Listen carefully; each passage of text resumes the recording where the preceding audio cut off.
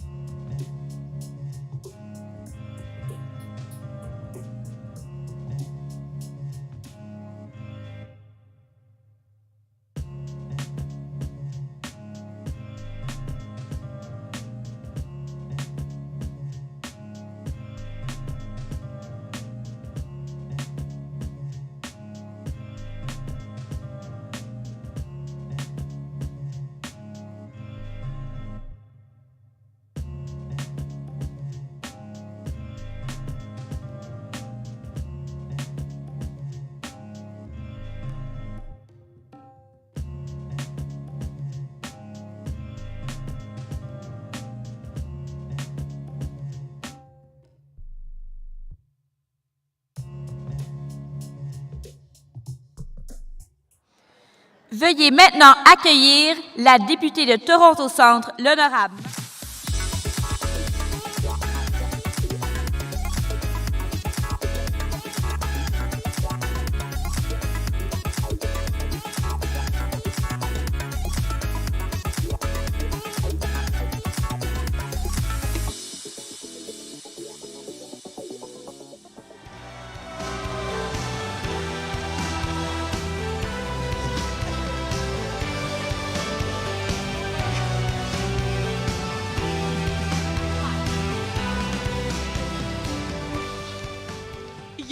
Is this your staff? This is or my your team. fans, or it's both? They're This is staff our team. and team. Wow. Aren't they the best? They're the best. I feel like So we're like at a grateful. Celine Dion concert. Like they're front row, they're excited. And this is a testament to the work that you do I honestly was thinking about this backstage. It's like, wow, her staff, like they really love her. Like they truly, someone's doing a heart sign. I mean, that's such a good, obviously it's amazing when your constituents love you, which they also do, but that your team and the people who work for you and with you feel this strongly about what you're doing and who you are, I think is incredible. Liz, you're not It's supposed to incredible. make me cry in 2 seconds. That's not how this is supposed to work. We're gonna cry. We've already decided. We've decided that this is what it's going to be. Yes, this is the crying session. So yeah. people are here for you too, Ms. Plank. Okay. They're here for you too. Thanks. And love you. And love your voice, your feminist voice, I might add. We were having a little chat, and when Liz came out in this dress, I said, you look like a butterfly. This looks like spring. And then we started talking about transition and transitions, butterflies. Yeah. And you've had a couple of big ones. You've got a major one coming up. Your podcasts, books, huge voice on everything that matters to women, to men, to humanity, has been heard around the globe. But you've got some changes coming, so please share. I'm moving. So 10 years ago, I grew up in Montreal, Rosemont, petite patrie. Allô? Ouais, represent. Okay, j'adore. So I grew up in Montreal, went to, Cégep, and I actually grew up mostly speaking French, Cégep in French, and then I went to McGill in English, which was a big transition. And I then moved to the United States, to New York 10 years ago, almost like to this day. And now I'm moving to Los Angeles for a job, to do a show that's kind of like a phone a friend show where people can call in and do what we're doing right now, which is just like chat with someone who is deeply empathetic and caring and amazing. Moving to Los Angeles, and I'm going on another adventure. I'm a little bit scared, but we'll see where it goes. Being scared is a good thing. Yeah. When it comes to Yeah. change, but I'm going to back you up a little bit. Okay. Because that move to New York was you were following a boyfriend. I followed a man, which is the least feminist thing Let's I've just ever break done. it down for a second here. You were, but when you got there, Yes. what happened? Because you didn't even think it was going to work out. No. You were like, I'm just following this person and I don't know. Look, I didn't have a visa to work there. It was really just this thing where I was like, if I get a job in a bar, I'll be very happy. And that, wasn't going to happen without a visa. So I started doing feminist reporting basically for this small media company at the time, and I wrote 5 articles a day. I had carpal tunnel syndrome in both my wrists. It was cool. I don't recommend. And then, ended up kind of being at the right time, at the right place, and I had done a master's in gender and social policy and cared very much about these issues, and was pretty unapologetic about my positions. And that's putting it lightly. Yeah. I just didn't. You're an outsider in so many respects, and that's how you identify. And I think it's actually like so cool and something that more people should know how to do. Because being an outsider is really difficult. And I was certainly an outsider. I didn't go to J school. I didn't know really how to be a journalist. But I knew what I cared about, and I found that the internet was this really cool, fertile ground to actually make social change happen. And so that's what ended up being my, distinction, but also what ended up being my success. But you've been an outsider your whole life. I characterize myself that way. Yeah. Yeah. How do you, for people who might be either feel like they're an outsider and it's really challenging for them, or people who want to be more of an outsider, what would be your, were you just born that way, or is it something that you have to kind of practice and come back to? I think it's just kind of me. It comes from upbringing too. I think there are people out there who are thinking, "What do you mean you're an outsider?" Okay. But I characterize myself that way, and I think it to be true because as a former journalist, I kind of rolled differently, and I look different. Here I was, a black woman from a lot of the people that I worked with, and I brought a different voice. I'm from the riding that I represent. I was born in St. Jamestown. My parents emigrated from Trinidad to Toronto. We didn't have a ton. My parents worked really hard. The people that I was mostly in newsrooms with in my previous job, had different paths. Yeah. And dare I say, some of them easier. So I just had to work really hard and speak to what I cared about and make sure that there was representation in the newscasts that were being presented each night. And I made a lot of noise. I was squeaky a little bit.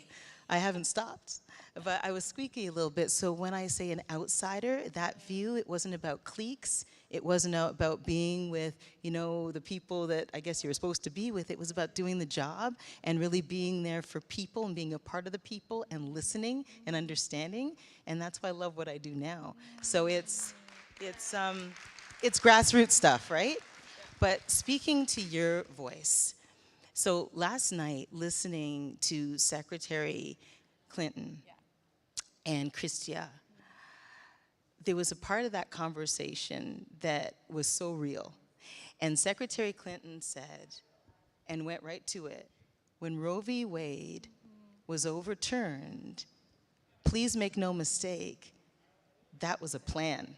That was a long time strategy. And was speaking to the fact that we can't be complacent when it comes to reproductive rights, when it comes to women's rights, human rights, ever. And I'll tell you, here we are, a couple of weeks from the 3rd anniversary of George Floyd being killed, which is a big reason I ran in the first place. And we've had this conversation. And I'm connecting these two things because in our country, there were conversations where a lot of people were saying, well, look what happens over there. Look what's happening to the south of us. And there were some, and many, the Prime Minister included, who were talking about anti-black racism and saying, no, we have to understand that this is happening here. Yeah. The same thing is true when it comes to reproductive rights. It's not, oh, look at what's happening over there. Look what's happened. Look what, governors are signing into place. Look at the rights that are being stomped on right now. This is a clear and present danger here, and that's exactly what Secretary Clinton was highlighting last night. So just a couple words on that.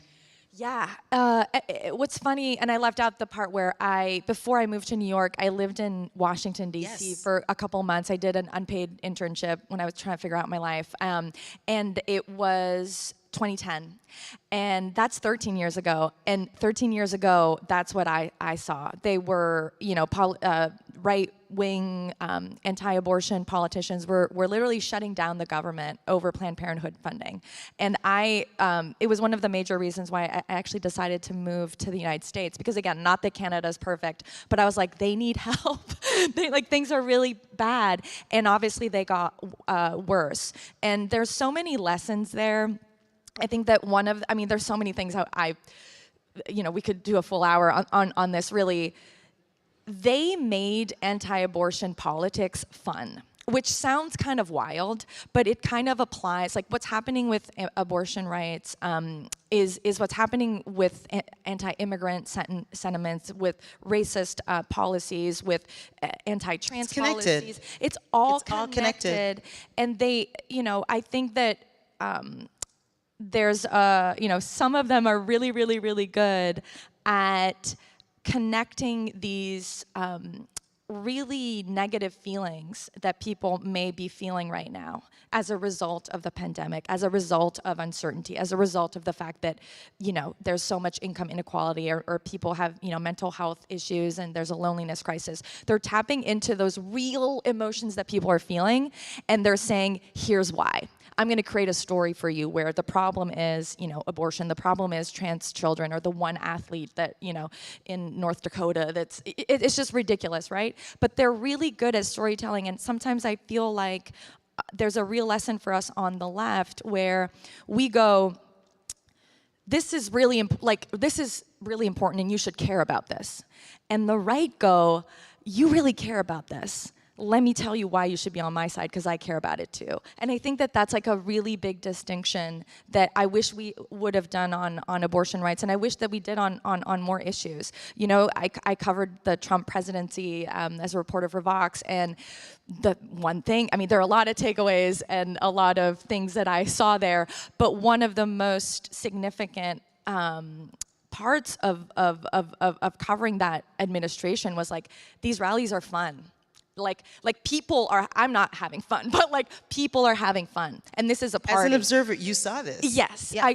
With Note my own taken. eyes. Yeah, 100%. Yeah. And so, but the upside, and I think it's really important to talk about solutions and to talk about what's going really well, because again, apathy or hopelessness just gives the other, that's all they want. Like that's actually like way more valuable to them Things than anything. Are broken. Yes, things are broken. Yeah. What's the point? Things are worse than they were. And obviously when Roe got overturned, it was a really hard day. I sobbed on the bathroom floor and cried for 90 minutes, and then I got back up. And then a lot of the energy, right, has been felt when it comes to, abortion rights have not just allowed Democrats to win elections, they've made them actually do better in elections than they would have done. And so people now are realizing that they're actually pro-abortion rights. So hold on. Weren't even. Are you saying,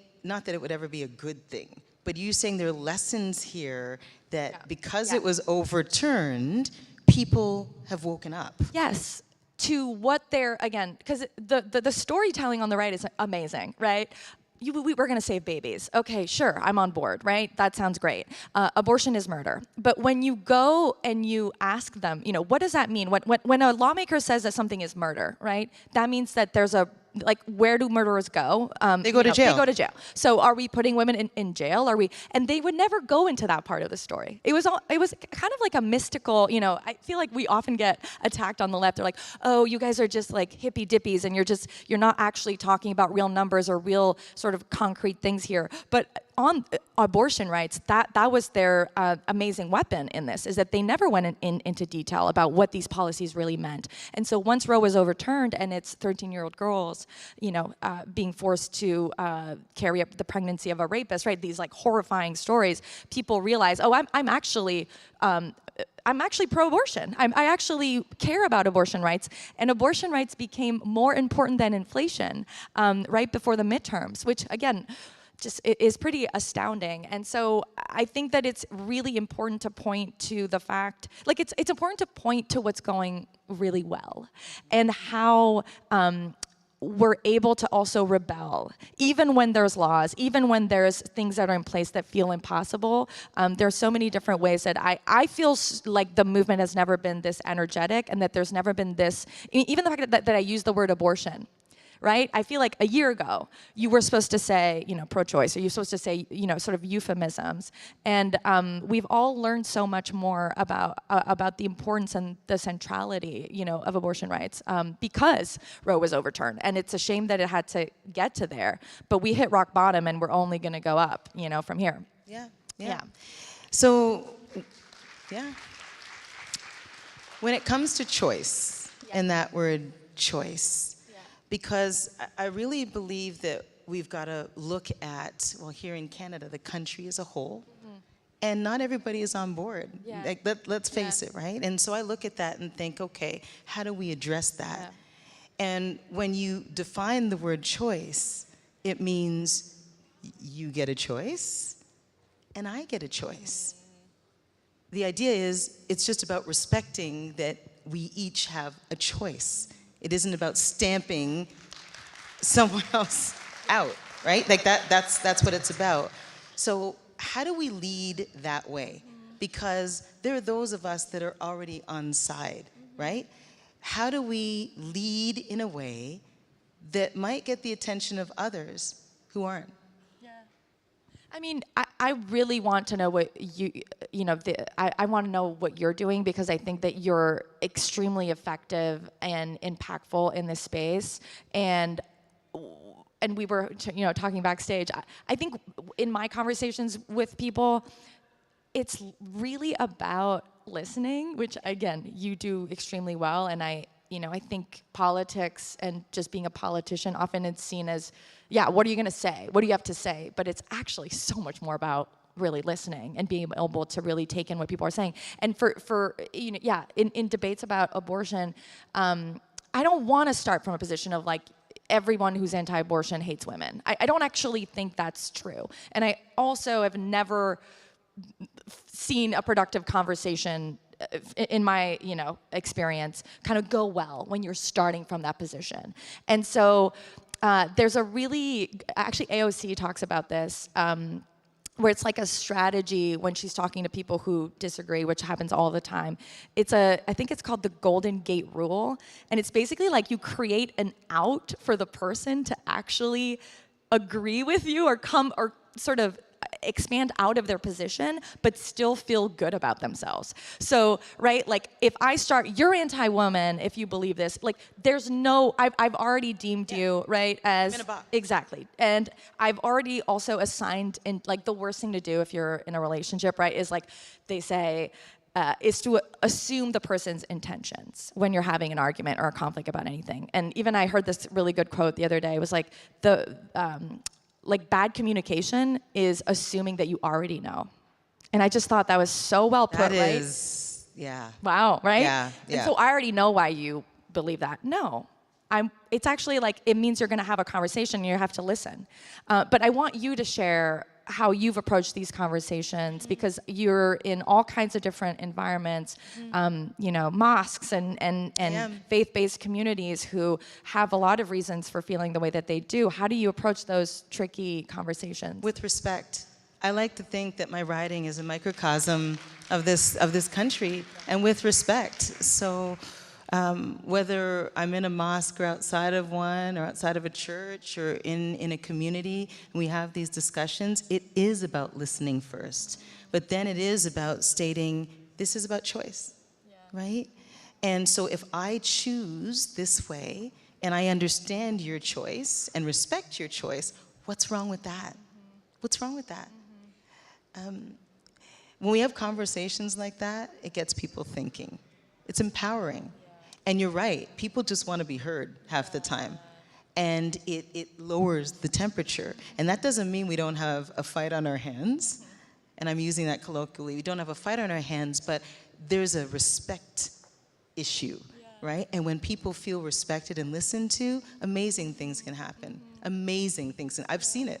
How do we create more spaces where people don't agree with each other? Because I do truly think that... Because that's how we work things out. Yes. Who wants to agree all the time? No one. And also, or maybe, sorry. Or do we? but and even conflict is at the root of relationship, right? If you're not actually... Okay, preach now. Right? How are we're not actually connecting with each other if we're never in, overcoming conflict or getting through conflict. That's how I learned the most about my friends and family and, romantic partners, is when It takes honesty, though. It does. And it takes courage to go there. It does, yes. And vulnerability. Yes. Dare I say vulnerability? Yes, yeah. And being kind of open again to the idea that, and again, it's something I have to remind myself of, which is it'll take a few conversations, right? It's not, we're gonna have this one conversation, and also not coming into it being like, I'm gonna convince them that I'm right, which again, that's never the energy. Like when someone comes in with that energy in a conversation, it's never very, interesting to wanna, continue the conversation. But to remember that it's incremental and it's happening which we don't love in this sort of fast-paced society where everything is supposed to be instantaneous and happen. I want to dig a little deeper into what you mentioned off the top, and not just the transition that you're about to encounter, but some of the work that you've done, because you've chosen to put your life out there, and you've done it via podcast and broadcast and books. It takes courage to do that, yes. It's hard to do that, but there's a reason behind it, right? Like, you basically told people, I'm 35, and now you're 36. I'm 35, I don't have kids. What now? Didn't expect to be here at this age. That's a lot of personal information, Liz. That's a lot to put out there. But I look at you and listen to you and think, there are a lot of people that can identify with you. And because you're willing to be vulnerable, they just might understand their situations a little bit better. You're empowering so many people. How do you do it, and why do you do it? Thank you. That's so beautiful. I decided to freeze my eggs and document the whole process, right? So yes, freeze your eggs, especially if your employer pays for it, because it's super expensive and it should be free. But yes, so I decided to do that at the age of 35 because I was nuts. Like, I was acting a little nutty because I was like, where's my husband? Where's the father? And that's not the energy you want to bring on a first date. I'm just letting you know. It doesn't bode well for any. It's not fun for anybody on the date, including yourself. So I decided to freeze my eggs, but I realized that the reason why I hadn't done it was because I'd internalized all of these, sort of stereotypes about it, right? That I'd lost, I'd failed. I was, the character in the romantic comedy of the cold-hearted, like corporate, career-driven woman that, focused on her career too much, right? And I realized that if I had seen someone, and not to say that there are tons of women who have documented their journeys, but I had not identified with someone who had done it and really sort of followed that closely. But I realized, like, oh, I need to do that in case it helps even one person. And I need to, when I feel shame about something, I realize that, like, probably other people are feeling shame about it too. And also the best antidote to shame is, is not having secrets and sort of being vulnerable and out in the open. So it was definitely an overshare, but I feel good about it, and I feel proud that we did it. And I know that, one of the big issues that I now care about so much is that men also have a biological clock. A lot of men don't know that. A lot of women don't know that.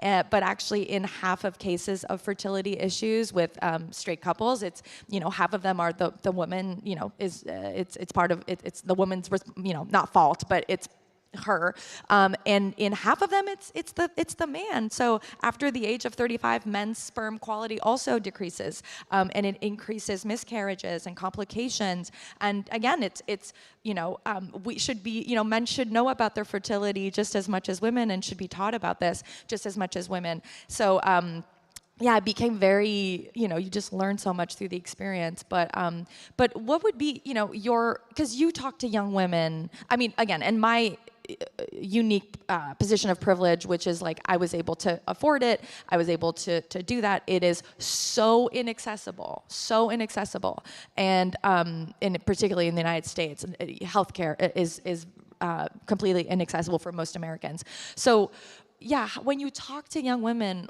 is there a common thing that young women want to talk to you about, or is it so different? What are you hearing as the main concern? So there's so much here, okay? So first of all, there are a couple of common themes. We've got this action plan to end gender-based violence, and it's a big piece of the work that we're doing, huge piece of the work we're doing. So we're in meetings with our provincial and territorial counterparts, and basically provinces will be able to work with grassroots organizations. They know what they need the most. What Nunavut needs is not what Ontario needs, is not what Manitoba needs, is not what BC needs. But during the pandemic, a huge spotlight was put on women, gender diverse people and young people, and that happens to be the ministry, because they were disproportionately impacted. Gender-based violence skyrocketed. Violence against 2S LGBTQI plus people, youth, all of it. So that's a huge part of the work. And that's what I was talking to young people about. Young women are concerned about a lot of things, but it depends, Liz, on who you're talking to, okay? So if I'm talking to an Indigenous young woman, she's talking about survival. She's talking about, am I gonna make it to 25? And how can you help me do that? If I'm talking to a racialized woman, a Black woman, I worked through the entire pandemic. I was on the front lines. I am burnt out. That's actually right across the board. My mental health is in a shambles. How are you helping? What are you doing? And so I'm able to talk about the good work that my colleagues like Carolyn Bennett are doing with regards to mental health and young people in community, young women in community, and addressing things in a culturally appropriate way. Right across the board, it's mental health. Yeah. Right across the board. During the pandemic, young people in particular, were asking themselves some questions. Who am I? Where am I? What's my place? Women as well. So many questions. And we've got some answers, but not all of them. What's helped greatly is disaggregated data, because everything I just described is women, but then breaking out who those women are in our great country. And that's really important, because women aren't a monolith. We're not a monolith. And we each have different things, and different things happening in our lives, and different things that we face. I want to talk about something you mentioned, and that's men and boys. Because you wrote a book, and you profess to love men as a feminist. But it's an important thing, because we do a lot of work where we engage men and boys. There's several organizations in this whole idea of what it means to be part of a system, what the patriarchy means, what feminism means, their part in all of that, what consent means. And this starts at school age.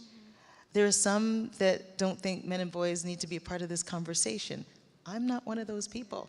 Neither are you. Can you speak a little bit about how important it is that we engage men and boys in all that we've discussed thus far? Yeah. So good. Such a good question. Everyone has a gender, right? That's just the way it is. And I did women's studies and, did a graduate program in gender studies and policy. And I think we had like one class on men. Like it would be like the 1 week, right? In the way that like the women week for other, topics was. But when I started working on my book, I'm also realizing we're out of. We'll take a couple more minutes. I don't know if it's I looked and I was like, there'll be like 15 minutes left, and it's at zero. Is this what happens when you're with her? It's like a vortex. You're just lost in her eyes and ideas and the hope about the future. But no, I feel so energized. Okay, so when I started working on a book about masculinity, at first it was like I was coming in a little snarky. I was like, okay, there's never any men at these conferences, and Donald Trump was starting to run for office and was saying horrible things, and it was just, I had a lot of anger. And so I started working on this book, and then I, wanted to interview men and ask them questions.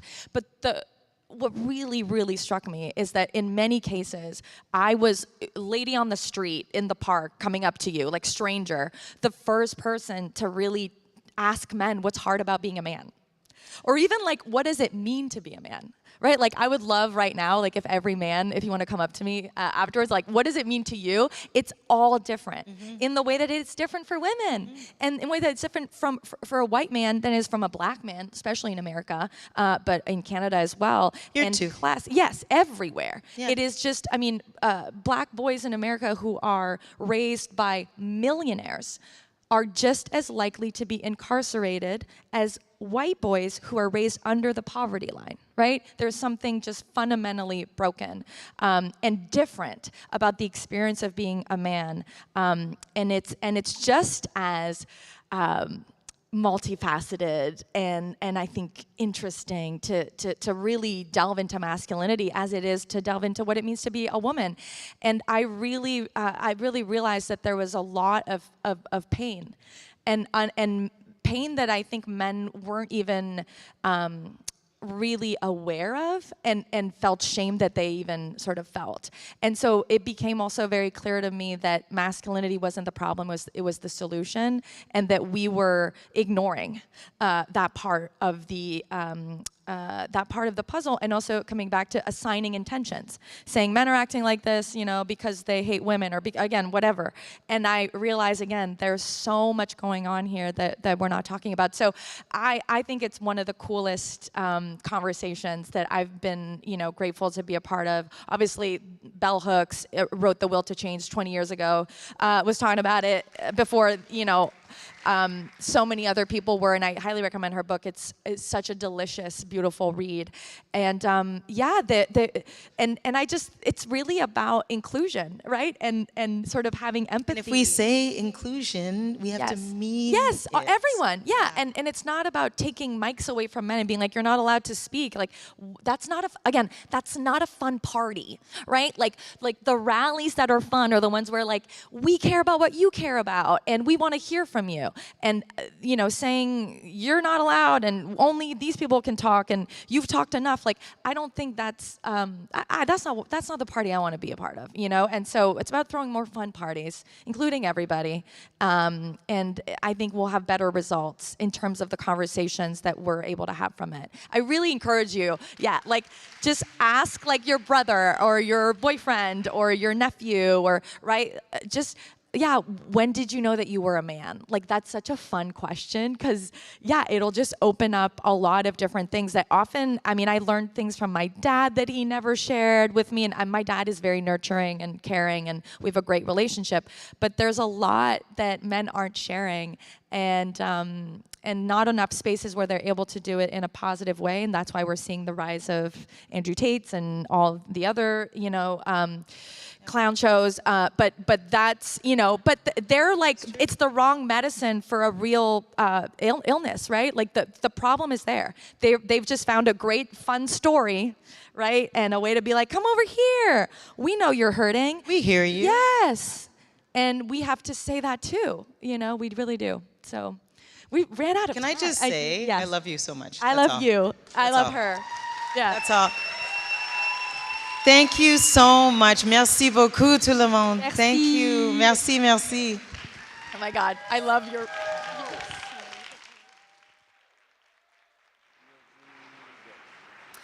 Merci beaucoup, Marci et Liz. Thank you.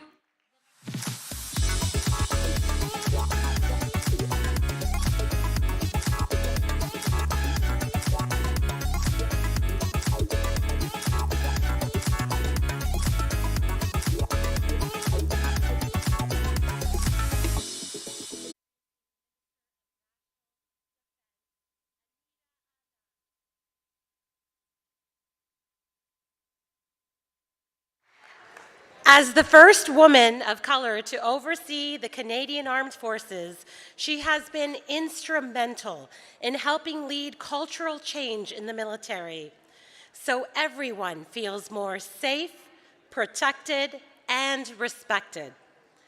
And from the moment Russia began its full-scale invasion of Ukraine, she has risen to the moment to hold Putin's regime accountable and be there for Ukrainians. I think that deserves a big round of applause.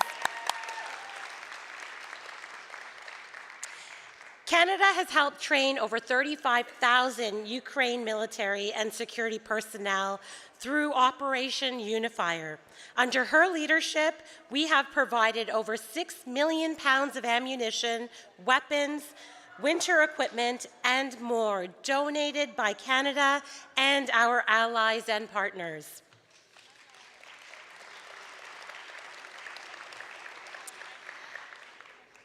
But her record of success doesn't just end with national defense. During the COVID-19 pandemic, Anita helped secure millions of PPE and vaccines that helped keep our families safe.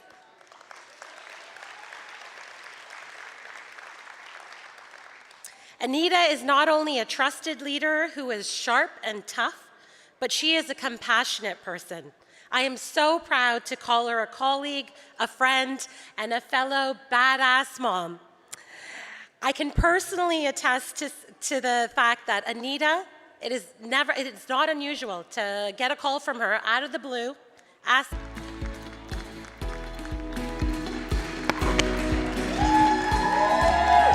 nice of you.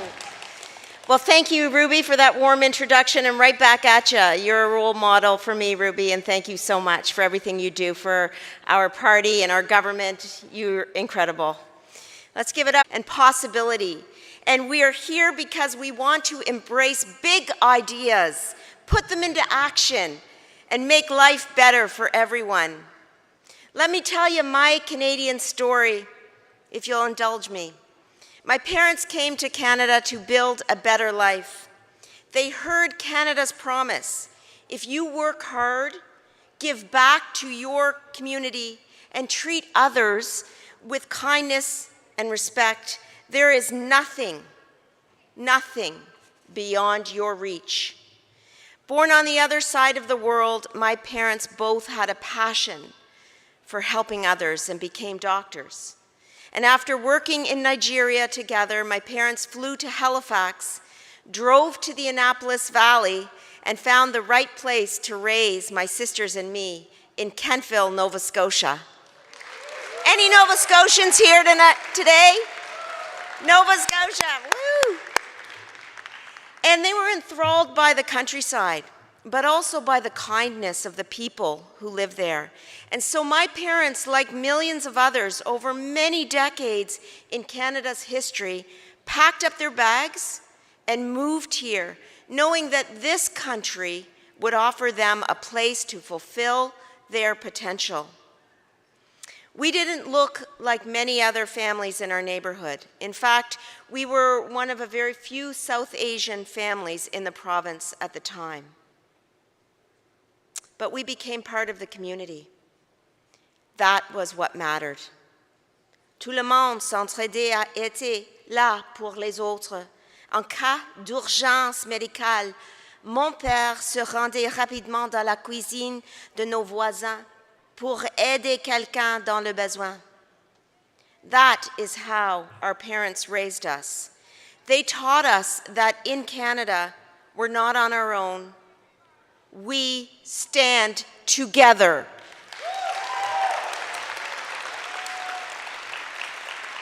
Now, when I was about 5 years old, my mother put us in her car and drove us down the highway to Canadian Forces Base Greenwood. And there a helicopter landed, and out of the helicopter stepped Canada's Prime Minister, Pierre Elliott Trudeau. And Prime Minister Trudeau walked over to my mother, who was dressed in a sari. He smiled, he nodded, and said namaste. That moment sticks with me to this day, because in a simple gesture, Prime Minister Pierre Trudeau acknowledged that even though we looked different from most of the crowd, we too had a place here in Canada.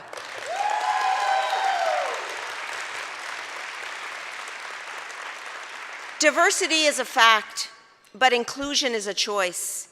Prime Minister Pierre Trudeau understood that long before it was cool, and it meant the world to this little girl and her family in small-town Nova Scotia. Now, we use the terms diversity and inclusion a lot today, and they can sound a bit impersonal, but what it comes down to is making other people feel welcomed and valued.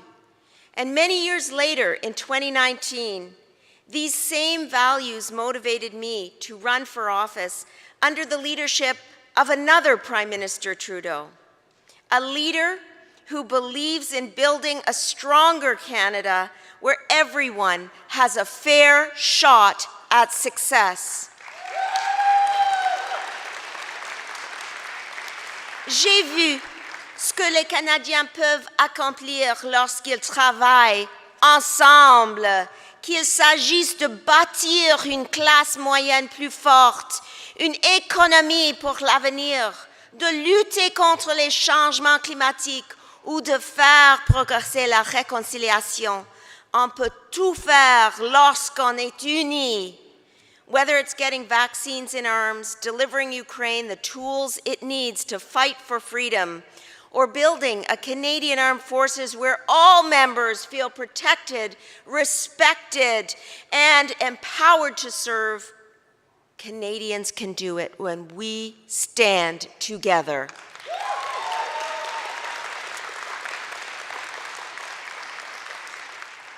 Now, Pierre Poilievre says that Canada is broken. And if I spent all my time in his caucus, I might feel broken too. They are so negative about everything all the time. Yes, this country has its faults, and nowhere is perfect. Better is always possible, but let me tell you something. Canada is the best country in the world. And I am proud to be Canadian. And we will stand up to anyone who tries to run our country down. When Canadians stand together, there is nothing we cannot achieve. Look at what we've been through these past few years. 3 years ago, Canada faced a once-in-a-lifetime health crisis. Schools and generations of businesses shut down. Hospitals were flooded with patients. Canadians were worried about a virus we've never encountered before. The country had a choice. Let everyone fend for themselves or stand together, try to keep each other safe, and then get shots in arms. As Canadians, we rose to the challenge. Le personnel hospitalier travaillait de longues heures. Les infirmières se sont occupées des personnes dans le besoin et les travailleurs et travailleuses de tout le pays ont assuré la fluidité de chaînes d'approvisionnement. De la Colombie-Britannique à Terre-Neuve, les Canadiens se sont serrés les coudes. And Canadians knew that they could count on our Liberal government to step up to. And that's exactly what we did, helping families, renters, businesses, and the most vulnerable.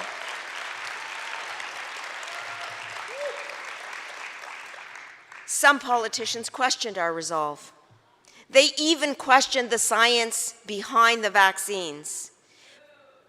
But we put our heads down, and we did our best to keep adapting and delivering what people needed.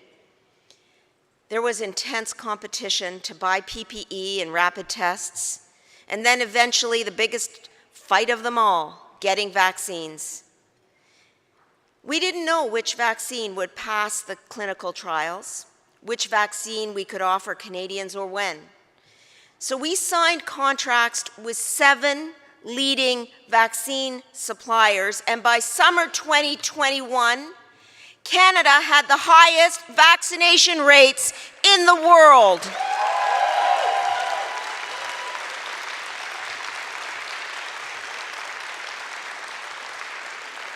"90% of Canadians rolled up their sleeves, choosing to protect themselves and their neighbors." My friends, that is the Canadian population that I know and love. Canadians don't back down from a challenge. We move forward. Canada isn't broken. Canada is strong. Au Canada, on est là, l'un pour les autres. On s'est serré les coudes et on a soutenu les plus vulnérables. On a investi dans des services de garde abordables pour permettre à plus de femmes de trouver un emploi, non seulement parce qu'il s'agit d'une bonne politique sociale, mais aussi parce qu'il s'agit d'une bonne politique économique aussi. Grâce au choix qu'on en fait en tant que libéraux, notre économie s'est rétablie. Et pourquoi a-t-on fait ces choix? En raison de nos valeurs libérales. En tant que libéraux, nous savons qu'au Canada, on n'est pas seul. Au Canada, on est solidaires. Et ensemble, on peut faire de grandes choses, mes amis.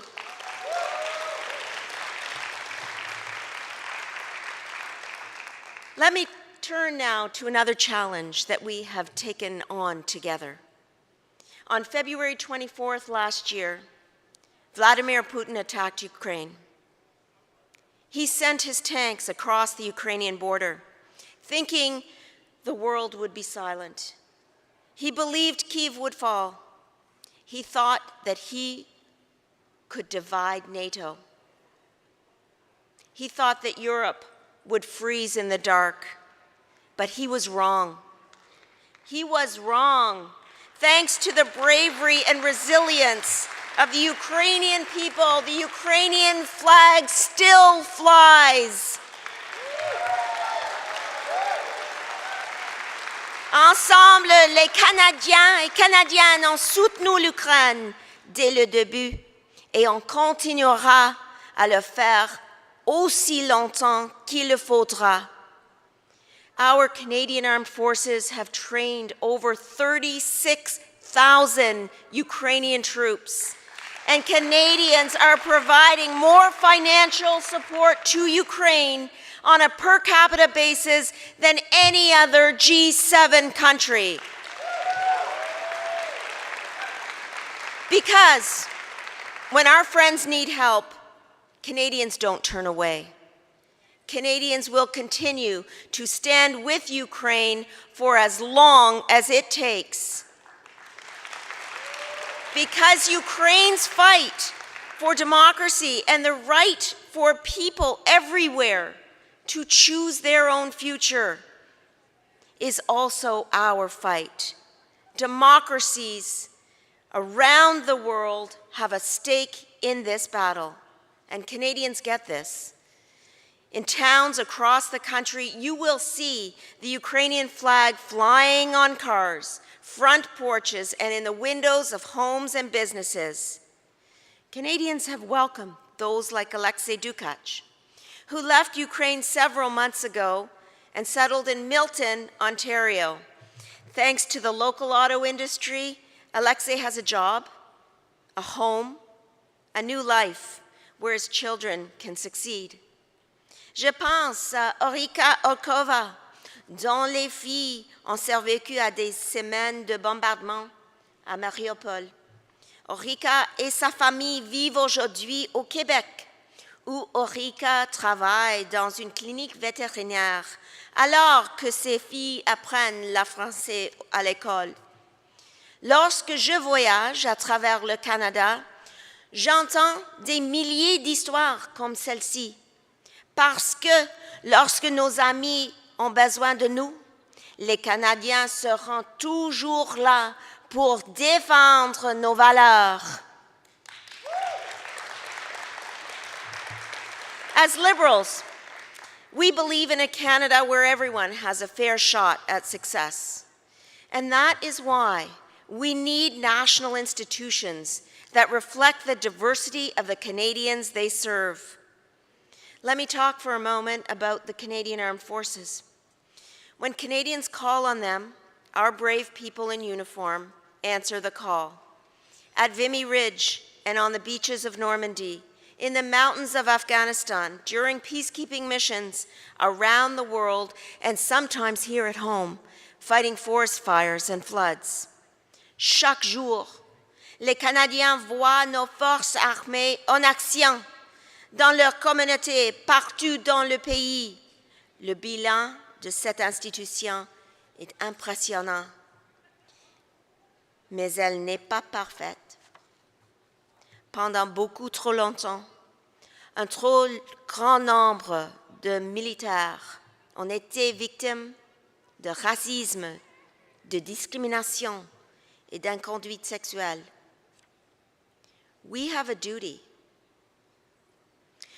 to every single Canadian Armed Forces member. They must feel respected, protected, and empowered to serve when they put on their uniforms every single day.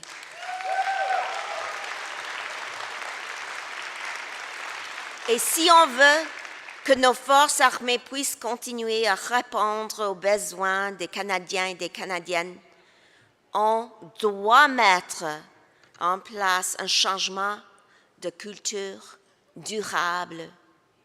Et soyons clairs, le changement de culture dans nos forces armées n'est pas seulement la bonne chose à faire, c'est également une question de sécurité nationale. As we build a better Canada, Canadians must see themselves accepted, represented, and celebrated in all of our institutions. And we are making progress in the Canadian Armed Forces. We're transferring misconduct cases to the civilian justice system. We are expanding supports to victims and survivors. And we are taking real action to every single one of the 48 recommendations that we received last year. As Liberals, we believe that no one can be left behind. I see outstanding women flying the planes that deliver military aid for Ukraine. I see Indigenous peoples serving with the Canadian Rangers and conducting exercises to defend our Arctic sovereignty. And I see talented, diverse sailors of all faiths, gender identities, and sexual orientations who have raised their hand to protect our seas, and we cannot leave them behind. Whether your family has called this place home for many generations or just a few months, we believe in a country and a military that offers everyone the respect they deserve. My friends, Canadians are modest by nature. We don't tend to boast, and it feels awkward to talk about our accomplishments. And so sometimes we may not do it enough, but it is a good idea to remind ourselves of what we can accomplish together, like pulling together to get through a pandemic, getting help to Ukrainians and defending democracy, building a military and a country where Canadians from all walks of life are respected and given a chance to succeed. My fellow Liberals, John and I have 4 kids. They're still in school, and so I relate to the question many Canadians ask themselves. When our children are all grown up, will we have left them with a better Canada? A safer planet, good job opportunities, and a chance to own the home that they live in? Will we have left a more inclusive society? As Liberals, we know what's at stake. Parce que la politique consiste à défendre nos idées et nos convictions, et parfois à lutter contre des idées qui seraient mauvaises pour nos enfants et pour notre pays. Certains politiciens veulent détruire notre plan climatique et pensent que le changement climatique est le problème de quelqu'un d'autre. Some politicians don't share the view that love is love. Some politicians put up barriers to letting people live their own lives, even while claiming to do so in the name of freedom. Some politicians don't believe in a woman's right to choose, and it appears they'll never stop trying new ways to remove that freedom. Some politicians treat reconciliation, diversity, and inclusion as distractions. They just don't understand the experience of those who know what prejudice feels like. Some politicians validate conspiracy theories and peddle misinformation that puts all of us in danger. My friends, you can't grow the economy by dividing Canadians. You can't become inclusive by pitting Canadians against each other. And you can't make Canada safer by being reckless with the truth. Fear is not a plan. And as Liberals, we do have a plan for a better future. We believe in a better future where record numbers of women are part of the workforce because childcare is available and affordable. A better future where Ukraine wins and dictators see that democracies do not back down. A better future where we fight climate change and grow our economy. A better future where national institutions look like Canada does and treat people with respect. A better future where you can marry whom you love and make decisions about your own body. A better future where it doesn't matter if you pray, what God you pray to, where you come from, or how long you have been here. This is a place that offers you safety, equality, and opportunity. This is the promise of Canada, the promise that brings us together as Liberals.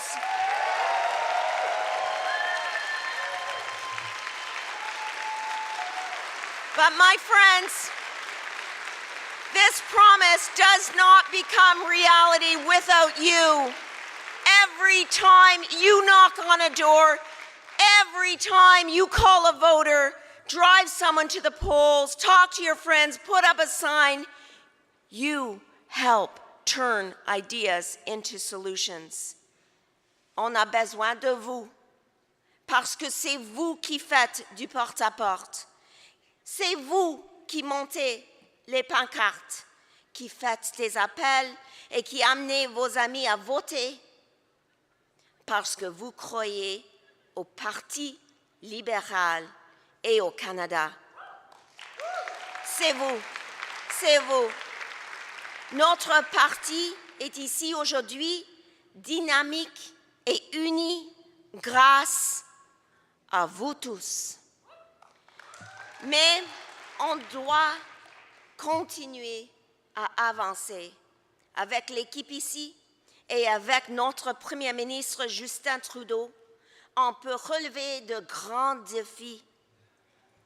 Our party is vibrant and united today because of all of you.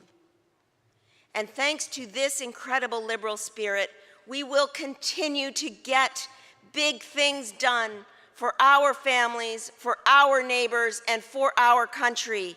Thanks to your tenacity, we will build a better future for Canadians, and I cannot wait, my friends, to see what that future holds. Thank you so much. Merci beaucoup, miigwech.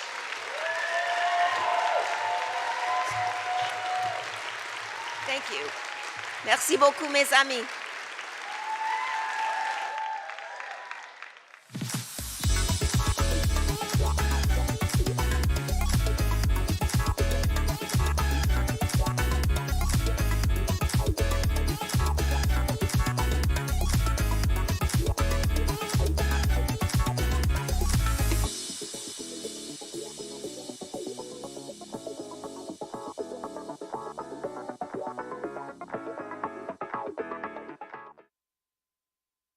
Join me in welcoming the Member of Parliament for Hull-Aylmer. Veuillez maintenant accueillir le député pour Hull-Aylmer, Greg Fergus.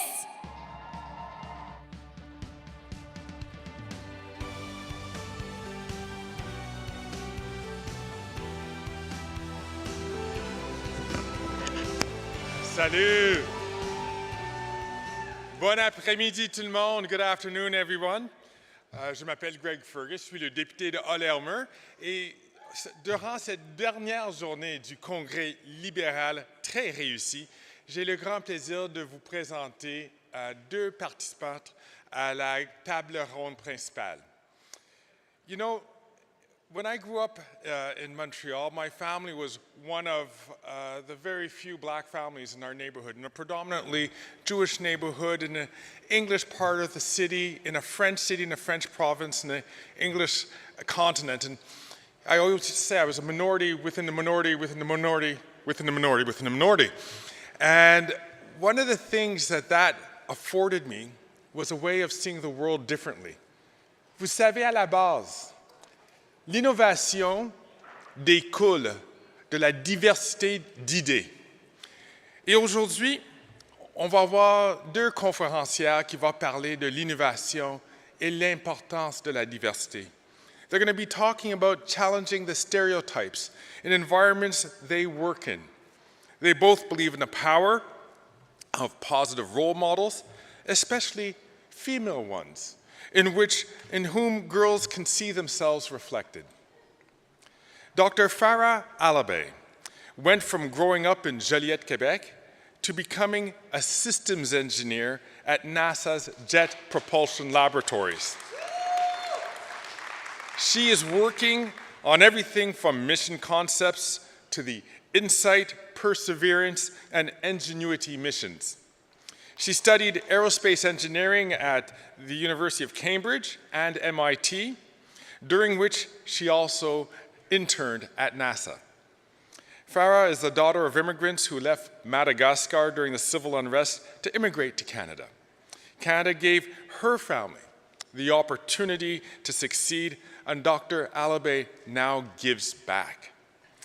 She's mentoring students, she teaches at space camps, she also acts as a big sister through Big Brothers and Sisters program.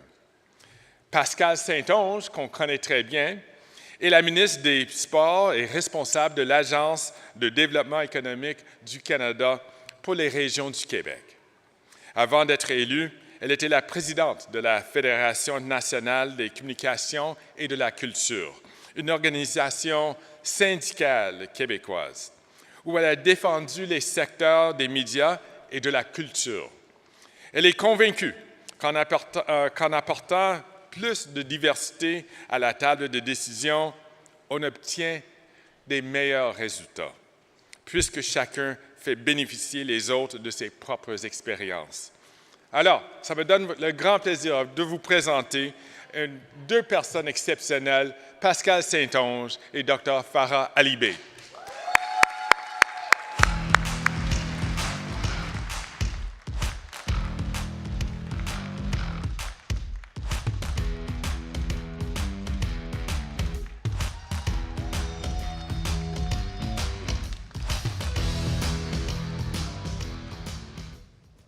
Bonjour tout le monde. Je suis vraiment contente d'être ici avec vous aujourd'hui. Allô, Farah? Allô? Comment ça va?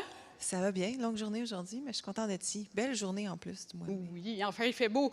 Merci beaucoup d'être avec nous. C'est vraiment un honneur pour moi d'être avec toi. J'ai entendu dire qu'hier soir, tu es allé manger de la poutine. Oui, parce que il faut bien quand on est ici. I guess it's not as good in LA. No, I don't think they understand the concept of like the right cheese. It's wrong, but The right sauce, the right cheese. it's just, yeah. And the potatoes from PI. They try and make it too fancy, and then, yeah. Écoute, je suis super contente qu'on ait la chance de se parler aujourd'hui. Tu es vraiment une idole pour beaucoup de Canadiens et Canadiennes. Pour moi, tu es aussi une source d'inspiration. J'ai suivi avec beaucoup d'attention tout ce qui s'est passé pour toi dans les derniers mois, dans les dernières années. Most of us are familiar with the concept of remote working because of COVID, but you pushed it a little bit further. Can you explain to us what you do at NASA? Yeah, so I'm a systems engineer at the Jet Propulsion Lab, which is the NASA center that's based in Los Angeles. And I've been there for almost 10 years now. And I've worked on a variety of missions, as you heard during the intro. But the mission that I worked on most recently is called Perseverance. And it's a rover. So think of like to give you an idea of size, like think of a Mini Cooper with 4x4 wheels, and it's about 7 foot tall, weighs a ton. It's the biggest, most complex rover we've ever, robot that we've ever landed on another planet. And so I had the opportunity to work on that mission. I joined that in 2019.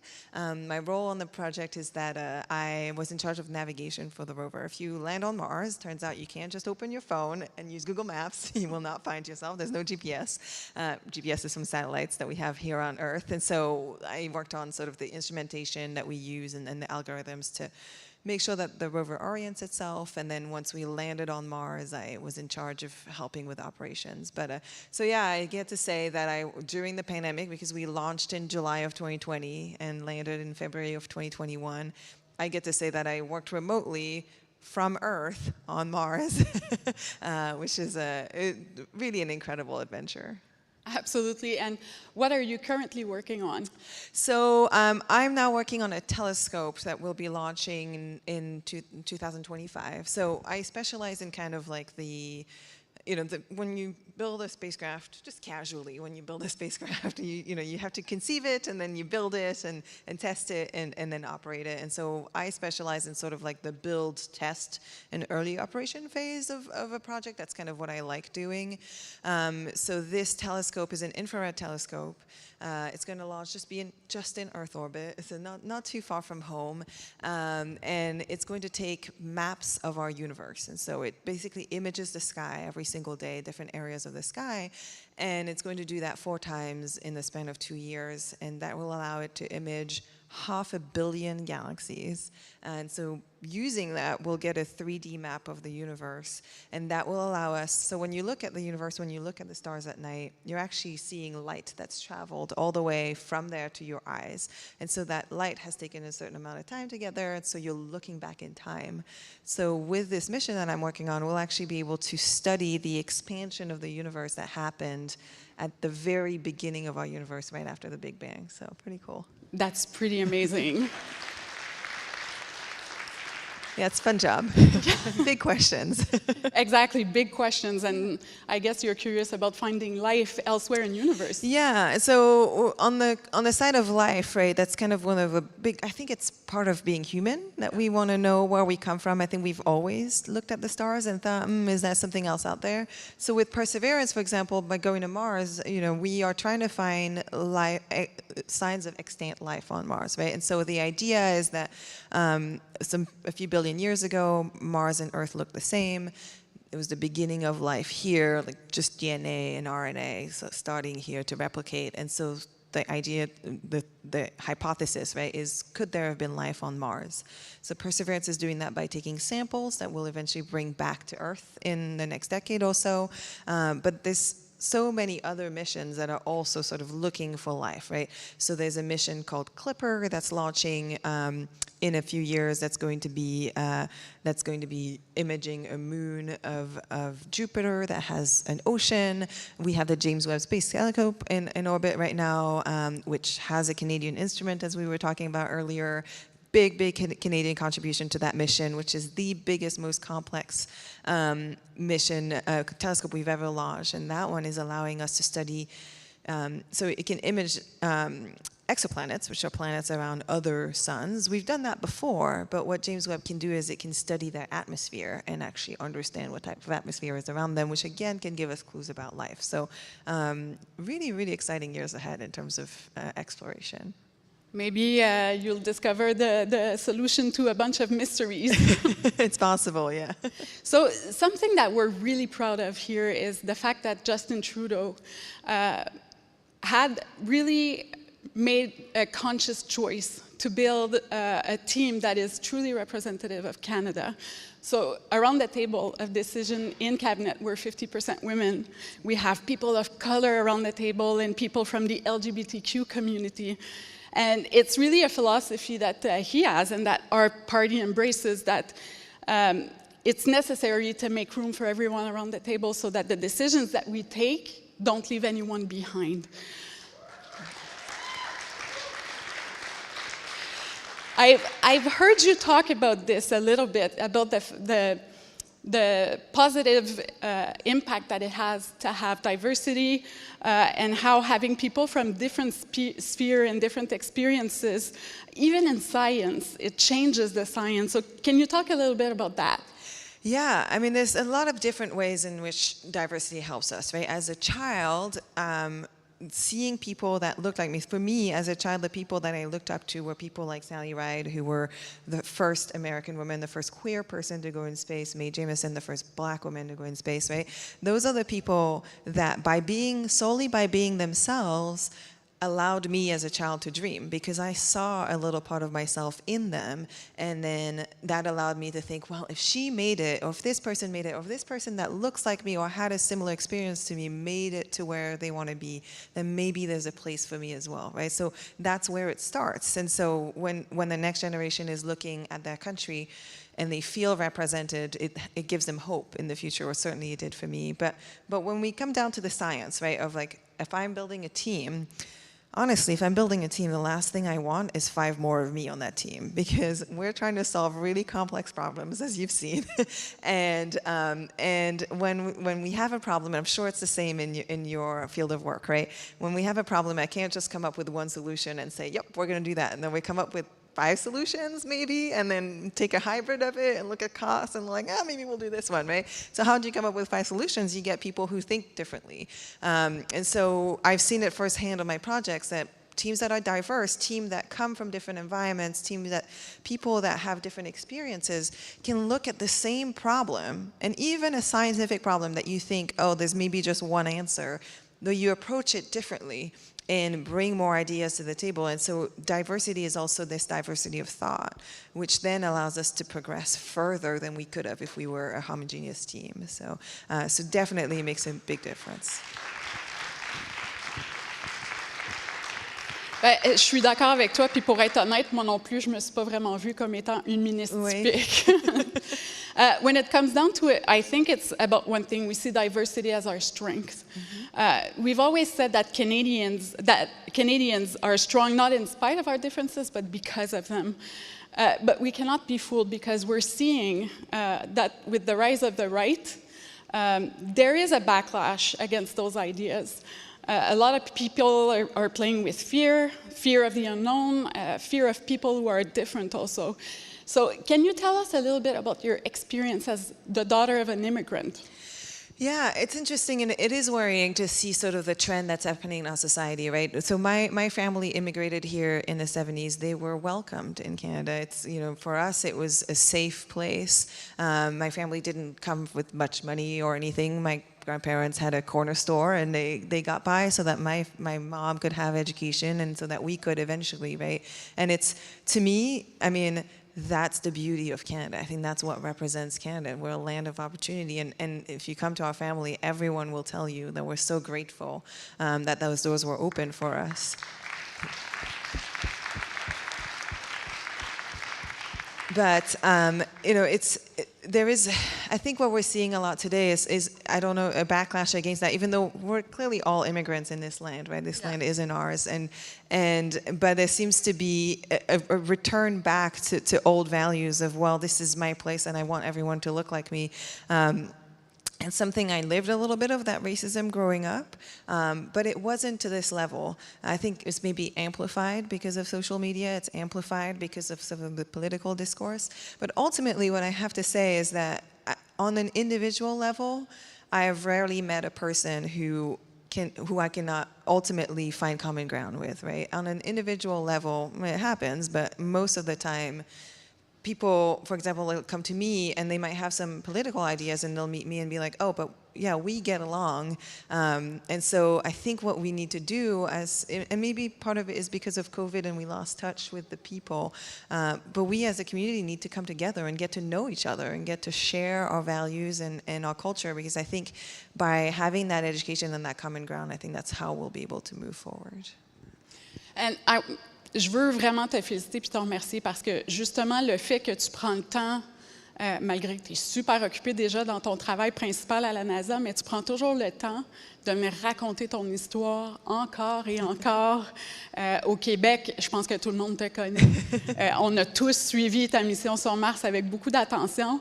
Puis je sais que de voir une femme comme toi faire ce que tu fais aujourd'hui, puis que tu prends le temps de raconter ton histoire, puis aussi de démontrer qu'est-ce que ça veut dire quand on offre des possibilités à tout le monde. On voit le résultat, on voit pas juste le monde, mais l'univers maintenant qui est ouvert à toi. Fait que je veux te remercier parce que tu inspires plein de jeunes filles aujourd'hui. Merci.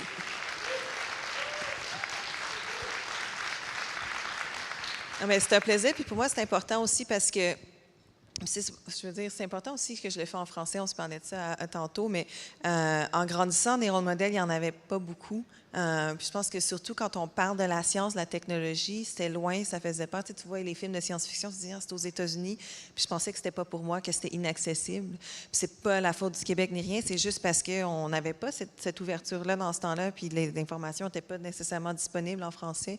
Et je vois, quand je vais dans les écoles, les étincelles dans les yeux des enfants. Puis c'est pas juste parce que je veux le faire, ça me donne tellement de voir ça, les jeunes qui viennent me voir. Puis que souvent, je leur parle de la difficulté avec ma santé mentale que j'ai eue, avec ma confiance en moi. Puis être honnête avec les jeunes de demain, puis leur dire, regarde, tu vois les gens qui ont du succès, mais tout le monde a passé par des échecs, des difficultés, ça les aide tellement. Puis je reçois tellement des beaux messages de gens qui sont inspirés, qui veulent suivre leurs rêves. Ça vaut la peine. À chaque fois que je suis fatiguée, il y a quelque chose qui se passe, je me dis, ouais, OK, c'était correct, ça a valu la peine de faire. Merci. On parlait qu'il y avait un peu un backlash en ce moment sur la diversité, chose qui est super importante pour notre premier ministre, chose qui est super importante pour notre parti. Mais il y a quand même des voix qui s'élèvent contre cette diversité-là, qui ont peur du changement. On l'entend aussi sur la science. On l'a vu pendant la pandémie, il y a des gens qui ont remis la science en question, puis ça pose des enjeux de sécurité publique, ça pose des enjeux parfois de santé publique. Il y a aussi beaucoup de gens qui se disent, parce que notre parti, notre gouvernement, on a choisi d'investir beaucoup dans la science. On sait que le gouvernement précédent avait coupé beaucoup dans les programmes de science ici.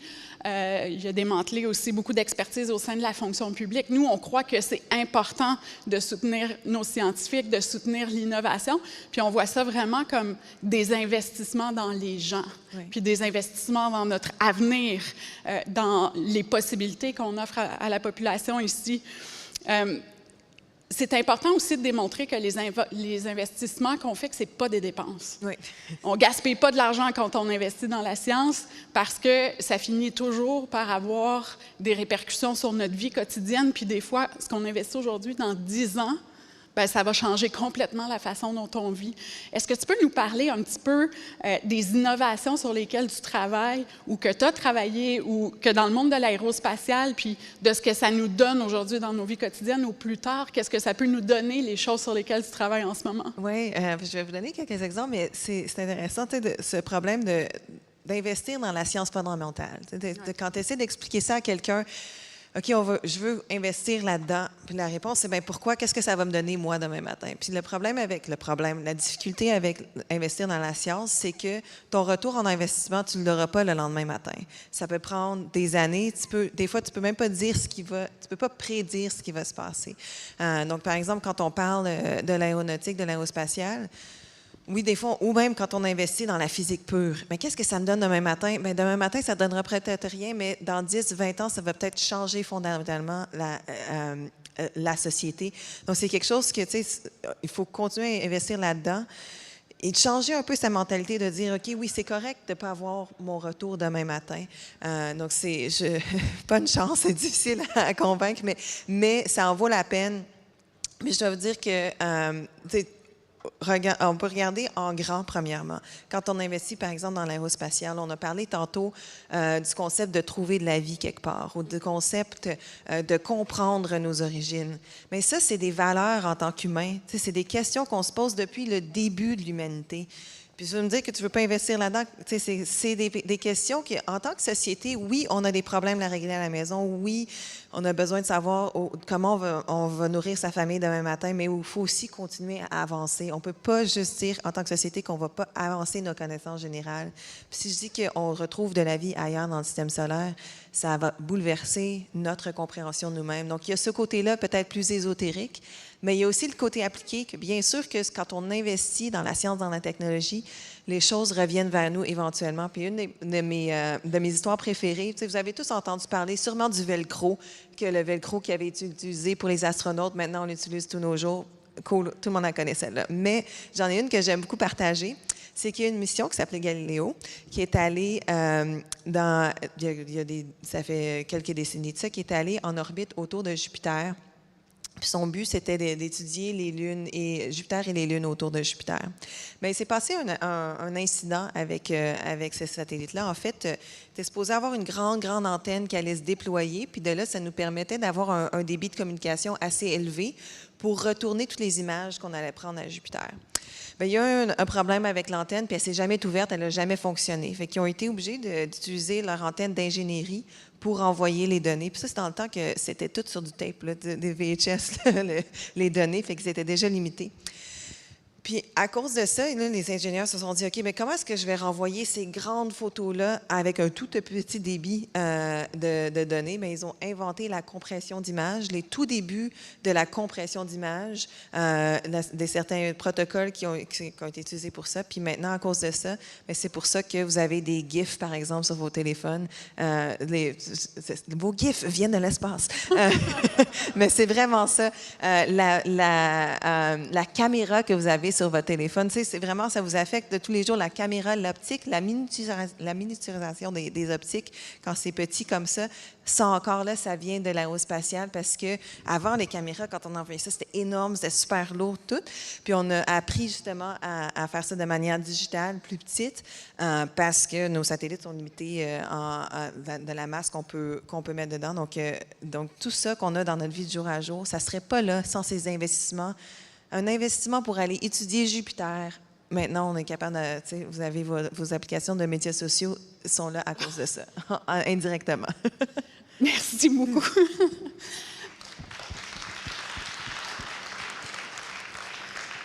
On sait que le Canada puis les États-Unis, c'est des partenaires dans plein de domaines. On sait d'ailleurs, ça a été annoncé pendant la visite de Joe Biden à la Chambre des communes.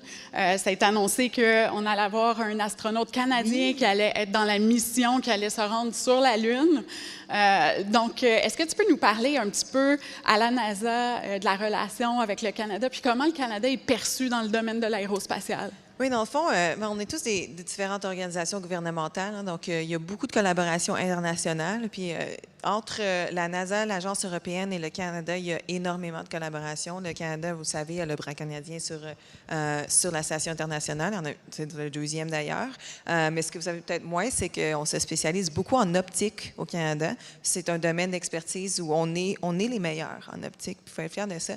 Sauf qu'au Canada, on investit dans certaines technologies. On les fait très bien. Et donc, je l'ai dit tantôt, avec le télescope James Webb, il y a un instrument canadien. Donc, il y a souvent des contributions entre les missions, des échanges. Je sais qu'il y en a peut-être un peu plus du côté des astronautes. Je ne travaille pas avec eux, on est dans un différent centre. Mais c'est une belle collaboration. Je pense que ça représente... C'est ça que j'aime de la science, c'est que ça soit à la NASA ou ailleurs, tu sais, dans toutes sortes il y a des partenariats comme ça dans tous les domaines de la science. C'est que la science, ça appartient à tout le monde. La science, c'est quelque chose d'humanitaire et on voit les plus belles collaborations dans ce monde-là. Puis c'est vraiment, ça représente, je pense, mon espoir pour la planète, qu'on puisse s'entendre comme ça. On réussit en science, on pourrait réussir ça ailleurs.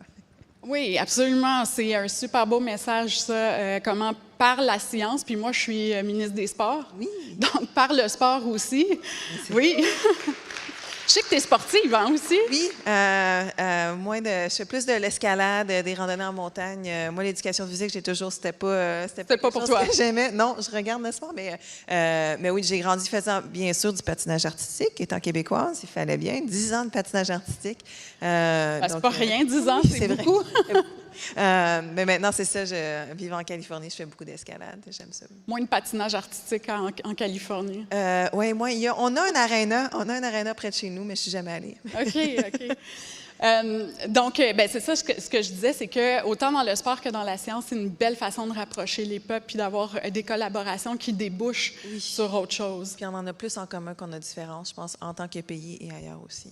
Absolument. Puis c'est aussi souvent dans des partages en innovation comme ça qu'on réussit à aller plus loin, puis à avoir des débouchés commerciaux aussi qui sont super importants. Oui, exactement. Puis, je pense que quand on regarde ces grands défis-là qu'on va avoir dans les prochaines années, que ce soit du niveau environnemental ou de la technologie, c'est seulement en travaillant ensemble, en tant que pays, en tant que planète, qu'on va réussir à résoudre ces problèmes-là. Donc, cette collaboration-là est extrêmement importante pour les années à venir.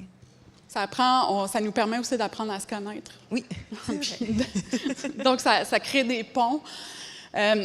Merci beaucoup, Farah. Je suis tellement contente, non seulement que tu aies pris le temps de venir ici, mais que tu partages encore une fois ton histoire. Je ne sais pas si des fois tu es tannée de répéter un peu. Non, ça fait toujours plaisir. Mais je pense que quand les gens se reconnaissent un peu d'eux dans mon histoire, ça fait toujours plaisir d'en parler. Puis je trouve qu'on aborde toujours ça d'une manière différente. C'est une belle conversation aujourd'hui de regarder ça d'un œil un peu différent. Pour moi, en tout cas, parce que, comme je t'ai dit, j'ai suivi la mission sur Mars, j'ai suivi le travail que tu as fait, j'ai écouté beaucoup d'entrevues que tu as fait, puis tu es vraiment une inspiration. Je pense que dans notre travail aussi, puis dans notre vision comme gouvernement, ça nous motive encore plus à soutenir nos scientifiques, mais investir aussi dans l'éducation, investir dans l'innovation, dans la recherche et le développement. Puis ça permet là, de vraiment créer des opportunités puis découvrir l'univers. So thank you so much, Farah. We're so happy that you took time to hang out with us. Can you tell me what the names of the robots were again? Perseverance and Ingenuity. Ingenuity is the little helicopter that went along with Perseverance. So Perseverance, Ingenuity, and also you had another robot that you on Earth. So we have like our Earth replica that we use to do all our testing. It's called Optimism. So why I'm asking this to you is because I find that Perseverance and Optimism, it sounds a lot like the Liberal Party.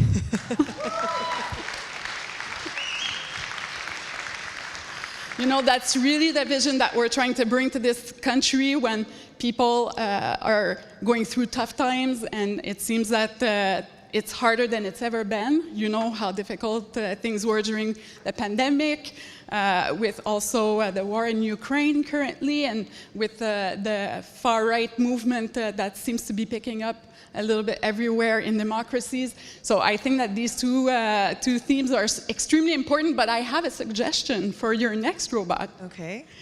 Hope and hard work. I like that. So, you know, the names are actually picked by children. And so, it's an essay every year that, whenever we have a robot, that's a tradition for Martian robots, is that it's an international essay competition, and then we end up picking the robots' names that way, yeah. Wow, that's such a beautiful story. And it shows that kids, they're our future. They're our future, and they're always bright and optimistic. Oh, yeah, and they choose way better names than engineers would. So. Yeah. Well, thank you so much, Farah. Thank you, everyone, for being here. It was an honor. You're such a role model. Thank you so much.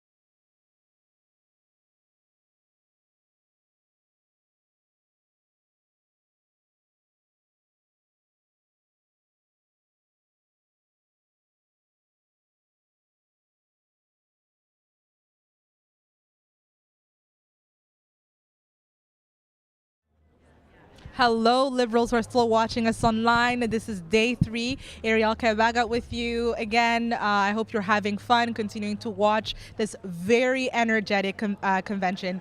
Bonjour tout le monde. Si vous êtes toujours avec nous, continuez à nous suivre. N'oubliez pas de faire le hashtag Lib2023, hashtag Lib2023. Et puis si vous êtes là puis vous voulez vraiment soutenir tout le monde qui se présente dans différents comtés, il faut aller sur le 54222 ou libéral.ca. Now we're going to go to watch Minister Anita Anand, the Minister of Defense of Canada. Going back to you.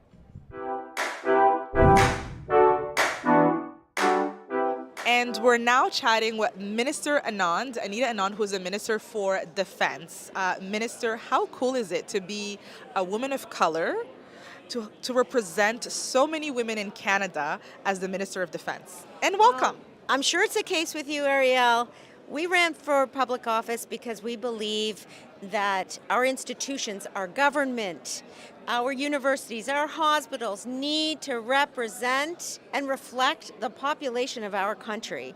That's why I ran. I'm sure that's why you ran, Ariel, and that's what we see in the Liberal Party, in the Liberal caucus, in Liberal volunteers, and that's why we're here with such strong force today. How are you feeling? Like we've now on day 3, we're around 4,000 liberals, young liberals from across the country.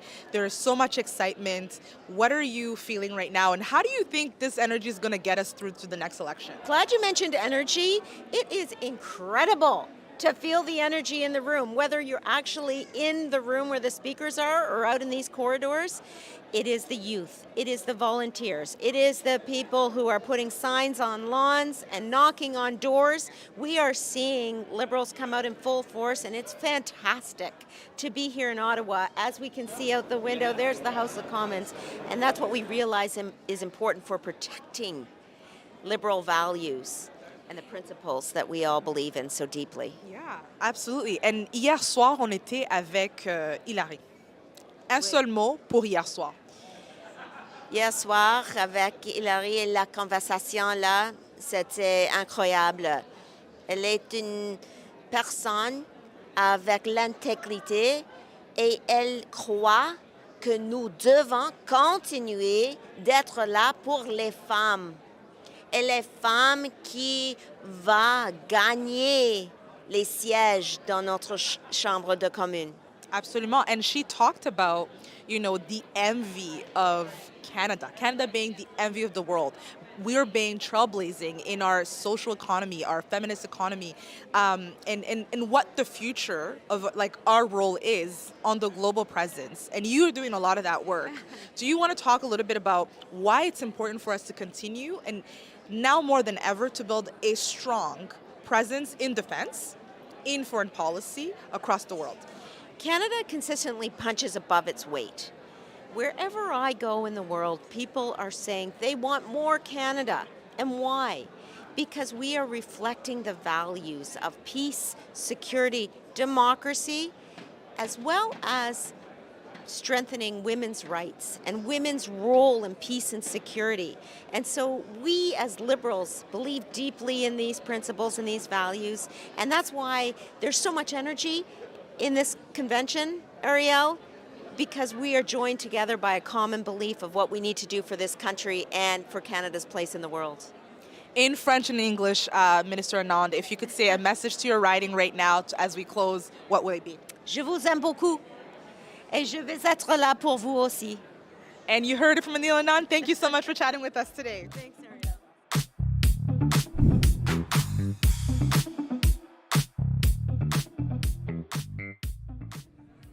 And welcome back, everyone. We're now chatting with Minister Seamus O'Regan. Hi, Minister. How are you feeling today?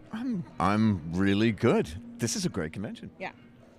And so we were talking off camera. She's meant to interview me, but old habits die hard, and I used to interview people. And I think the conversation we were having just off camera. I'm amateur at this, but I've had fun. Do you know, I had no training when I started this 20 years ago, 23 years ago. No training. Mm-hmm. So that's all good. Yeah. But you were just saying to me that you were a fan of Jean Chrétien, and that he was someone who inspired you to get into politics. To be a liberal, to choose the Liberal Party as even better. My home base. Right. Yeah. And then I started asking, so what'd you think of the speech last night? And I went, we're going to wait. And I'm going to ask you this on camera. What did you think of the speech? I personally, thank you for asking. Like, I don't think I've been asking people how they're feeling, and I've not had time to reflect a little bit on that. Yeah. It was very energetic. I think his love for this country, his love for the Liberal Party, his love for the people, like from coast to coast of this country, really does speak to my heart. Yeah. He brought energy in the room. This is a man who's about to be 100 years old and can still deliver. But one of the things I like the most about him is that he can say exactly what he's thinking with zero filter. Yeah. And it is still appropriate. I know. And it is still good. Right? It is still very measured. I know. So I really like that. Yeah, it's incredible. What about you? What about same. his speech that made you feel like this is what we're taking into the next election? A reminder that, and it was building on what the Prime Minister had said the other day, that we are a serious party with serious people in a time of serious consequences, right? Yeah. This is a serious time right now. And, so how do we? And he just said, look, we are the party to deliver on this. And I also liked what he said about, you're a liberal when people on the right are telling you too far left, and people on the left telling you too far right. That's right. This country was built by people in the middle. Yeah. Bold centrists. I like that affirmation. I like hearing that, because that's the place where things get done. Yeah. Yeah. So how do you think we can use like that kind of energy from someone who's done 30, 60, and we're hoping 90, to get the younger vote, like to get the younger the Gen Zs and the millennials of this world, because they're the future. How do we get them to be into this? Because we're seeing a lot of populism in our country, truth be told, and from both sides. Yeah. How do we cut through and say all of this stuff that you sat online and watched is not reality? Yeah. The reality is the work that's being done to move Canadians forward. One could make the argument that Jean Chrétien was a man of his time, and whether or not would that work now in an age of social media, et cetera, et cetera. You know what? I think last night he answered that it could very well. I'm going to be going through that speech myself. Yeah. Because he had a way of talking to people about complex issues. I mean, it was just a reminder of what he was dealing with at the time. The most one of the biggest national unity crises of our country's history, at the same time that the IMF was knocking on our door because the country was almost bankrupt, at the same time that the United States was trying to drag us in at the time of the Iraq War. All this happened at the same time. We have a lot going on right now. It's good to be reminded that we had a lot going on back then, and that our Liberal Party saw us right through the middle. I'm going to be parsing through his speech because he had a way of cutting to the quick with people, not talking down to them, not being patronizing, and being factual. I mean, he went through his own criticisms at the time. Everybody had criticisms, as they do of any sitting Prime Minister. Yeah. But man, he had a way to communicate that. It was a good reminder to me and to a lot of other people who take how you communicate ideas in politics very, very seriously, like it's essential. Yeah. It was just a good lesson on how to do it, and man, he can still do it. Yeah.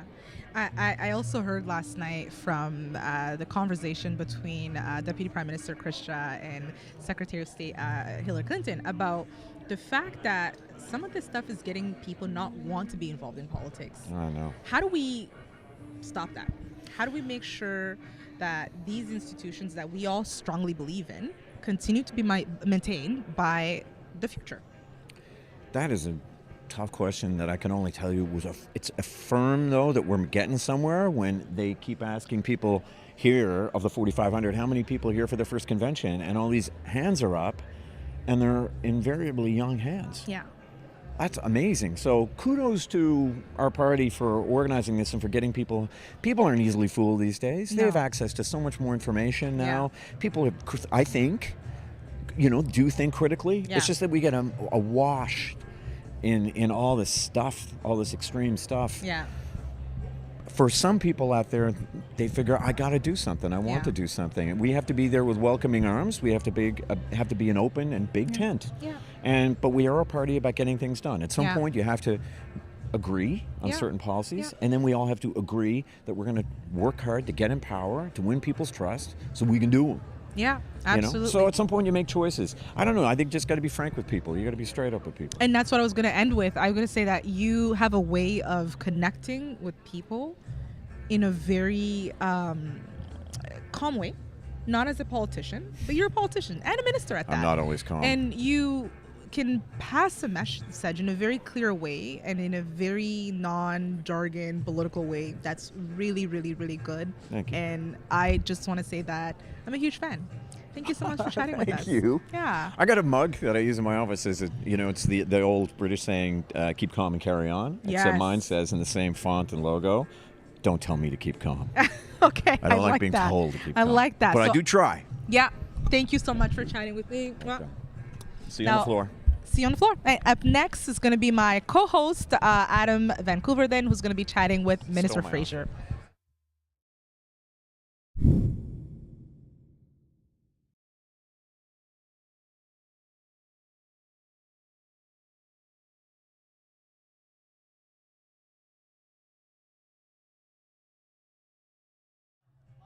Hey, welcome back to Liberal Live. This is Adam, just pretending to be a normal-heighted person next to this giant that I'm here, Sean Fraser. Nice to see you, Sean. How the heck are you? I'm doing great. It's good to be here at convention. Thanks, Adam. Well, it's very good to be here at convention. Good to be here with you at convention. We were just chatting about all the things that we've enjoyed over the last couple of days here. What's been your highlight? Like, what's been the moment where you've gone like, yeah, this is why we do these conventions? You know, the number one moment for me was during the Prime Minister's remarks when he asked who was here for their first convention, and the uproar that I heard from the front rows of people in the audience gave me a lot of energy, because it showed me that there's people who are still coming out who are realizing what it's like to join an organization like this for the first time, and it gives me a lot of hope that we're going to continue to have those volunteers show up, not just at the convention, but the next time we need to go to the polls and bring that energy that we felt in the room. It's always good when you're recruiting new people to join the team. I agree so much, and recruiting new people is a big part of what you and I talk about often. We're recruiting more and more people to become Canadian, and you know, my riding of Milton, a lot of newcomers in Milton, a lot of people choosing to come and start a family in Milton, start a small business in Milton, and so I contact your office pretty much every other week to talk about immigration. We are building a really, really strong country here. It's our greatest asset. We've got lots of space, as the Prime Minister is saying. We've got energy under the ground and energy above the ground, and more is coming. How's that been for you and your team? Look, it's been a really exciting time to be in control of Canada's immigration system. And my view is simple. Canada needs more people, but this is not a new thing for us. Immigration is not something we do in Canada. It's who we are. With the exception of Indigenous peoples, every other family in this country got their start on the back of somebody who came here from another place. My family showed up in Nova Scotia about 250 years ago. I live 10 minutes from where that boat washed ashore, and they came from Scotland. I've been playing the bagpipes for 30 years. But the story of Canada is a patchwork of communities that have been built up and learned to live alongside one another. My view is that for economic reasons, for social reasons, for demographic reasons, we need to continue to welcome newcomers to help grow our economy, to support people who are vulnerable, and to allow families to be together. Welcoming people is something we do really well, and I'm pleased to see that it's not just in Canada's biggest cities anymore, but in communities like mine in rural Nova Scotia that are becoming more welcoming and growing as a result. Well, you're doing a great job. I can say that on behalf of all Miltonians, and my family story is not that different. Actually, it did start in Nova Scotia as well, down at the pier in Halifax, where my mom's family from Hungary arrived in the 50s, and I'm so glad they did, because Canada's a great country, and the momentum that we're building through conventions like this is extraordinary. Now, like me as well, you're also in quite a conservative, formally conservative riding, kind of rural, and one of those that we look towards a lot of energy in order to be able to win every election. And there's a lot of rural folks watching back home, because this is it's a convention in one city in a big country, and I want to make sure that rural folks back home know that rural ridings are winnable, and ours are. So what do you take from a riding that has historically had so many conservative representatives? So for those who don't know, my riding is Central Nova, and the history includes, before my time in this particular seat, a high-ranking Conservative cabinet minister, and for 18 years, his dad held it for 22 before that. His dad actually stepped down to provide a safe seat for Brian Mulroney to run when he became leader of the Progressive Conservatives in the 80s. But the reality is, the days where you can drive down a road and know that this house is Conservative, this one's Liberal, this one's NDP, those days are done.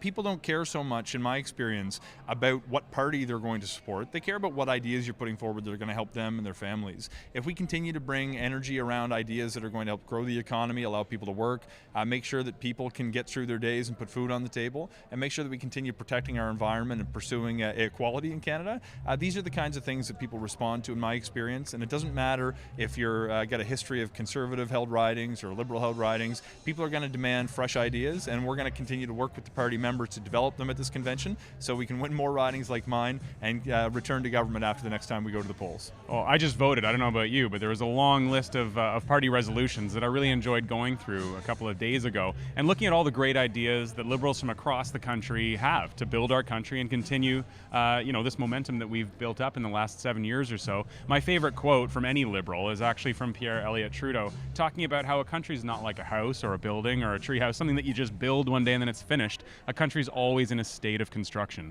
We're always under construction in Canada, and a lot of those resolutions really stuck out to me as, a recognition of the fact that there's always more work to be done. Did any of those stand out in your mind?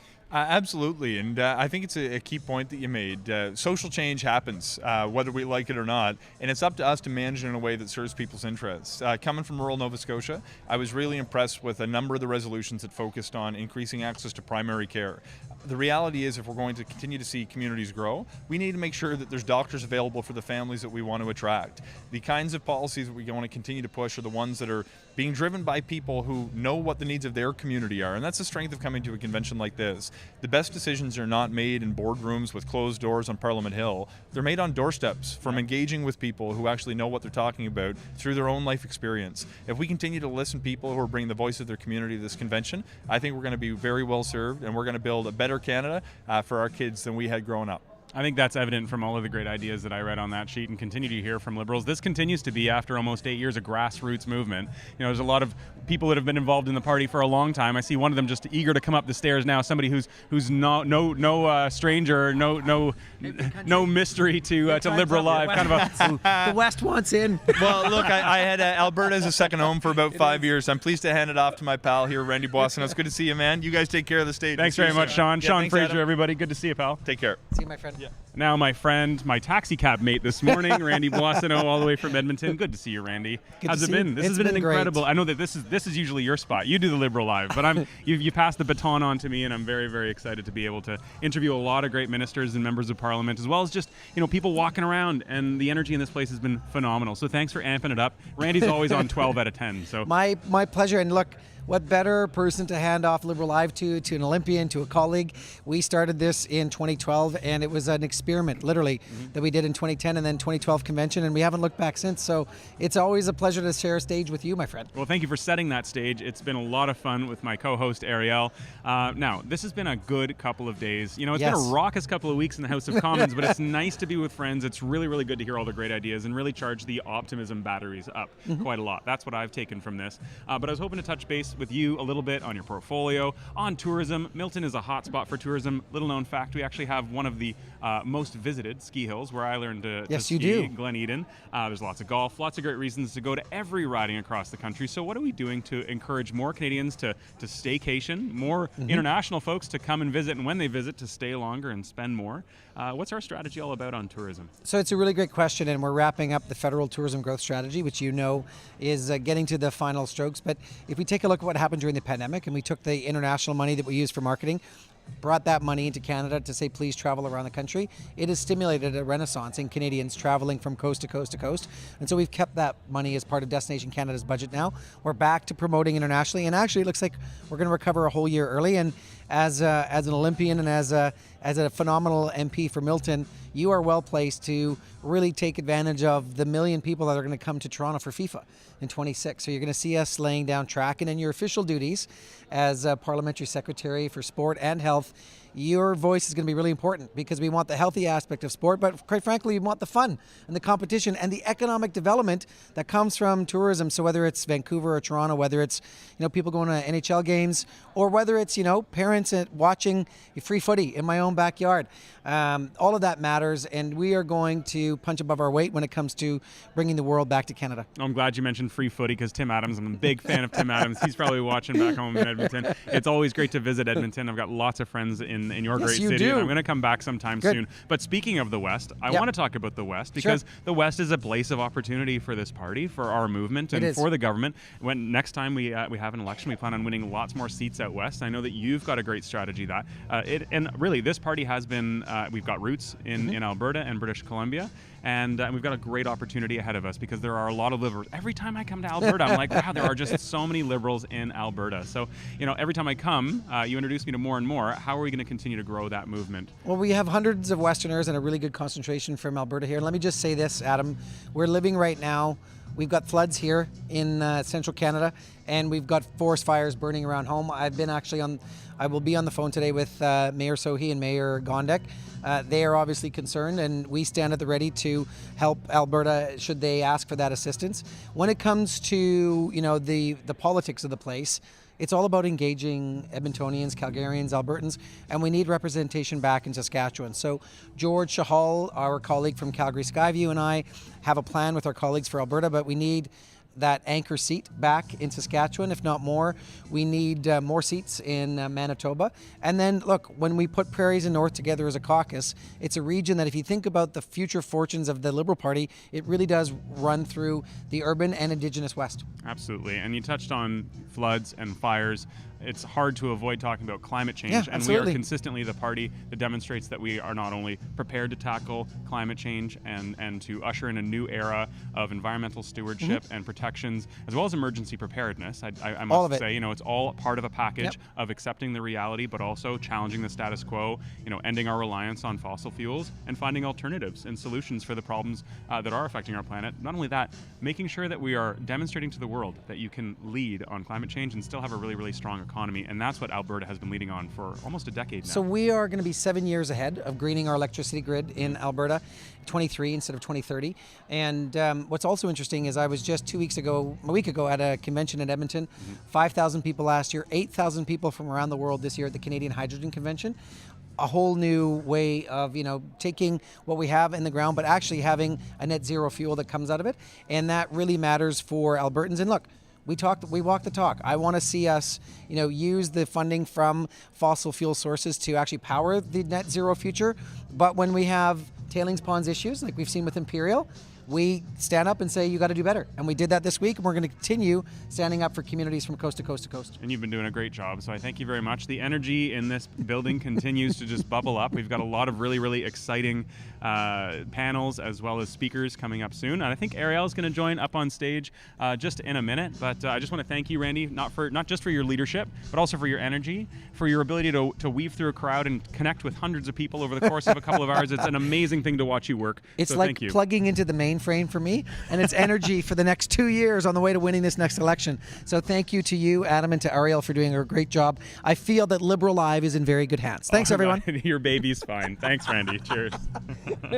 Thanks, guys. Cheers. I'm going to welcome my co-chair, my co-partner, my co-host up back here, Ariel. Nice to see you back, Ariel. We haven't been on stage yet today, but how are you how's doing? it been? You've been down there chatting with some Liberals, some people that we're going to have up here to interview. Yeah. How's your day been? Honestly, I can't believe that it's day 3 and we're still high on energy, right? Because we've had really great conversations. We've heard really great people talk about why we're making this choice to be part of a party that believes in building a Canada that is inclusive for everyone. That's my biggest takeaway actually for this weekend, is seeing all the young people that are here this weekend has been very energizing for me. And it just means that the work that we're doing matters.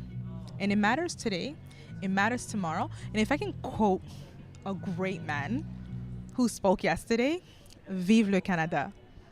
So, yeah, how are you feeling? I'm great, and I'm generating a lot of enthusiasm, energy, and optimism from the young people who have attended here, not just because they're excited to meet the people that they look up to. It's not just that. They're not just excited to get a photo or, a selfie and autograph or something like that. They're excited to be part of this movement. Absolutely. And when we talk about inclusion, it doesn't just mean that everybody feels like they have a place in this party. It means that everybody actually does have a place in this party. Their ideas are reflected. Their work is reflected. They see that when their blood, sweat, and tears go into a campaign or a resolution or whatever it is. A lot of these resolutions we ran on, yeah, right? It creates momentum and it creates progress for our country. So to every young person who signed up to come, whether you're watching online, whether you've been here and you've had to go home, or whether you're right in the middle of exam period or something like that, thank you so much for joining. You're a huge part of this movement. You're a huge part of this country, and our future so much depends on your great ideas and your enthusiasm for our liberal movement. Absolutely, absolutely.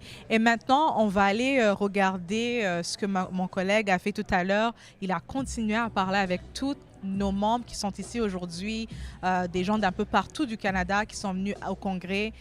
Donc, je suis sûre que tu as eu de très bonnes discussions. On va aller voir ça maintenant, puis on vous revient.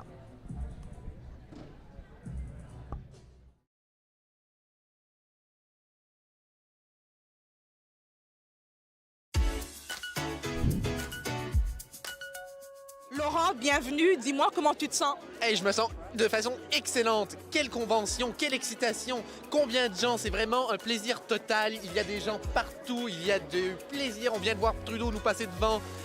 Franchement, toute une expérience. Je ne saurais pas la recommander plus. So back in 2019, I was scrolling through my phone yesterday and I found an old photo. I was wearing a jean jacket and you were out there and like, look, a lot of times people are like, oh, I want to come knock on doors with you. And they come and knock on like 10 or 15 or 25 doors. You're out there for like 3 or 4 hours motivating my volunteers, knocking on doors, convincing people to vote Liberal. It was extraordinary. So thank you for that. You taught me something back then. Well, and I think that's what we're trying to remind people at the convention. That those of us who've been in opposition, those of us who felt that there was nothing more important than getting rid of Stephen Harper know how important it is in all the unheld ridings that we actually have to motivate the base, listen to them, and know that they need to help us pick the best candidates and for us to be able to actually work hard to make sure that every riding in this country is in play. Est-ce que c'est ta première convention?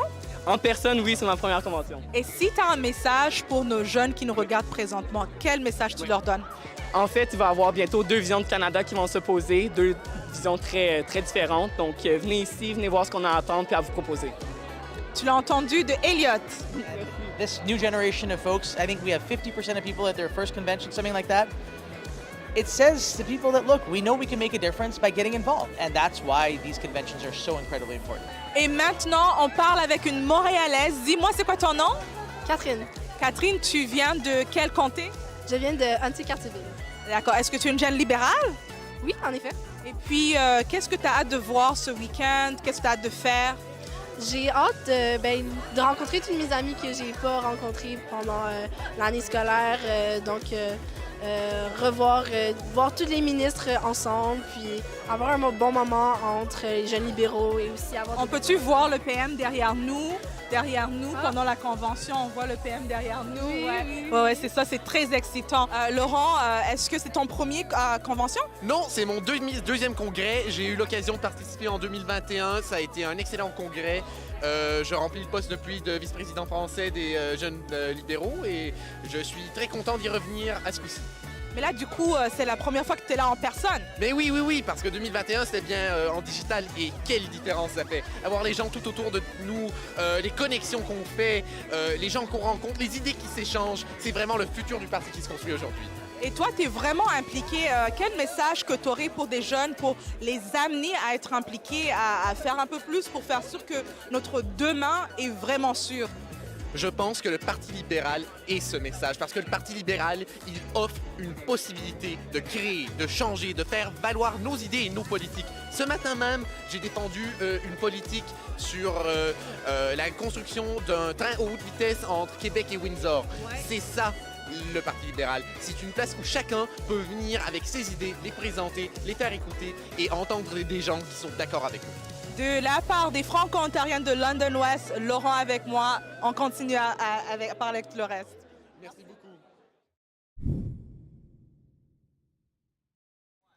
Et on est de retour. J'espère que vous avez aimé cette vidéo que Adam a fait tout à l'heure. Il a parlé avec plusieurs personnes. Mais là, je suis avec une amie, ministre Diane Leboutier, qui est la ministre de l'Agence du Revenu national. Effectivement. Comment vous vous sentez? Bonjour Ariel. Écoutez, Bonjour. je me sens vraiment très bien. Quel congrès fantastique. Oui. Est-ce que vous avez parlé aux jeunes ce week-end? Oui, on parle aux jeunes, on parle à tout le monde. Puis de voir aussi toute la relève, les gens qui nous disaient être à leur premier congrès libéral. Pour moi, c'est fantastique. Puis ça montre aussi à quel point les jeunes sont impliqués, veulent protéger la démocratie. Absolument. Puis veulent s'impliquer dans tous les nouveaux programmes, ce qu'on met en place, puis les orientations du Parti libéral. Qu'est-ce qu'ils vous ont dit exactement? Qu'est-ce qu'ils ont dit sur les résolutions qu'ils veulent apporter ici, mais qui ont vu dans le passé que ces résolutions-là ont été comme des piliers dans notre campagne électorale. Bien, écoutez, leur résolution, puis de voir leur implication, puis leur résolution, c'est intéressant. Puis ça montre aussi le futur du Canada, vers où on veut aller. Donc, beaucoup de travail qui va se faire, mais on est là pour travailler en concertation, en collaboration, en collégialité. Puis, mais tellement, là, c'est tellement un vent de fraîcheur, mais un vent d'implication aussi au niveau de nos jeunes. Mais on parle beaucoup de l'inclusivité à travers le Canada, partout dans ce congrès, on a parlé de l'inclusivité. À quel point c'est important de protéger notre langue de la francophonie et qu'on fait sûr que les gens qui parlent français se sentent dans cette inclusion. Bien, ce qui est important, c'est de continuer de parler en français. Absolument. C'est de continuer de mettre des mesures en place pour favoriser aussi la francisation, donc d'accueillir des gens au niveau de l'immigration qui viennent de pays francophones. Puis on sait qu'on en a beaucoup du côté de l'Afrique.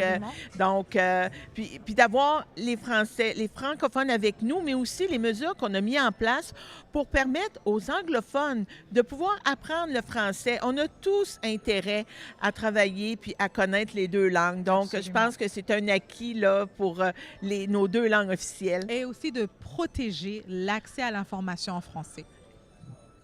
Priorité. Oui. Ariel, tu as entièrement raison. Absolument. Ben, merci beaucoup, Diane, d'avoir discuté avec les gens qui nous regardent live. On va continuer, puis merci beaucoup de prendre le temps de venir. Ça fait plaisir. Salut tout le monde! And now we're going to invite our Minister of Public Safety, Marco Mendicino, who's going to chat with us. I'm sure he has a lot of energy. He's been talking to, I've seen him everywhere this weekend. He's talking to everybody. Hello, How are you? hello, How's it Marco. going? How are you? I'm doing great. Feeling? How are you feeling? Pumped. What a great... Show me how pumped you are. Well, Show me what pumped means for you. I'm not sure the stage could take the energy between the two of us, but no, I'm excited. It's great. This is the first in-person convention since Halifax, 2018. So good to be surrounded by thousands of our closest Liberal friends and family. So in Halifax, that was in 2018, and you now are a minister of public safety. Yes. You're responsible for a lot of people, a lot of safety in our country. How do you feel like being that voice, knowing that there's a lot of young people who look up to you? I see you always, every time I see you, you're around young people. Yeah, we got kids. Actually, my kids are here with some of their friends too. You brought your kids with you. That's amazing. So tell us how you feel about that. Well, look, it's not just one person that keeps the country safe. It's a lot of people, including you. We've done some great work in your community on prevention. You and I have had some chance to play some basketball. Yes. But it's I about, won. Of course you did. But it's about empowering young people who are at risk. And just giving them that chance to express themselves through art, through sports. Actually, I didn't win. You did. Okay, it's now on the record. Yeah, it's on the record. I did not win. I let him win because we wanted him back into our community. But Marco, if there's a message that you can give to the young people that are watching today, we've gotten, there's a lot of people have been watching this weekend, lots of movement, lots of energy.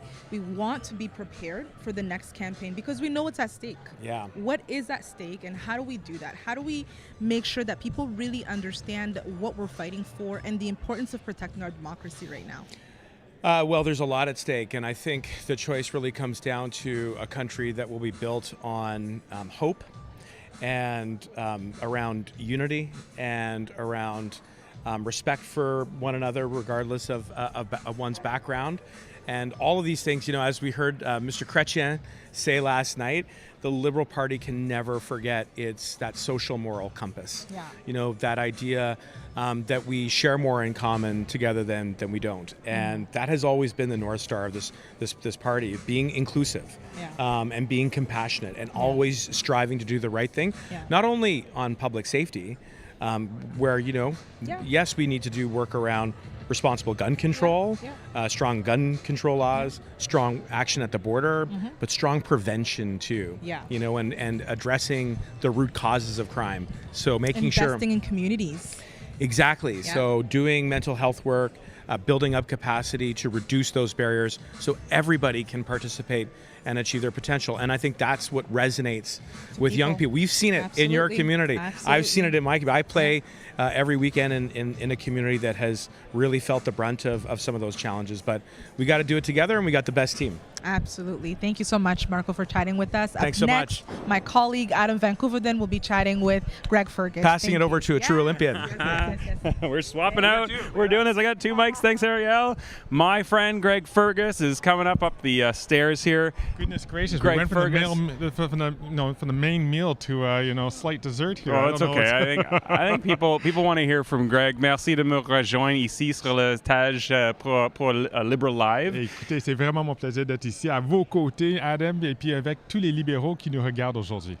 Well, it's just awesome to have you here, and there's been so many great moments, and that's what we've been really touching on. A little bit of a retrospective. We're not quite done yet, but we don't want to forget about all the incredible moments that we've had together here at Liberal 2023. You know, for me, it was that moment on day one where our leader, Justin Trudeau, said, how many people here are at their first in-person congrès? Et pour moi, c'est ma première fois à une congrès en personne. Oui, en personne, en présentiel. Oui. So, and like half the people put up their hands, so I didn't feel alone. I was like, okay, I'm not the only Liberal here that didn't go to a convention. And that just means that if you're out there and you've never been to an in-person convention, or if you're considering coming to the next one in person, what a great opportunity. No, it really is. And to have almost 1 in 2 people who are here being at their first convention was just really remarkable. Quand on voit que, tu sais, le pouvoir d'un parti politique, ça vient de leurs militants. Et de voir autant de monde qui veulent venir ici, qui veulent contribuer à l'élaboration des politiques, qui veulent apprendre de nos aînés, comme des gens expérimentés, comme mon ami Adam Vancouver. Ça, c'est quelque chose d'exceptionnel. Et je pense que ça augure bien pour le futur de notre parti et de notre pays. You know, one of my favorite things about politics is new friends. Friends is one of those things that you can just never fill your cup all the way up. It's always great to have more and more friends. And I've met so many new people here who maybe I follow on Twitter or we're friends on Facebook or something like that, but we've never met in person. Yeah. In fact, I just had a friend, Brad, come over to me, and Brad and I have talked on Facebook Messenger and stuff like that before. We can keep in touch. His brother lives in my riding. And he came over, he's like, wow, it's just so great to meet you in person, right? And after a couple of years of doing a lot of things virtually, it's just so nice. And that's how you and I That's met, exactly. Right? That's like, you knew my transition. And not only do we share politics and a love for progress and like human rights and just standing up for what is right, we also love running. And yesterday we got out for a run together with a couple of other friends, and it's been such an honor and privilege to be an MP with my friend Greg, but also to spend some time in the morning just preparing for our day, talking about what's ahead and going for those long runs. So thank you for taking me on those trots. It's been a real privilege. I like how he says taking him on these trots. Look, I'm running with an Olympian here. I usually eat his dust, and every so often he slows down, which is really great. No, actually, Adam is a great guy to run with. He and I have been doing this, since you got elected. We would get together with just being either us or some other MPs and some staffers. We would just go for a run around Parliament Hill early in the mornings. And Adam, one amazing thing is that if you want to run hard, he'll take you hard. If you want to, take it easy, like an old guy like me, he takes it easy. That's a mark of a great Liberal, is because he meets people where they're at, and he then challenges them to be the best of themselves, which is what I really appreciate you about Adam. What a nice little analogy. Well, it's true. And we didn't prepare this. This isn't these aren't scripted notes, but we do have quite a lot more on the agenda today. I'm certainly not kicking off the stage at all. I want to continue this conversation, but there is just so much ahead. But apart from meeting people, apart from having great conversations, sidebars, a soda water or a sandwich with somebody who you haven't seen in a little while, what was your favorite moment panel-wise? I know that you just had a panel, and I thought it was really, really remarkable. I'm a bit of a fanboy when it comes to Farah Alibay. Yeah. Well, why don't you tell us a little bit more for those who may have just been tuning in now or who missed the panel? So at around 1:30, if you want to go back and look on the Liberal website to go play back that panel, Pascale St-Onge, our Minister for Economic Development and for Sport, she had interviewed Dr. Farah Alibay. And Dr. Farah Alibay is a Canadian who is just doing amazing things at NASA. And she's been involved with the missions which have put different human-made machines, rovers on the planet Mars. And she, like I said, I'm a bit of a fanboy when it comes to these issues.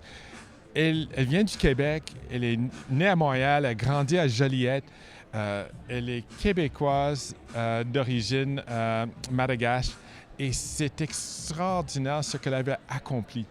Et on a eu une discussion avant que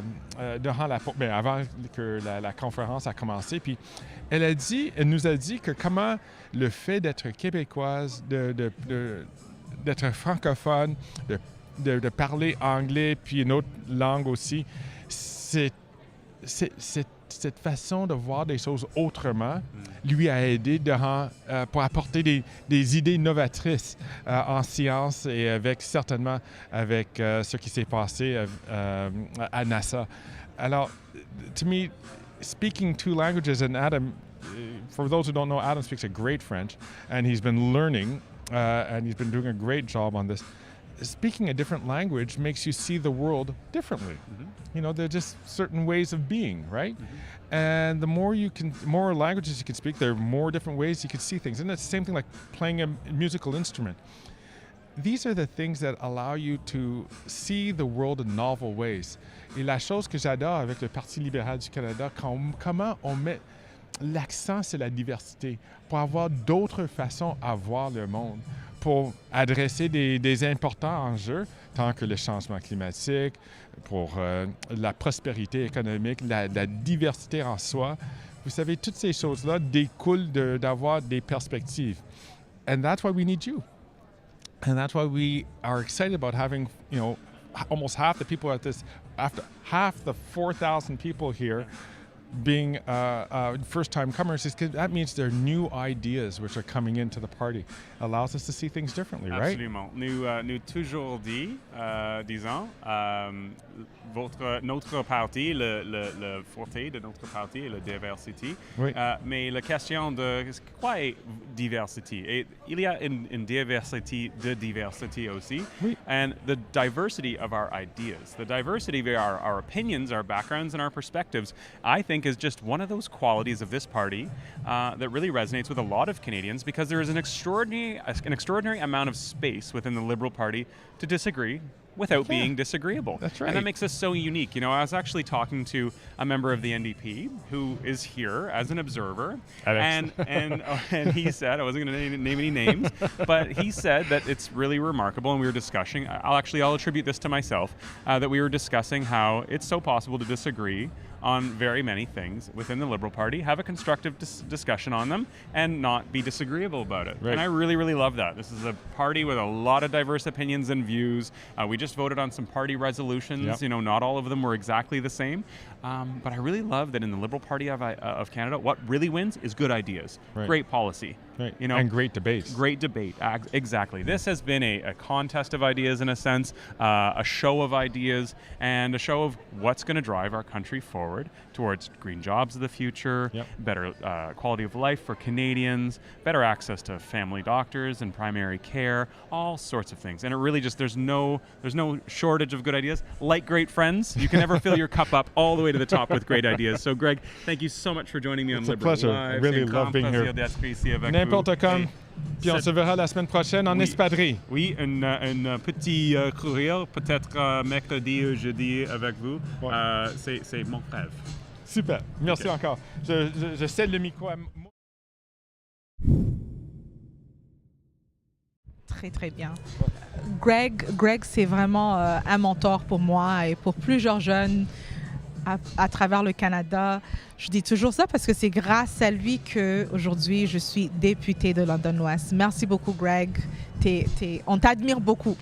So up next, we are going to watch the interview that my co-host and I did with the Prime Minister. Oh, cool. Yes, that was so fun, right? Yeah, it was amazing. So we want you guys to see it again. If you haven't had the opportunity to see it, it was so good. Watch it. If you want to see some Star Wars. Hello. Where do you want me? This side. Et de retour sur le YouTube Live. Maintenant, on est avec notre chef du Parti libéral, le Premier ministre Justin Trudeau. Bienvenue sur le live. Yes, Comment yes, tu yes. te sens, Premier ministre? Ah ben, ça me sent... C'est super, là, tu sais, j'ai même pas les mots, là. L'énergie ici est tellement positive. Les gens s'amusent, c'est le fun d'être rassemblés en tant que libéraux.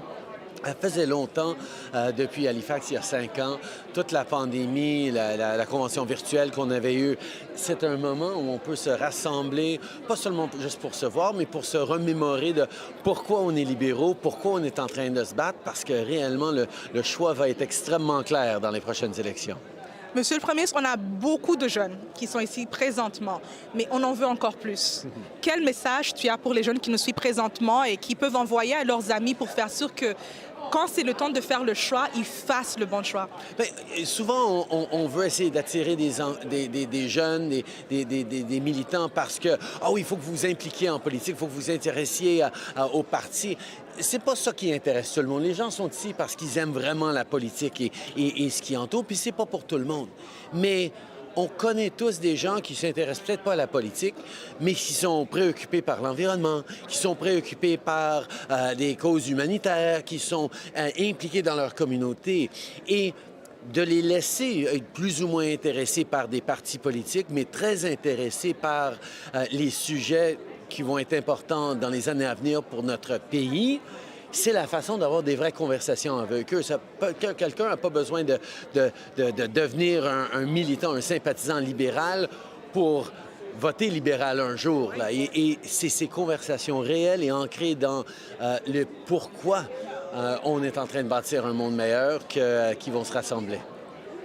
Well, what I'm getting from this weekend is just a ton of energy. And that's what everybody felt yesterday during your speech, was optimism. You know, a real forward-looking, thoughtful, not pessimistic view. And that's what's been resonating today, and that's the sort of vibe that I'm feeling. That's the tone of the weekend. And I think it was great that you set that tone really early yesterday. And one of the things that I took from yesterday was talking about building a nation and talking about continuing to build the nation. And actually, it's my favorite quote from your father, which is, a nation is not like a house that you just build one day and then it's done. A country's never finished, and we're not done our job. And your reach out to workers and the people that use their hands to build our economy up was really, really meaningful. And I was wondering if you could comment a little bit about that message to people who are working hard to build up our country and how we're working for them.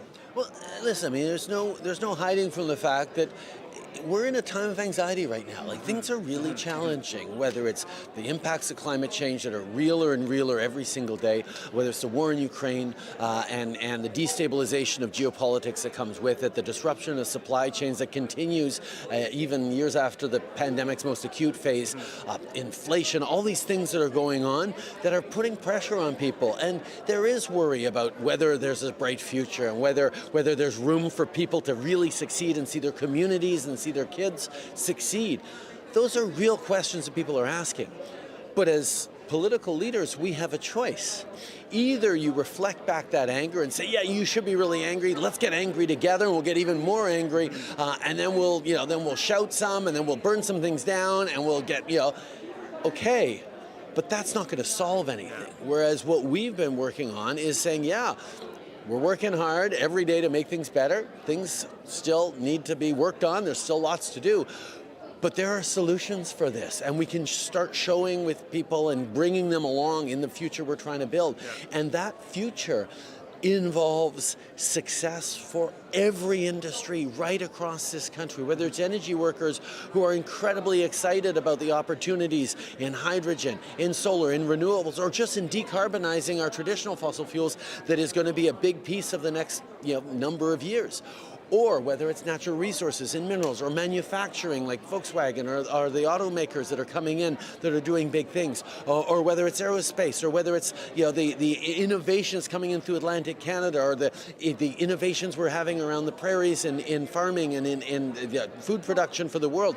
Like, there is so much going on, and the world is looking to Canada right now for everything that we have to offer, whether it's the stability, the reliability, the environmental respect, the labor standards, all those things that people are realizing are precarious in supply chains elsewhere around the world and that Canada is there for.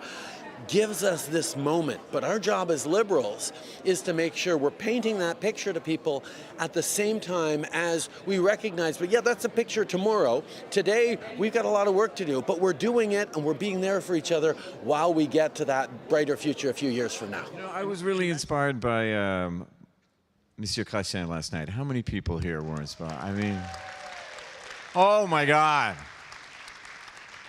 I am going to take that speech and I'm going to be parsing through it in the next few days. Because at 89, he still got it. And he can still deliver a message. I don't think, we as a party in the past, 8 years, 7, 8 years, we have not veered in our commitment to including everyone in an economy. We have not veered from our commitment to climate change. What we have sometimes changed is how we talk about it, what we emphasize, and how we do it. And I thought, what I was reminded of him last night was how important it is to talk directly to people, straight to people.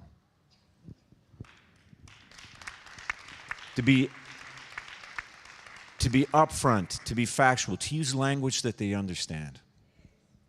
It's something that, it was just a good course correction for many of us. We hide behind words sometimes, and not just politicians, all of us. Sometimes we're always so worried about saying something that may be offensive, or we're just worried about language. We're worried about language. One of the most important things I did didn't cost us much money, other than perhaps a few dollars in liquid paper, is changing the words of just transition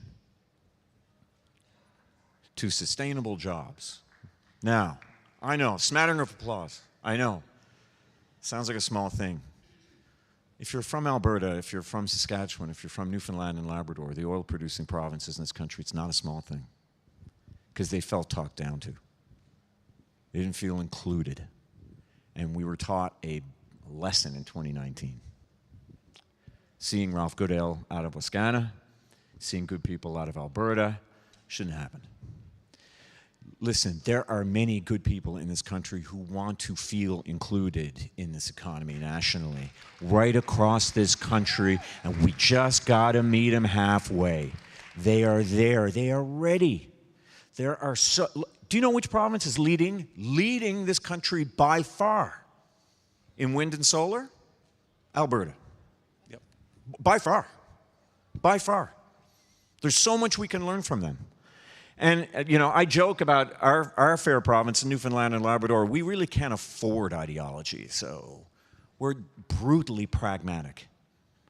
And people at home are like that. And so suddenly now our Oil Industries Association is now embracing hydrogen, wind, solar. Well, we don't have as much solar in Newfoundland, but wind we've got a lot of. We've got wind, on there's the West gold Coast. in them, there winds. And they're tying it together. And people are receptive. So I'll shut up now because we got lots to talk about. But I really wanted to leave you with this. The message is important. How we talk about it is important. Including people in this. We've got a great national mission ahead of us. We're the 4th biggest producers of oil and gas in the world. 4th. It's because we asked workers in Alberta and BC, or Alberta and Saskatchewan, if they could figure out how to get oil out of sand. They did that. They did that. But instead of making them feel bad about doing so well the job that we asked them to do, how about we look at them and say, well done. Well done.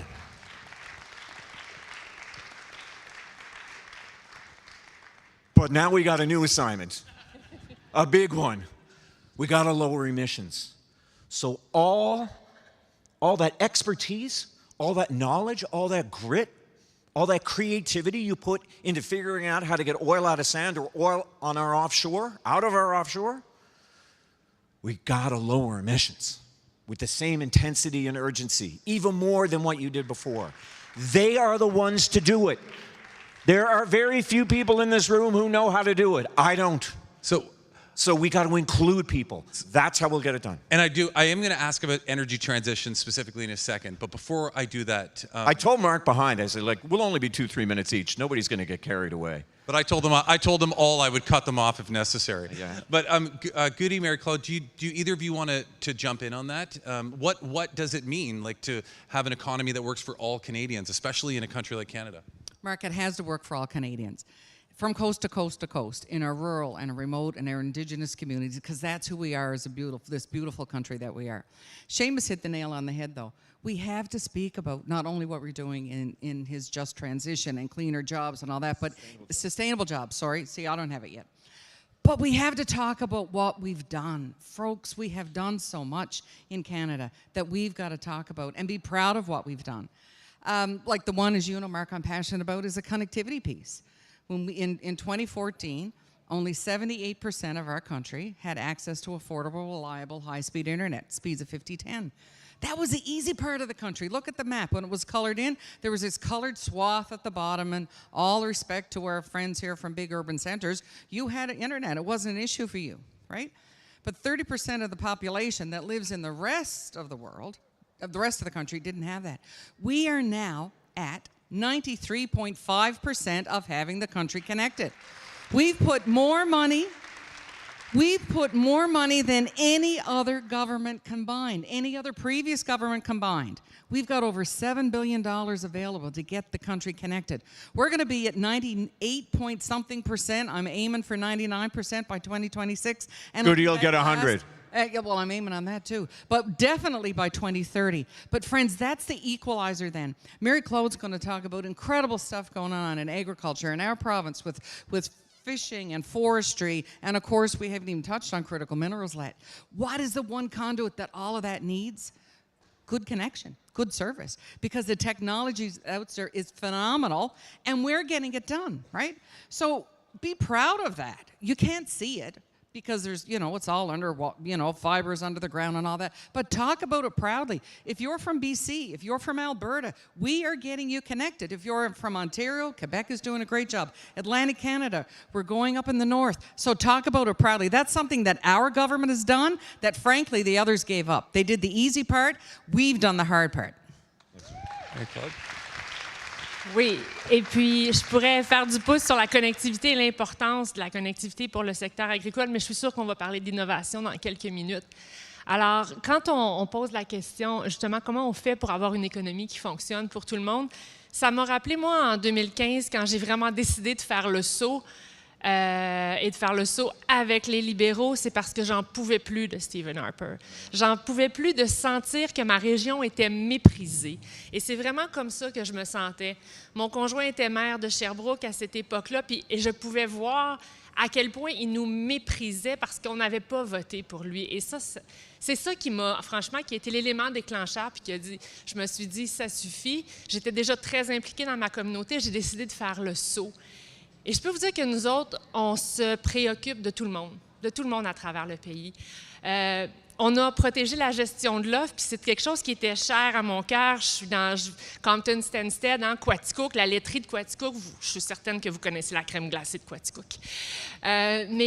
Donc, c'était très important pour moi de protéger les producteurs de lait, de volaille, d'œufs. C'est important, c'est ça qui aide la vitalité de nos communautés rurales beaucoup.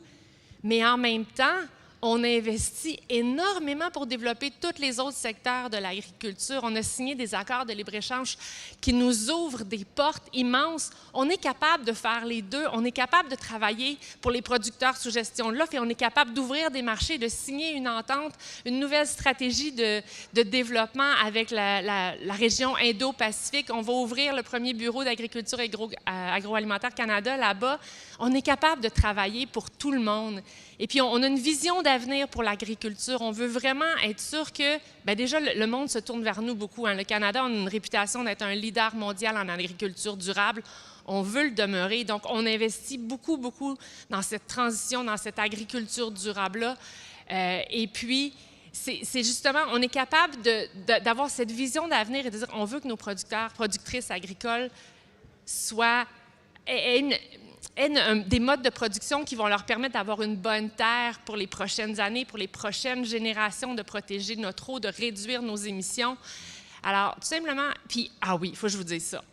il y a quoi, un mois et demi à peu près, le premier ministre est venu à l'UPA, s'adresser à une centaine de producteurs agricoles, ça s'est super bien passé. Une semaine après, il est venu devant Canadian Federation of Agriculture, l'UPA du Canada, et il a fait un petit discours d'une vingtaine de minutes. Ensuite de ça, il a pris des questions de la salle pendant une bonne demi-heure, je pense.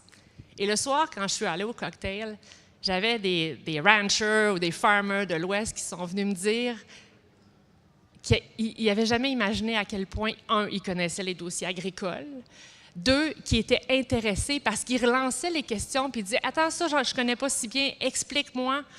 Alors, ils ont été fascinés de voir à quel point le premier ministre était intéressé. Et puis, imaginez-vous, j'ai un farmer de Saskatchewan qui m'a dit « Thank you, you help us to be better ».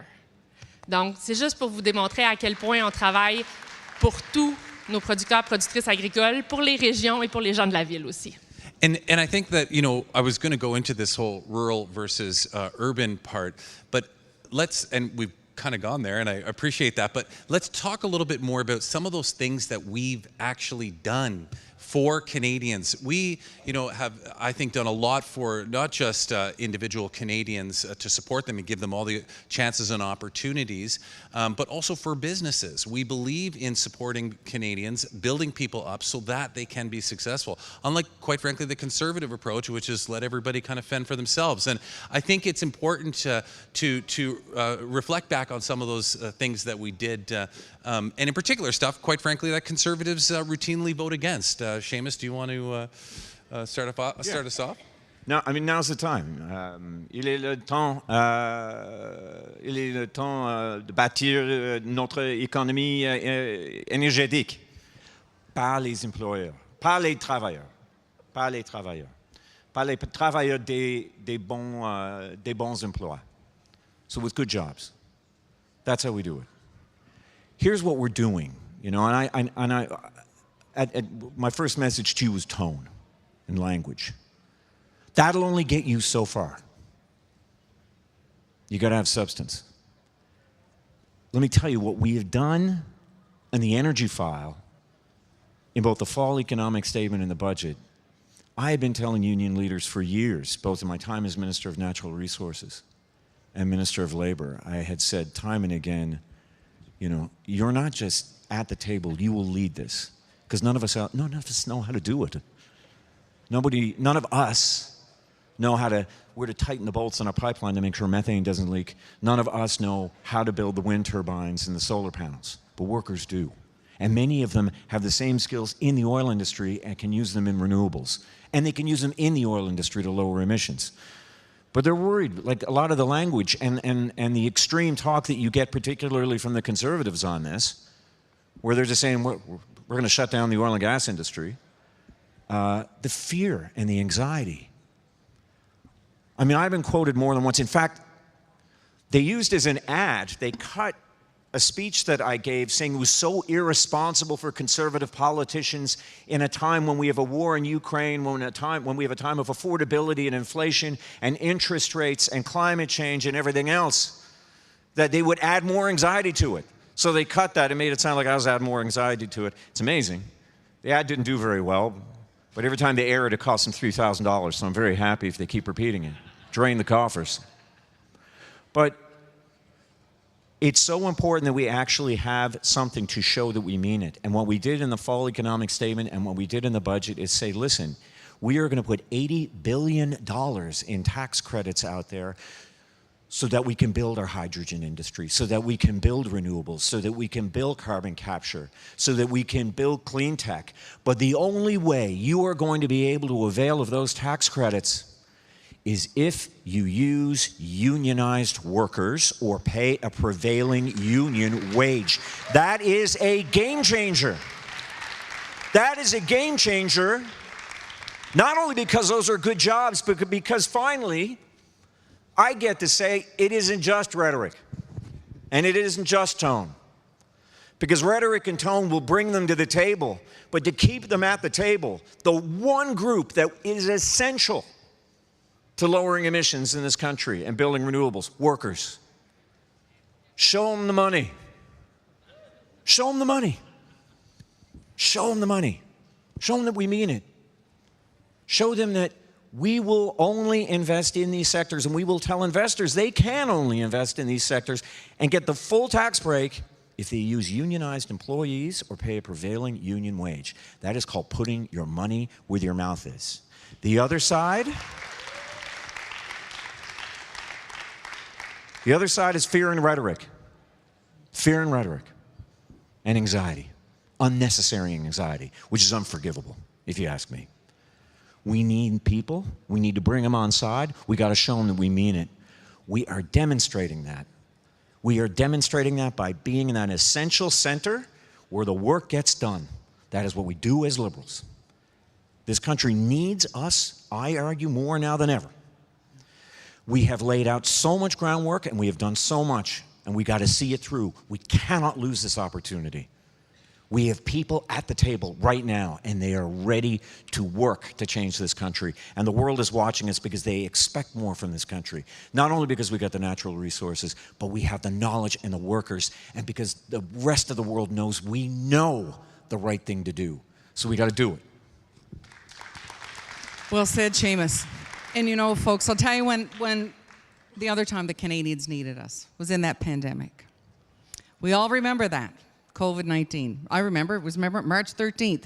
We were going home for a few weeks. 2.5 years later, we come back. Donald Trump said it would be over by Easter. Yeah, that's right. Yeah, that's right. That's a long Easter. That was a long Easter. But friends, we were there for Canadians then, and don't forget that either, because the others weren't, right? But long before COVID, we were there for Canadians. We were there when we established the child care benefit. We were there when we raised taxes on the wealthiest and lowered it on the middle class. We've lowered taxes on small businesses twice. And yeah, during the pandemic, we stepped up, and those who were at the cabinet table then, they worked hard. The Prime Minister led the charge because we supported Canadians. And you know what? The Conservatives weren't going to do that. So can you imagine where we would be, where people would be if we weren't there? And now as we've turned that corner, Seamus is right. Canada needs us, needs a Liberal government more than ever before. Pierre Poilievre was in my riding. He was in my riding last night. He was in Seamus's on Saturday night. All he talked about was axing the carbon tax and, of course, guns. Now, he didn't talk about when he was in my riding.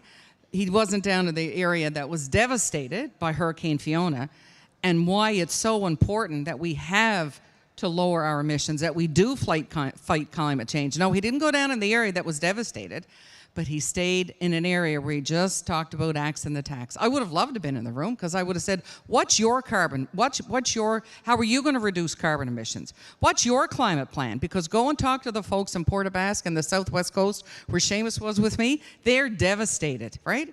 So don't forget, folks, that we have plans. We don't have rhetoric. We have hope. They have fear.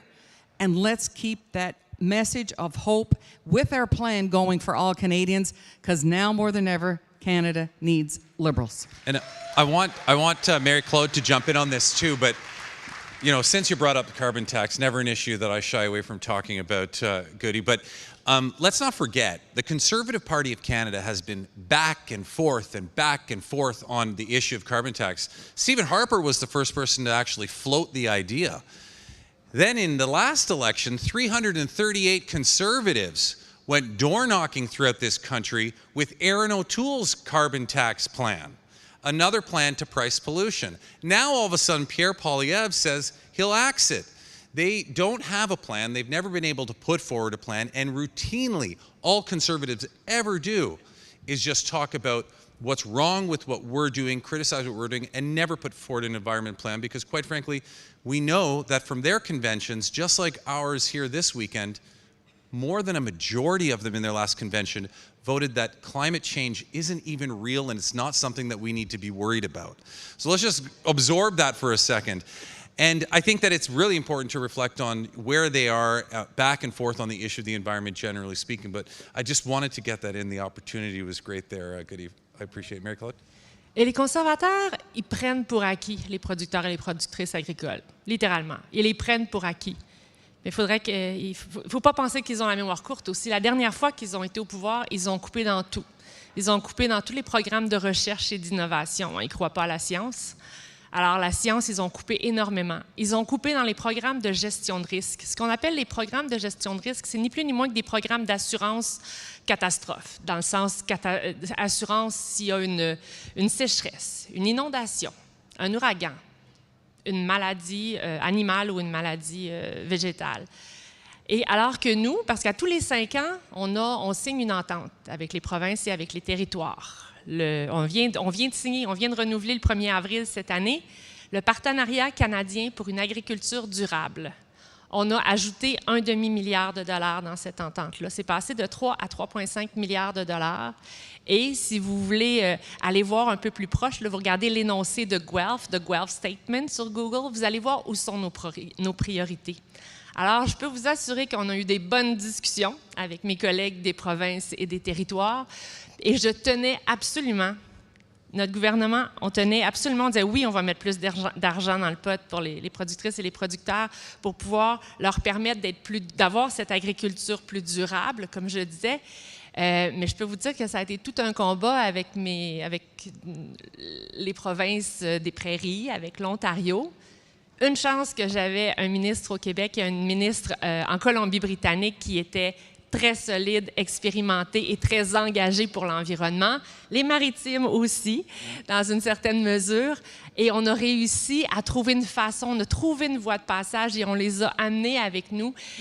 Parce que cette entente-là, c'est 60 % de financement fédéral, 40 % de financement des provinces. Alors, on les a obligés à mettre de l'argent pour justement qu'on puisse investir dans des programmes comme un programme de paysage agricole résilient. C'est un programme qui va nous permettre de récompenser finalement nos producteurs et productrices qui vont mettre de l'avant des aménagements qui vont nous aider à réduire nos émissions. Et en plus de ça, on a toute une panoplie de programmes qui viennent encourager les producteurs et productrices à adopter des pratiques qui sont plus durables. Les cultures de couverture, par exemple, quand vous êtes en avion, là, à certaines saisons, hein, je l'ai remarqué l'automne passé, d'habitude l'automne c'est gris, quand on survole les terres agricoles, c'était vert. Mais c'est justement les cultures de couverture, on voit à quel point, et quand il y a eu l'inondation en Colombie-Britannique, le témoignage qu'on a eu des producteurs et productrices qui ont adopté ces cultures de couverture, par exemple, ils nous disaient qu'ils ont réussi à se remettre plus facilement suite à la grande inondation. Donc ça, c'est ces investissements qu'on fait pour les aider, les encourager à adopter des bonnes pratiques, mais aussi dans la recherche, dans l'innovation pour développer des nouvelles technologies, leur donner les moyens d'acquérir ces nouvelles technologies-là aussi. Ça les aide, oui, à être plus productifs, mais ça les aide aussi à être plus résilients face à ces catastrophes-là. Hein. Grosse inondation en Colombie-Britannique, grosse sécheresse dans les prairies, ouragan dans l'Atlantique. On a été frappé solide par les changements climatiques dernièrement.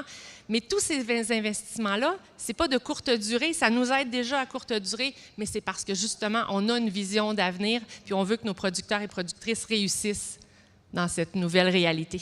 So, on the topic of new technologies, Seamus, I know that you've been wanting to jump in and talk about this energy transition. You've already started to do that. Where do you see the opportunities for Canada in the future? Not just domestically, but indeed globally. And we know that there's this transition coming. Canada has an incredible opportunity to not just participate in it, but become exporters of that technology.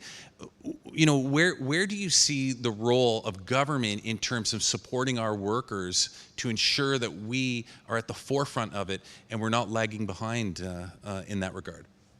Use them to their full potential. Tone down the rhetoric and amplify incentives. And I think that we've been doing a really good job of that. When we all got kind of used to Zoom calls and COVID, you would realize if you were and we often were in meetings with, tens, maybe hundreds of people, and you realize that, if you made the first screen, you're doing okay, right? There might be the gallery view. Remember the gallery view? We always had the gallery view. There might be like three pages of gallery views. And the Natural Resources Minister for Canada at the International Energy Agency, the G20, the G7, all of these. By the way, when I first got natural resources pre-COVID, I was told that the Natural Resources Minister travels more than the Foreign Affairs Minister. My husband was thrilled. COVID hit. I got to go to all these amazing meetings from my kitchen. And he would wake up every morning and he'd be there and beside me in bed going, "You're still here." And I'd say, "Yes, I'm still here." But Canada always made the first gallery view because the world looks to us, like I said. You know, the Conservatives will say, "Well, why do our emissions matter? What do our emissions matter? Who cares? Like, you know, what can we do?" We're Canada. The world looks to us as an example. There's no other country in the world that has the natural resources, the people, and the ambition, and the conscience. So we're torn in several directions, right? We are. And I think no party is better positioned to try and figure this out than we are. Our entrenched position is making sure we maintain the prosperity of this country and the prosperity of the world. It is looking out for this planet. It is attempting to maintain some semblance of peace. And now we're figuring out who does that work. It's workers themselves. What can we do? First of all, make them feel included. Make them feel part of this. And can I just say, if you had told me in the middle of COVID that the labor minister coming out of COVID would have to grapple with the challenges of having the lowest unemployment rate and highest employment rate in Canadian history, does trouble just follow me everywhere? It does come with some challenges. We know that. It does come with some challenges. But what are we doing? We're working with unions and we're working with workers.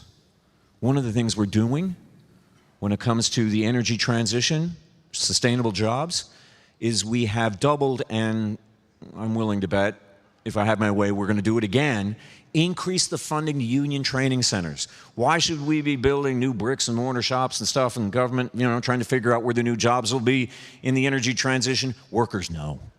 Unions know. Give them the ability to do that. And they're doing it right across the country. They are hungry for the opportunity to feel a part of this. Because guess what? They go home to children every night who say, "What are you doing about climate change, Mommy?" They feel it. They feel it from their children. I've had oil company executives tell me the same thing. But you need to give them an opening. They need to know that they're wanted. And I'll end with this because it's really important. The institutional memory of this party is so important. We're reminded of that by Mr. Chrétien. And in 2019, when I came in as the Natural Resources Minister, because we didn't have a Prairie Minister to fill what is normally filled by a Prairie Minister, the Natural Resources role, I immediately called Jim Carr and Ralph Goodale and Amarjeet Sohi, all former ministers of natural resources. And I said, "Would you help me out?" We had a good hour meeting. So then I went on a limb and I asked them if they would meet with me again the next week, all over the phone. And they did. And then the week after that. And for 3 years. And in fact, I didn't know Jim was sick until he did make a meeting. And he passed away the day after. Up until then, he made every single meeting with me. And we rely on people who have come before us in this party and in this country. And the advice they gave me in helping to direct the energy sector, not just through COVID, but through an oil price war, all happening at the same time. I still call Ralph. Amarjeet's busy running a city. And I still talk to Ralph every week, and it is a great blessing. Do not forget those who came before us and their experiences. And do not forget the importance of humility and always knowing that you can do better and you can learn better to do better.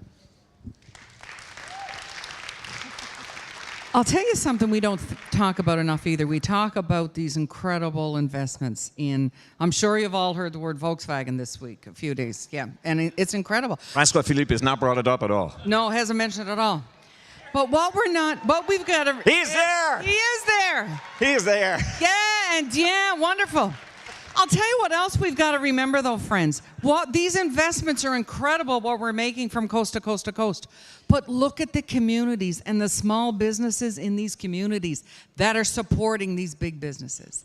The fellow who's got the tire store, the gal who's got the small business convenience store, someone who's selling the work boots on the hard hats. Like, this is just going to just spread throughout our communities. That's what gets me important. These major investments are so key for our future, but it's also growing the small and medium-sized businesses. It's getting rural and remote and indigenous communities excited about their future, and they're having a part in their future. And Dominic is going to have to up what he's spending in infrastructure, because we're going to need he's going to have to, because we're going to need, more roads and water and sewer.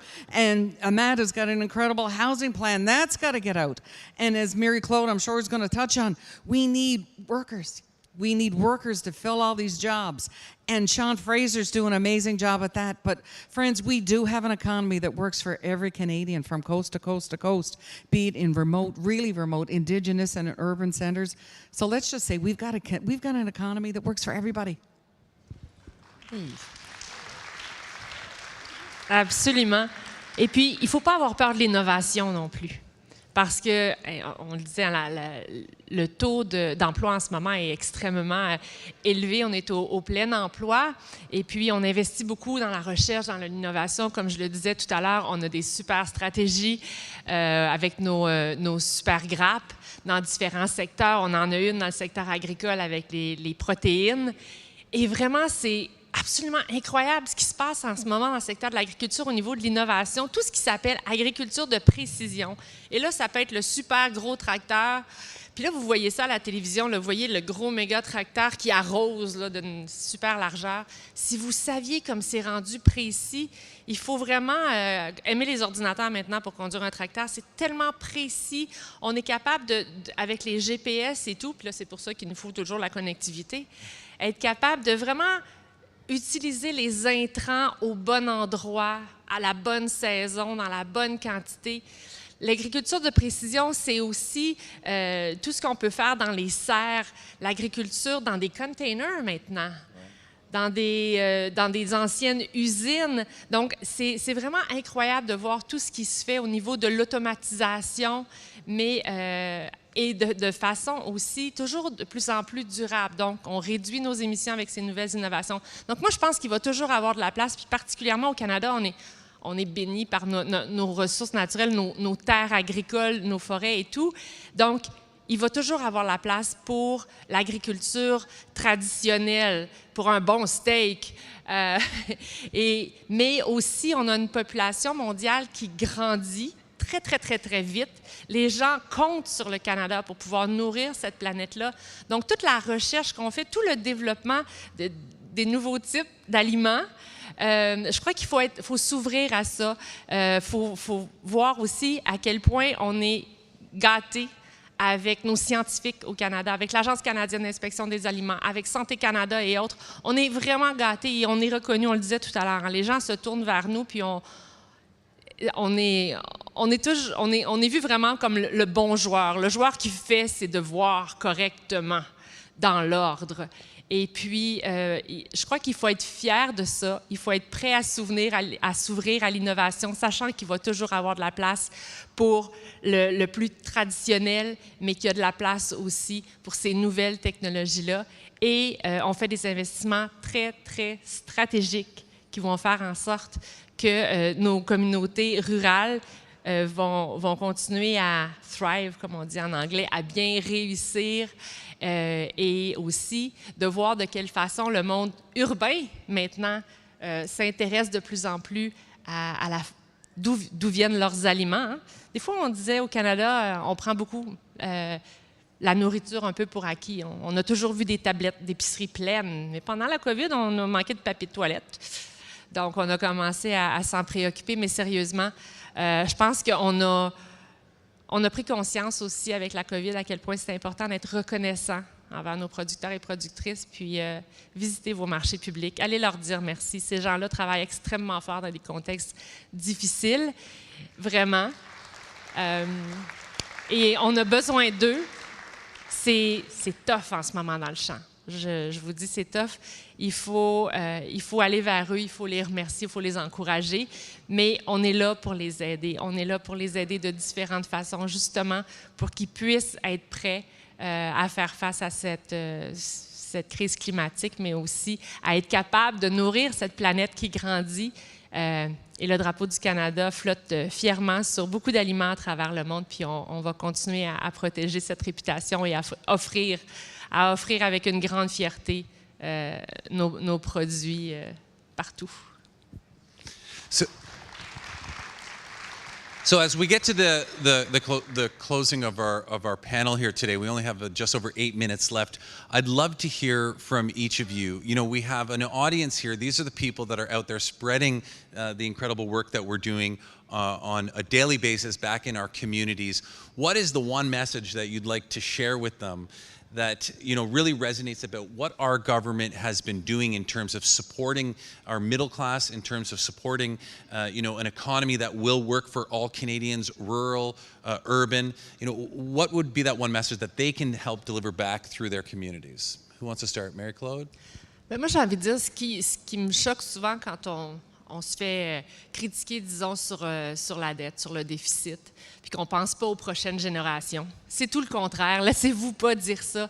On a cette vision d'avenir. Puis si on était pour se replier, puis pas faire ces investissements en ce moment, alors qu'on est en train de traverser ni plus ni moins qu'une révolution industrielle, là, avec ce changement climatique et tout ce qui se passe, si on n'avait pas cette vision d'avenir-là, puis si on n'était pas en train de faire des investissements stratégiques dans plusieurs secteurs d'activité, c'est là qu'on pénaliserait nos enfants puis les prochaines générations, parce qu'ils se ramasseraient dans quelques années avec des emplois qui sont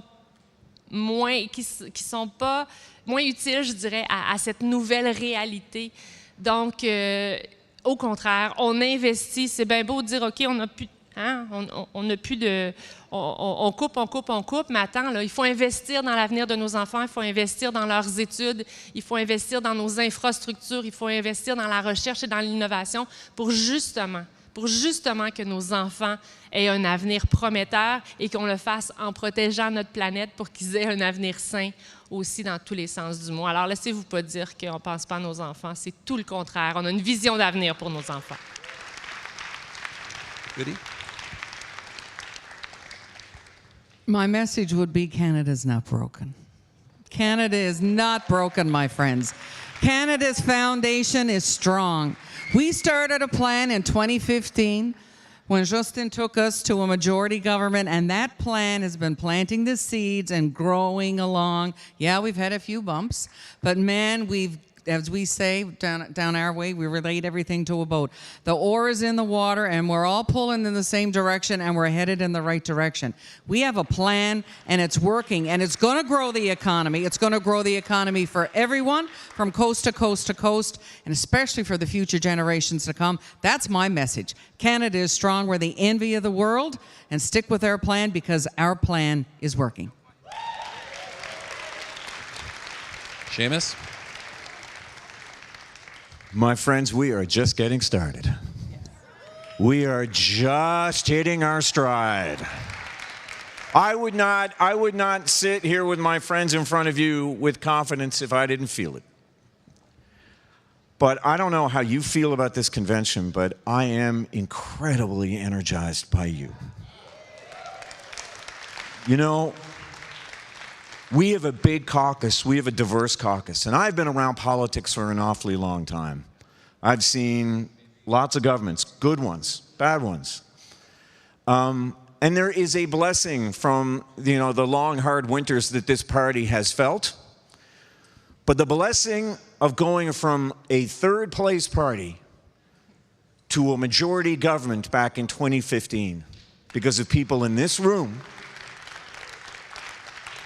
is the new blood and talent and ideas that came with it.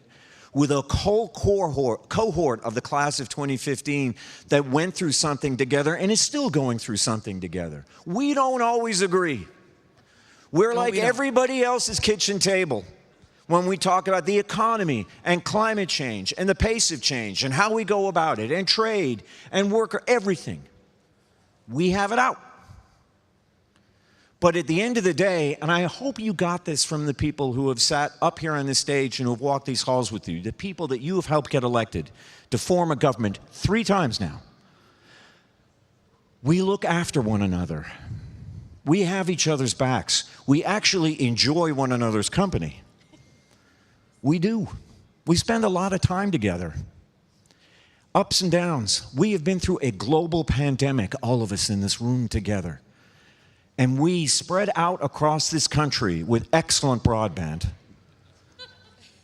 managed to keep this country together and get it out in better shape than just about any other country in the world. That's what we managed. So now, as we confront a competitive world, and as we confront China, and as we confront Ukraine and Russia, as we confront climate change, and demographics and all sorts of things coming down at once, and still all of us reeling from coming through, as we may have mentioned, a global pandemic. We have all the energy from you. We come out of this convention utterly recharged. I feel like I'm half of a François-Philippe Champagne right now in front of you because of you.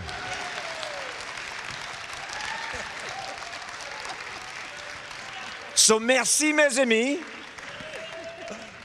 We feel recharged. I hope you feel recharged. I want you to know that we work hard. We do work hard. That we take ideas from you, that we wouldn't be here without you.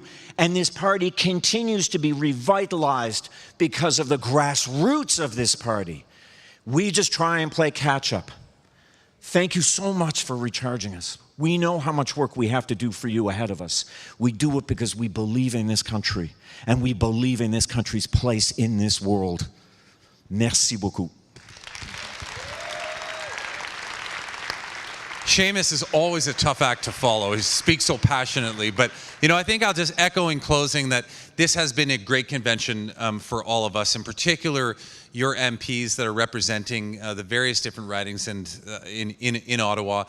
Being around you and listening to you and hearing the stories from each and every one of you truly is what helps to recharge us and sends us right back in there to continue to stand up for Canadians and in particular for the values that we hold so deep in the Liberal Party. So thank you everybody for coming, participating in our panel today, and have a great rest of the convention.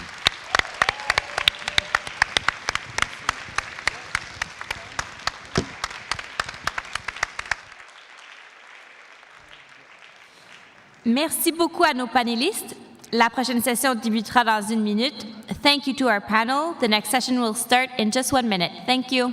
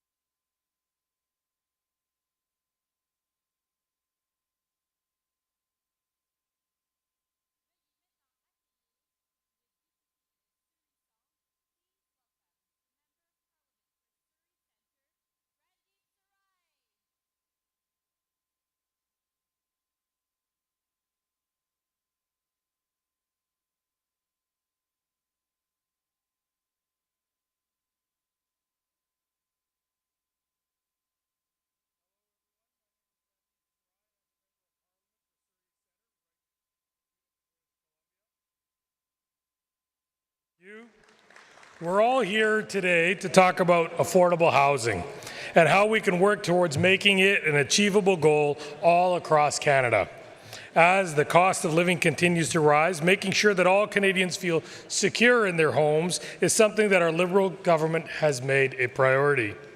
In my own riding of Surrey Centre, prior to 2015, when Pierre Poilievre was the minister in charge of and responsible for housing, there was a street called the Strip.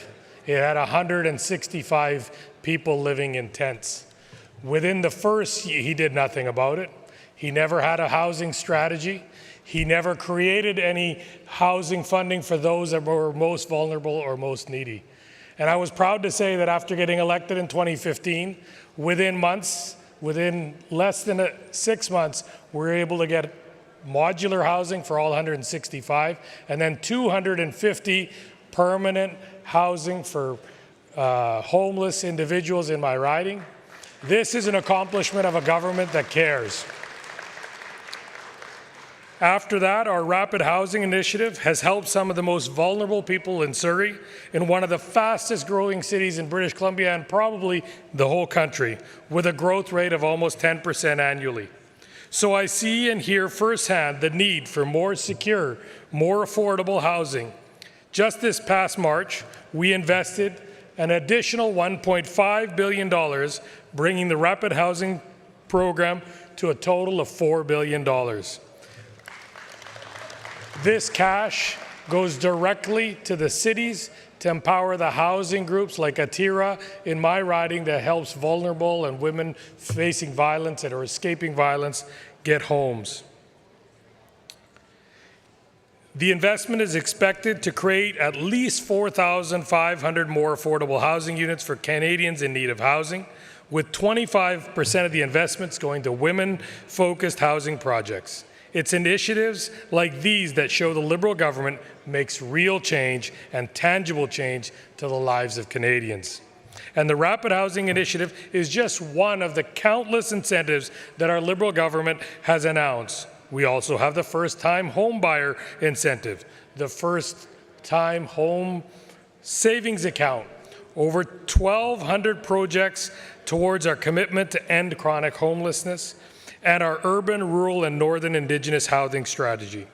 Time and time again, we have proven that we are committed to creating affordable and secure housing, including an additional $25 billion to make more affordable market housing under the RCFI program under CMHC.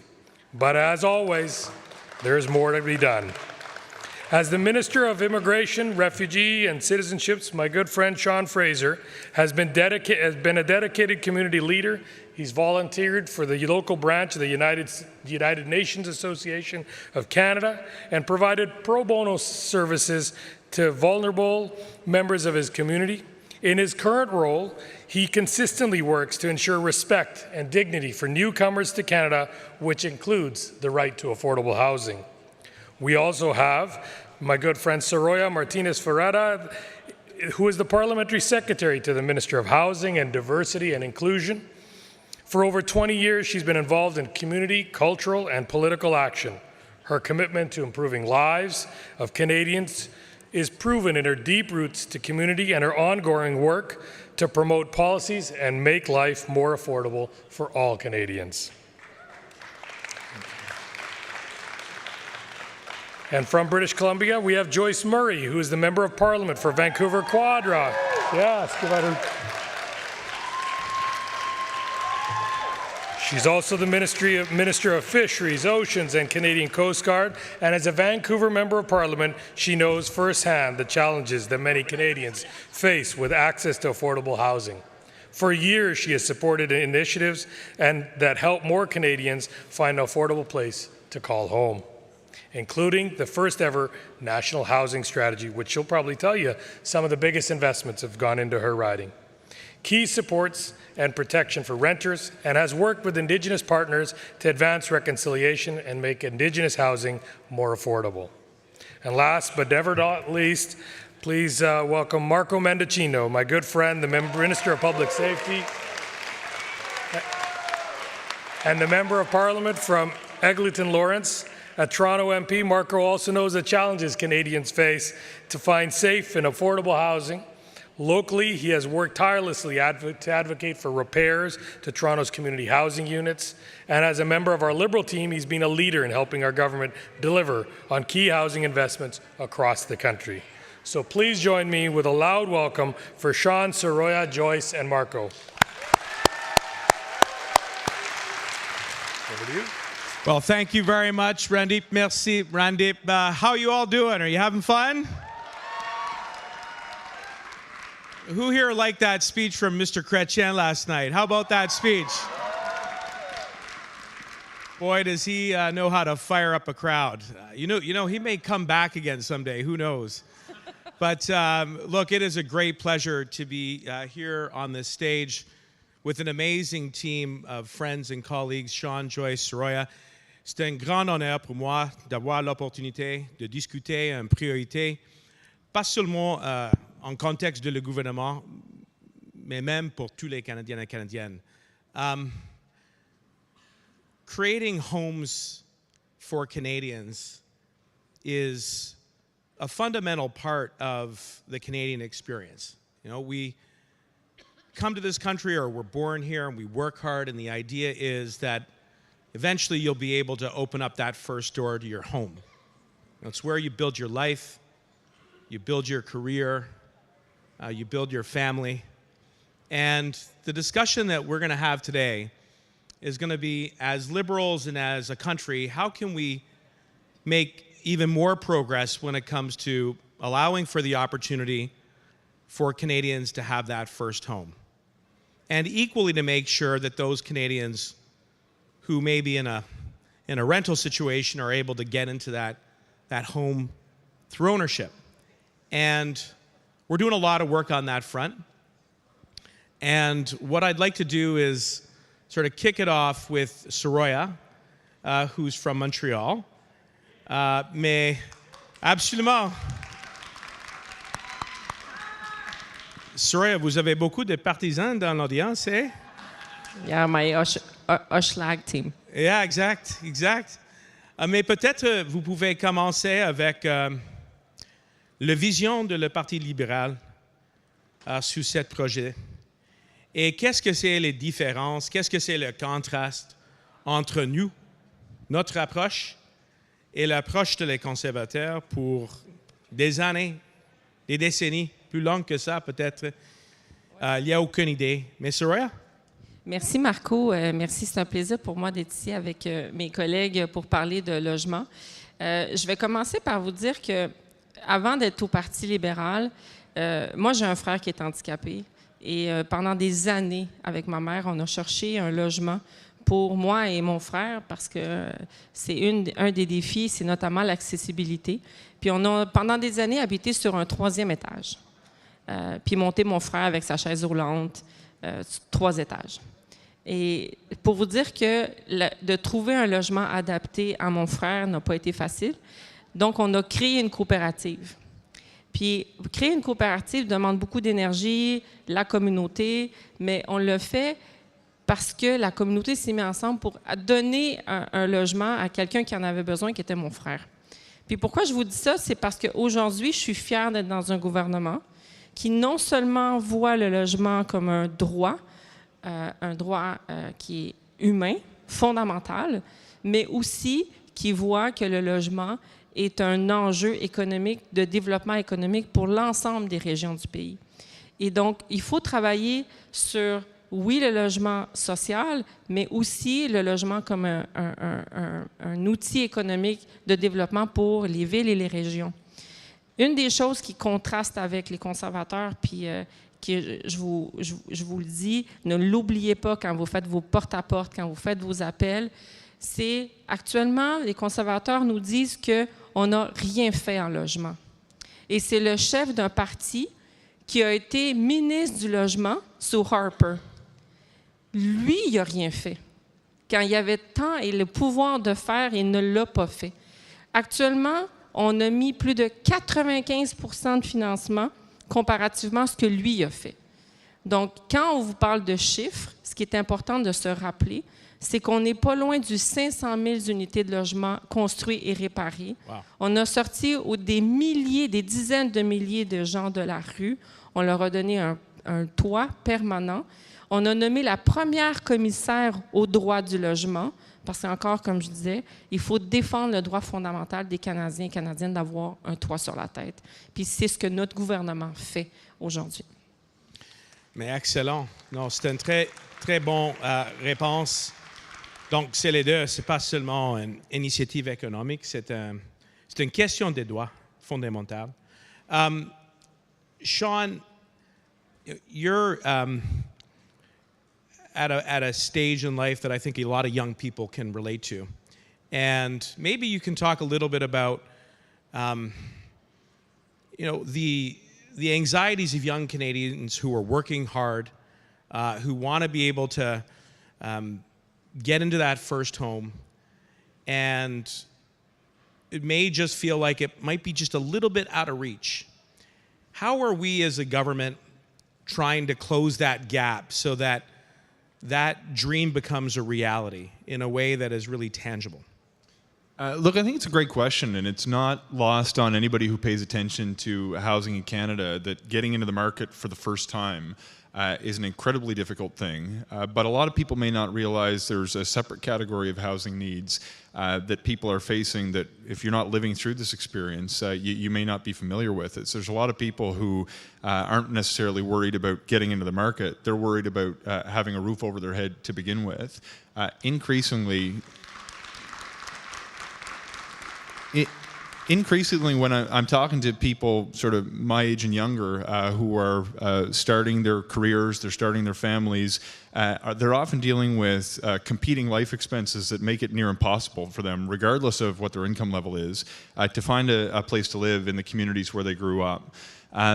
In particular, I'm thinking about people who are coming out of community college or university with immense student loans. My wife and I, when we both went to school for 8 years after we were done high school, owed hundreds of thousands of dollars. And it set us up professionally, but it put us in a place where buying that first home wasn't realistic until we were a little bit further along in our careers. At the same time, we were trying to start a family, and the cost of dealing with kids, for those of you who don't have them, prepare, because it hits you like a brick wall.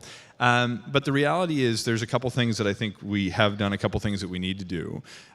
For the people who can't afford market rent to begin with, we've made record investments in affordable housing. It's putting up units in communities like mine, like New Glasgow and Antigonish, that's getting people an opportunity to have a safe place to call home and to get started in life and search for that job without worrying whether they're able to make rent. And look, I don't want to walk you through all of the details of the National Housing Strategy, but I can tell you Ahmed Hussein's excitement when he sits beside me in the House of Commons about the announcement that's going to get 35 new people at home when he comes back from the weekend is infectious. And to see that we're working to make sure we're taking care of vulnerable people who are trying to get their start in life is exciting. In addition to tackling the issues that'll build more supply, that is going to help make the market a little more manageable for people, we have to realize that people don't live their lives in neat little boxes. They don't think about housing here and groceries there and raising their kids over there. They're trying to manage a really tight budget. And when they're trying to pay off their bills, we have to look at affordability more broadly and not just tackle the housing situation, but at the same time promote policies that are going to address affordability. So for people who are coming out of school, we've recently made it permanent that there will not be interest on Canada student loans and Canada apprenticeship loans. And for people who come from low-income backgrounds, we've increased enormously the value of the Canada Student Grants Program for money that they won't have to pay back at all, which is creating an opportunity for more and more people to get an education in the first place. We've heard, yeah, that's right, some people like the Canada Student Grants Program. And look, for people who are thinking about having kids, when we advance policies like the Canada Child Benefit, which stops sending childcare checks to millionaires and put more money in the pockets of 9 out of 10 Canadian families, this is the kind of thing that's going to allow more people to cover the cost of getting into the market in the first place. So if we look at across the spectrum of policy areas, it's going to make life more affordable for people. It's going to build more stock, and it's going to make sure that people have the ability to put a roof over their head regardless of how much income they're earning. We're going to see more and more young people be able to focus not just on having a place to live, but pursuing their own well-being, for developing their career and making sure that they can take care of their kids. There's no silver bullet here, but if we look across these range of policy areas, I can tell you it's starting to make a real difference in communities like mine and for people that are younger than me who are trying to find that first home.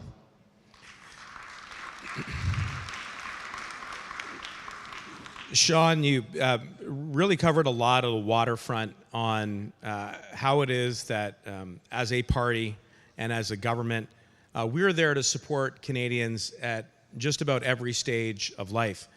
And highlighting the reality that for a lot of young people, that even coming out of school, that they need support, and through that debt relief, and then getting into that first home, providing a little bit of that bridge funding that will get them that first loan and into that first home. And then even for seniors after that, making sure that there's also support for Canadians at that stage of life, whether it's through housing and then stitching through all of those various stages, supports that they get through the Canada Child Benefit Plan, which is, of course, adjusted to inflation, and providing the grocery rebate, which has just been introduced through the budget. I mean, that just goes to show what the value of this party is, which is to be there to support for Canadians, as opposed to the Conservatives, who try to use this issue as a case between the haves and the have-nots. And so really appreciated the way you highlighted all of that. Joyce, you live in British Columbia, in Vancouver, where housing is definitely an issue that comes up a lot. And before we took government in 2015, you had the unenviable responsibility of having to be the critic under the Stephen Harper government on this issue. And I'm sure it wasn't the only role as a critic in opposition that you held, but this was one. And maybe you can talk a little bit about what it was like seeing that train wreck of a policy unfold, where the Conservatives had just abdicated their role altogether at the level of federal government and housing, and your voice and your experience in opposition, and how that then fed into the platform and the policies and the outcomes that we are seeing today might be a good reflection for us today. Okay, well, thank you for that invitation to talk about something I'm totally passionate about, which is you. You are here with us at this convention. You are the ones that have been knocking on doors, raising money, and helping make sure that there is a Liberal government and that there will be one after the next election. So I want to thank you.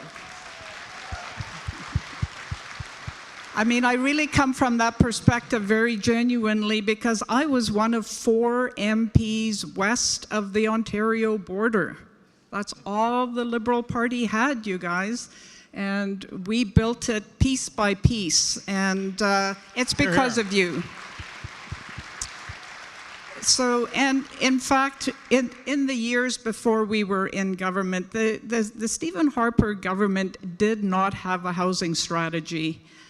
In Vancouver, we were desperate for something, because that's where this incredible acceleration in housing prices even started. And I can tell you, when we became government, one of the first meetings I asked for was with CMHC officials to say, what are we doing and what should we be doing about the housing price crisis? And they said, what housing price crisis? And it turns out that the data was being rolled up with all of Metro Vancouver, and it was not showing anything. It was not a red light zone in their model, whereas in Vancouver, people were desperate to find a way to address the skyrocketing housing prices. Stephen Harper's government did not have a housing strategy, and here is my partisan invitation to you.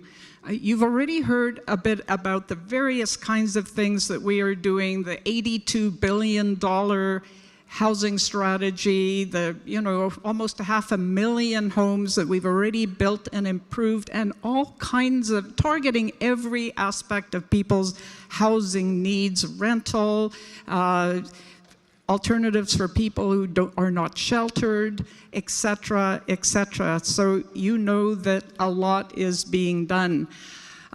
But always somebody will ask you, well, why isn't more of this being done in my community? Or why aren't you doing that in that community? And I think the thing to understand is that under the Stephen Harper Conservatives, in which Poilievre was a minister, there was no housing strategy. And in fact, their infrastructure funding was cut to the bone for 3 years. Except for things like, I guess, infrastructure in Tony Clement's riding. They were pretty generous on that. But fake gazebos come to anybody's memory? Remember that? Yeah, the G8. And he somehow personally put his finger on what exactly should be built, and it was gazebos in his own riding. Who knows how he managed that? But anyway, I digress. The reality is that their infrastructure budget was cut down to $500 million for 3 full years before we were elected. $500 million sounds like a lot, but that is the price tag on one SkyTrain line out to the airport in Vancouver. $500 million was what Paul Martin provided to Vancouver for that. And that was their entire infrastructure budget, and housing was part of infrastructure.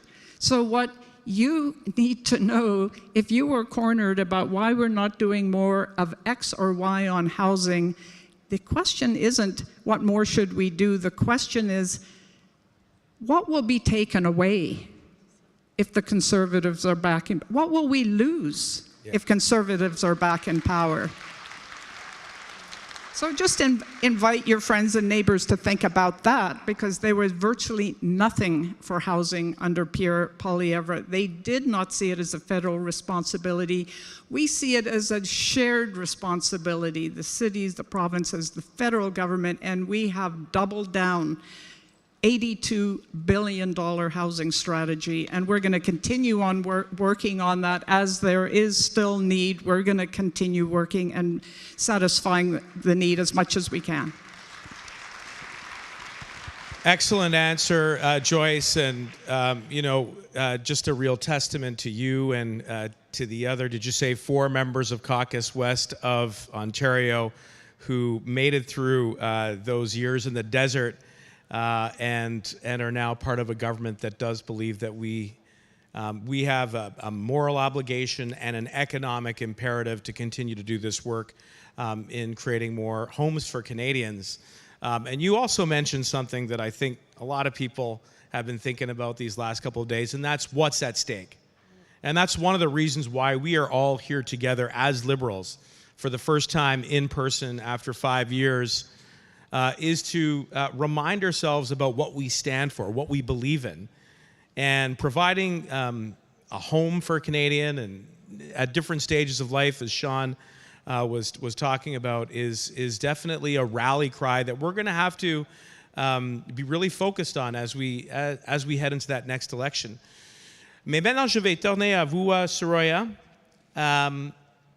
parce que à la première instance, vous avez expliqué que c'est une question, la question de logement est une question de, pas seulement un impératif économique, mais un droit.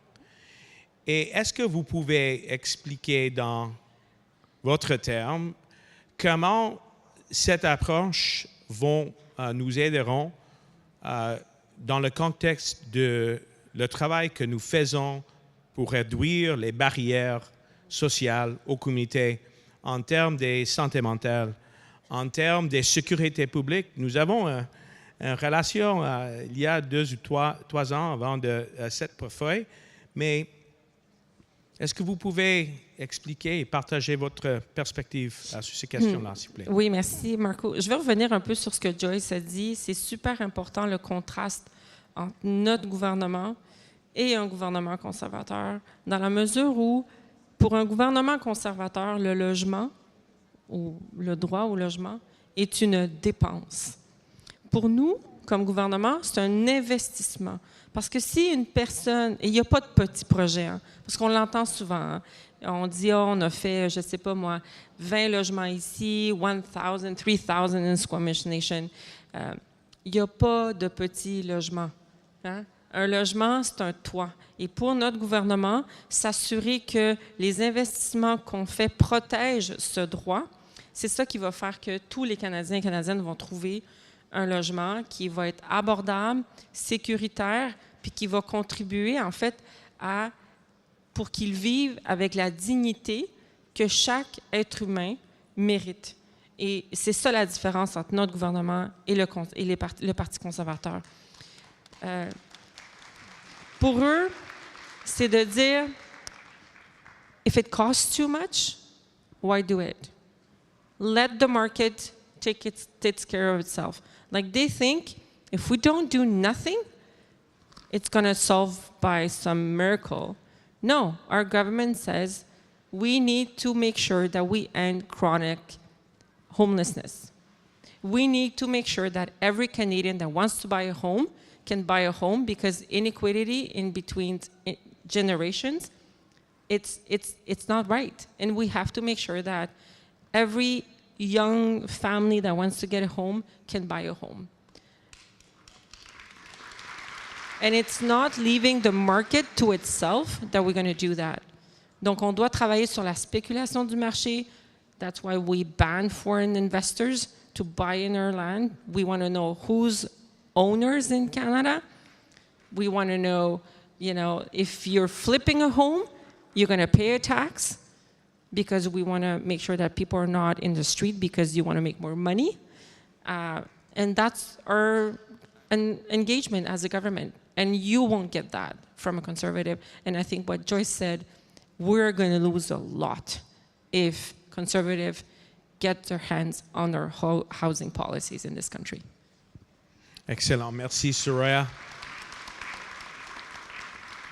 And I think that also is important to remember when we talk about the relationship that we have with First Nations and Indigenous peoples across the land, and the work that we are doing with rights holders, community by community, consistent with the principles of reconciliation, which is work that is being led by Patty and Mark and Carolyn and Dan and so many others across the government. But Joyce, can you talk a little bit about how we are working with Indigenous peoples to create more housing in their communities?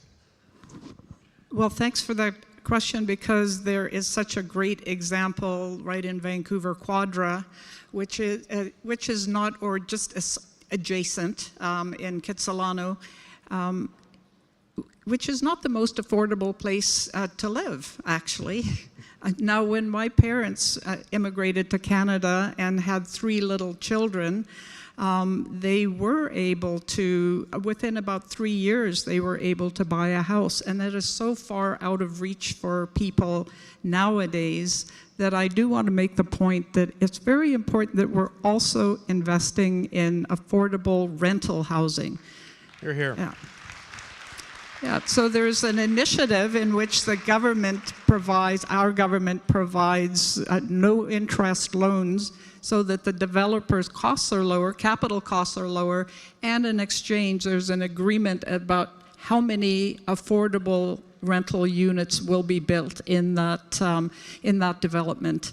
And affordable is such that people who really need and cannot find a place to rent will be able to afford it. And so in the instance that I want to talk about, the Indigenous community, local Indigenous community said, we have this piece of property and we want to build rental housing on it.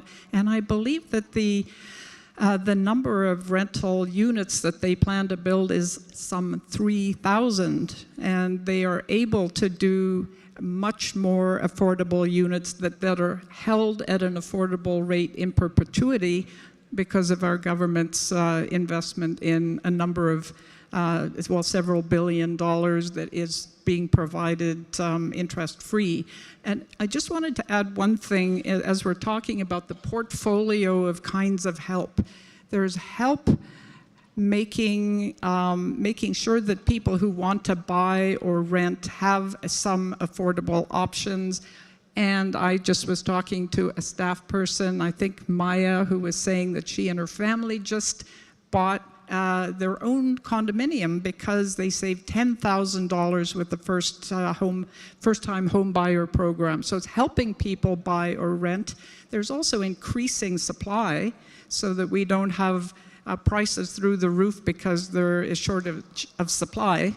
And then there's also other elements to make it more possible to have that building happen, because there are 3 levels of government involved, and that means a lot of policies and a lot of limitations and hurdles, and we're helping to move those forward as well. So there's a whole lot of ways in which we're helping. It's like identify a problem, and our housing minister says, okay, here's a program for that, folks. And we're just going to keep on doing that, because housing is about health, it's about life, it's people's survival, and it's their broader well-being. One last thing I just have to say, when we talk about helping people afford a home, how about a family with 2 young children in daycare, and the daycare costs were like a small mortgage? It's going to be like $20 a day for that family. They have that money available to save up for a home. I think that's a really good move. Is it ever?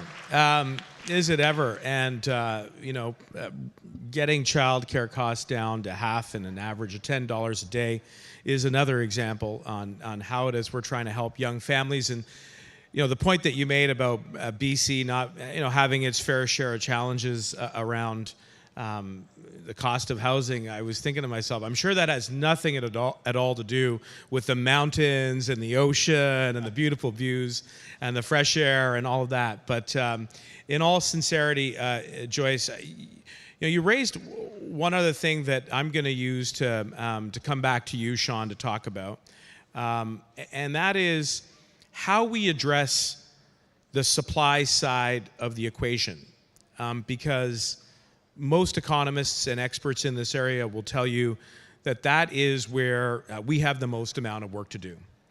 And the reality is that we can't build them all overnight.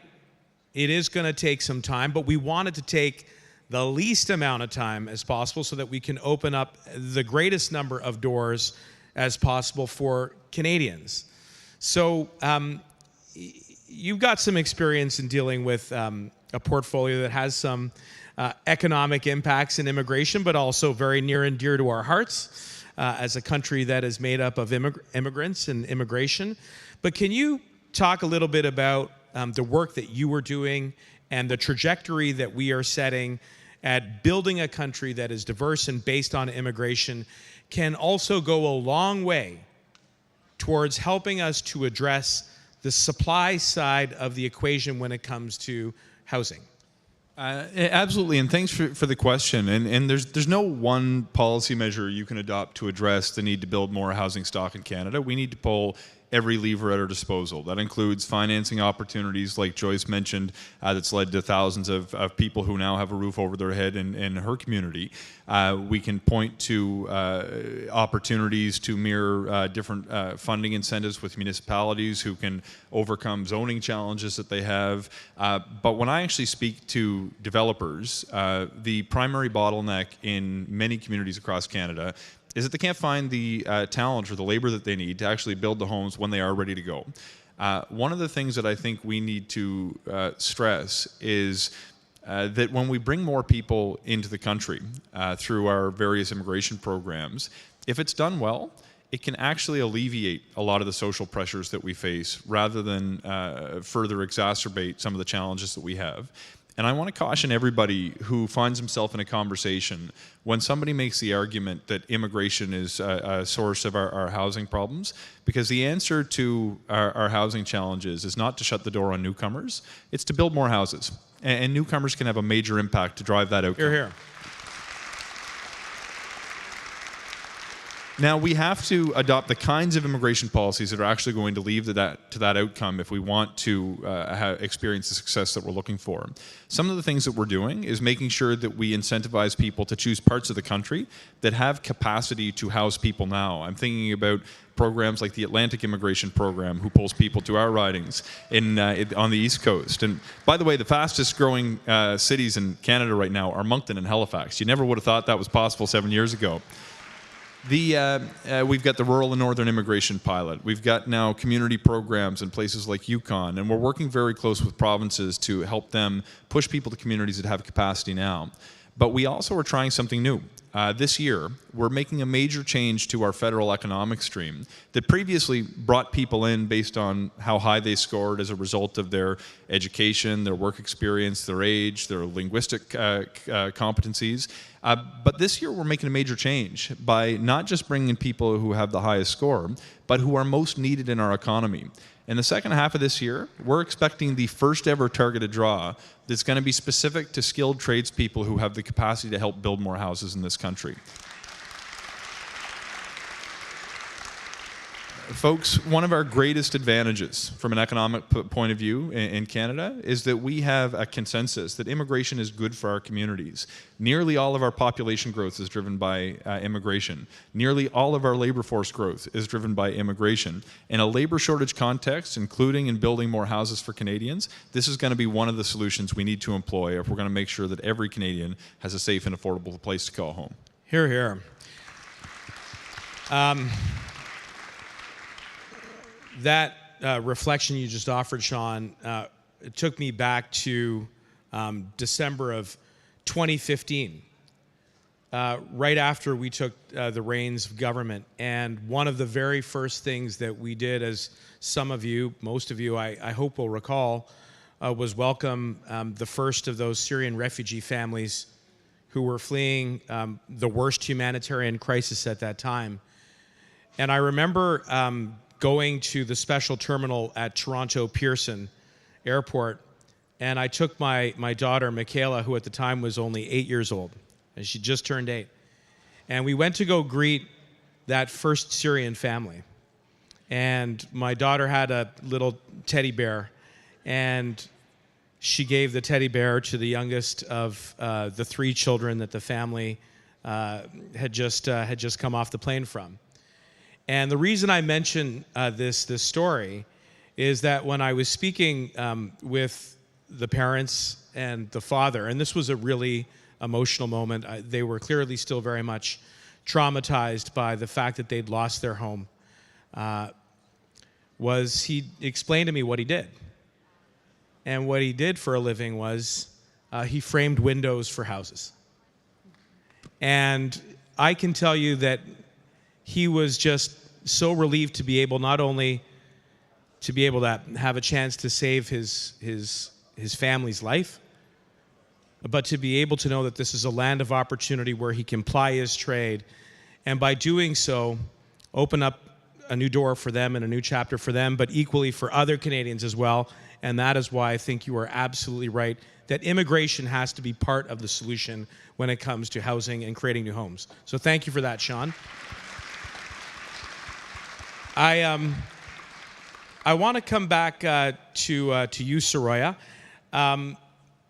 and as we're talking about all the work that we're doing and how it is connected to various different roles and portfolios from within government, can you tell us a little bit about the importance of the work we're doing with existing homeowners and climate change, and how we want to give Canadians that additional support to do some work around the home, but equally to do it in a way that will create a future that is sustainable and green? Well, one of the things that we did is working with municipalities. And one of the contrasts, I don't know if you maybe looked at the House of Commons last week, but the Conservative actually think they can build more houses, intimidating and calling municipalities incompetent, which he actually did in the House last week. We want to partner with municipalities. We want to partner with provinces. One of the things that this government did is brought back housing as a leadership, federal leadership in government. And we did that, talking to municipalities and saying, you want to build houses? Well, we're going to help you do that. We want to help you do that in a way that it responds to climate change. Because not only the house has to be affordable, but it's going to be affordable if you're actually not paying too much for the heat. So you have to make sure that the house is actually green built. And we are doing that in tying up money to greenhouses too, and tying up money to transport, and making sure that if your municipalities want to do infrastructure for transport, well, they have to think about housing. And if they're doing housing, they have to think about transport. So that's one of the ways that we can actually make sure that not only are we building homes, but we're building quality homes. Because we've seen in the past, investments in home have been done so quickly and poorly that we're actually paying now to renovate these homes that were built in the 70s and the 80s. And we have to make sure that today we build them not only fast, quickly, but good. And that's one of the things that we want to do.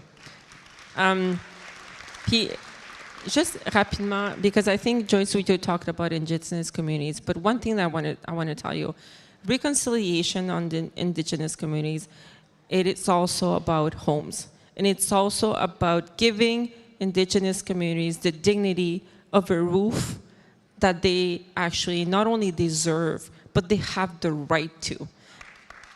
And Indigenous communities are actually working with us to build that strategy, that national housing strategy for Indigenous communities.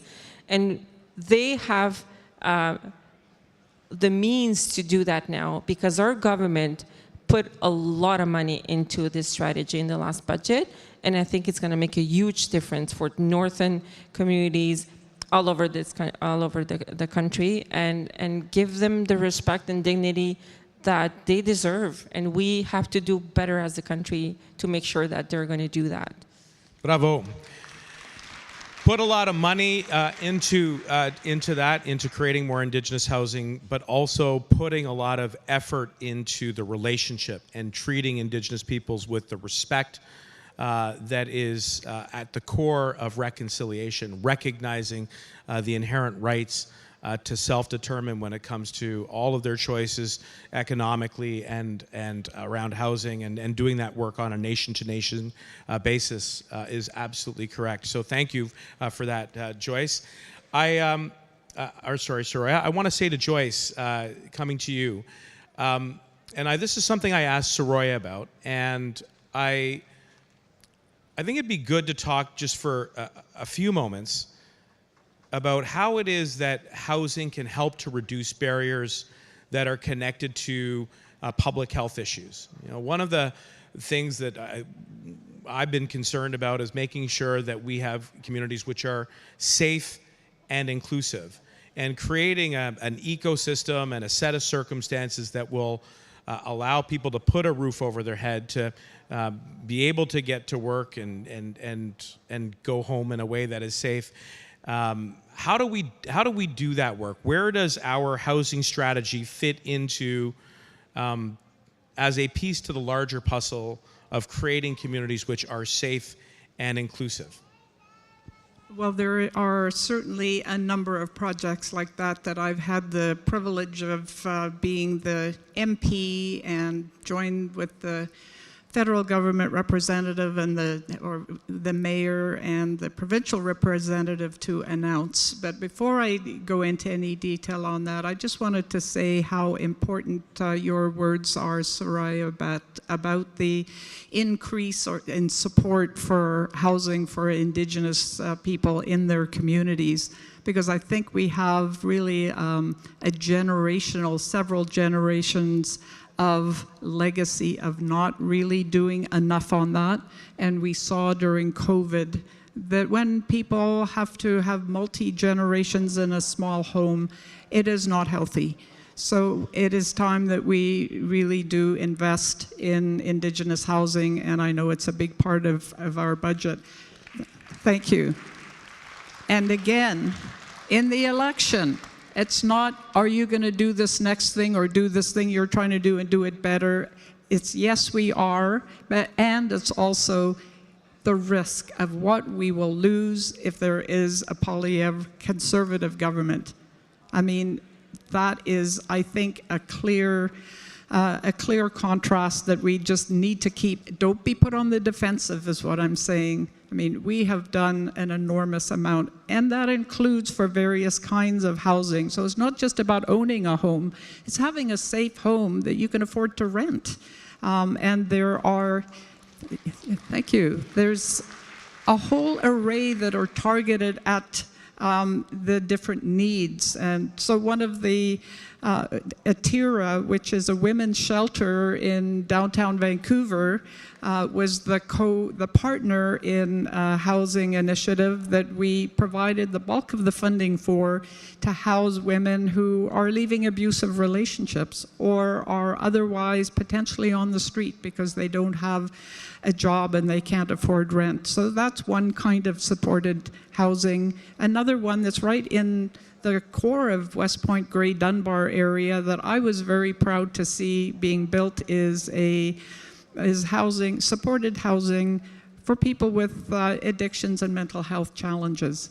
And so we need to think about the different types of challenges. I think our government is doing that. It's not just about supply, but it's about specific needs that people have, whether it's to have a hand with buying their first home, as we talked about, or whether it's a place that they can afford to, or that they can stay safely and get well. And I just wanted to say, Marco, I really appreciated you talking about Vancouver with its mountains and oceans, because I mean, yes, Vancouver is a beautiful place to live, and of course I love the oceans for many reasons, but we also had prices going up like crazy well before we were in government, and it turns out that cash was being washed through the buying houses because there was not the kinds of rules that would prevent housing from being exploited. And so our government has taken action on those things as well. So no kind of buying a house with a business number. There needs to be transparency of beneficial ownership. There's no buying a house and flipping it and making the profit, but not paying the tax on a transaction like that, because now it's being registered through the tax department. So there was some abuse happening in Vancouver that was driving prices up and making it less affordable for anyone else. And our government is now working closely with British Columbia and with FinTrack and the banks and others to make sure it's fair. So let's have a fair and level playing field, and we're taking care of that as well. You know, Joyce, throughout this whole conversation, you've been just so terrific at showing the contrast, and it reminds me of the line that the Prime Minister delivered, just like a great jab, like he always can, that fighter that he is. Wake up, Mr. Poilievre. Wake up, Pierre Poilievre. Wake up on housing. Wake up on reconciliation. Wake up on public health. You've been just fantastic at showing that contrast all throughout. So thank you, Joyce.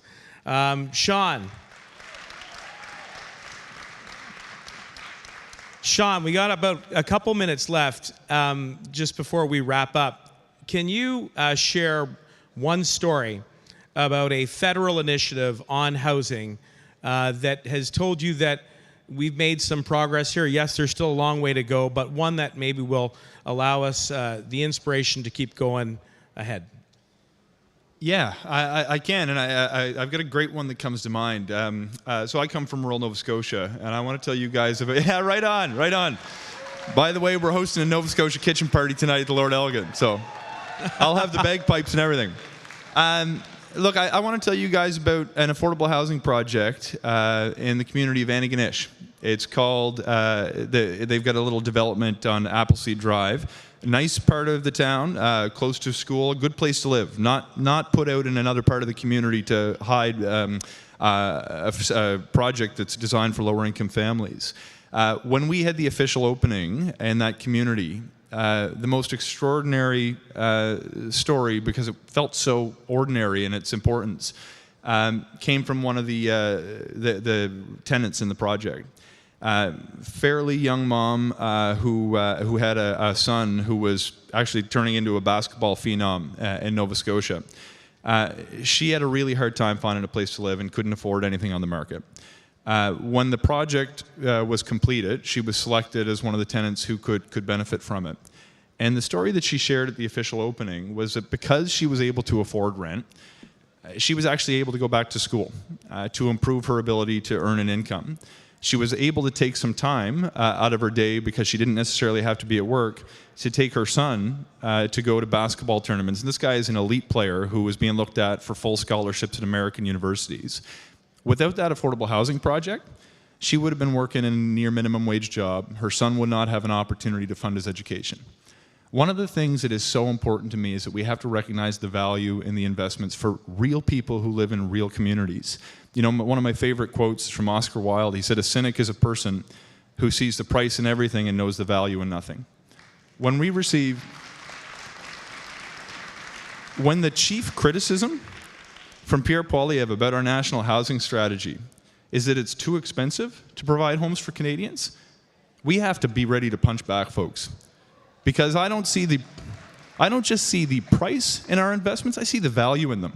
I see the value in making sure that people are going to run into problems with the healthcare system less frequently when they have a roof over their heads. I see the value in knowing that people are going to be able to pursue an education if they have a place to call home. I see the value in a person who's going to be able to pursue that, turn that education into a higher earning job and take their kids to athletic opportunities that might enable them to go to school, to end the cycle of poverty that affects so many communities, so many marginalized communities. By the way, these people came from the African Nova Scotian community, who is historically marginalized and has serious housing challenges. But if we recognize the value when we invest in people, when we invest in housing, to set people up for the rest of their lives to better provide for themselves, we are going to win this debate 10 times out of 10. Hear, hear. Well, Sean, that is I think a great way to cap off what has been just a fantastic discussion around housing. And I would be remiss if I didn't say just a couple of quick thank yous, as this will be, I think, the last substantive panel before we move on to some other exciting business later on today. First, to all of the volunteers for the Liberal Party who've been making this convention happen, give it up for them. They've been working day and night to make this the best convention ever. To all of our volunteers, you guys rock. Give it up. And obviously to each and every one of you, the volunteers who go out there, who knock doors, who go out there and do the calls, who raise the money for us. You guys are amazing. We love you. Thank you so much for being here. We'll keep at it. Thank you. Thank you.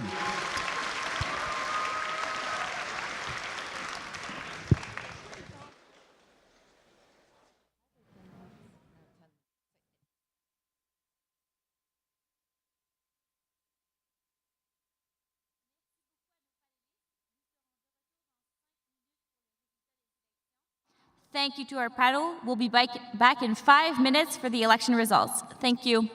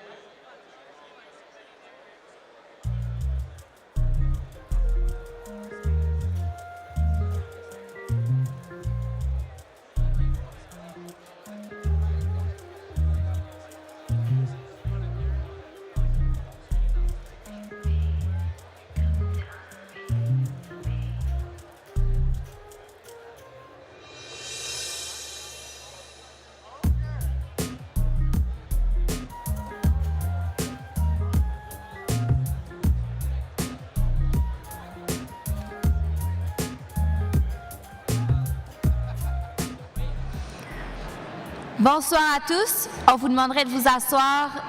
Les résultats des élections auront lieu dans 1 minute. Please take your seats. The election results will be in 1 minute. Thank you.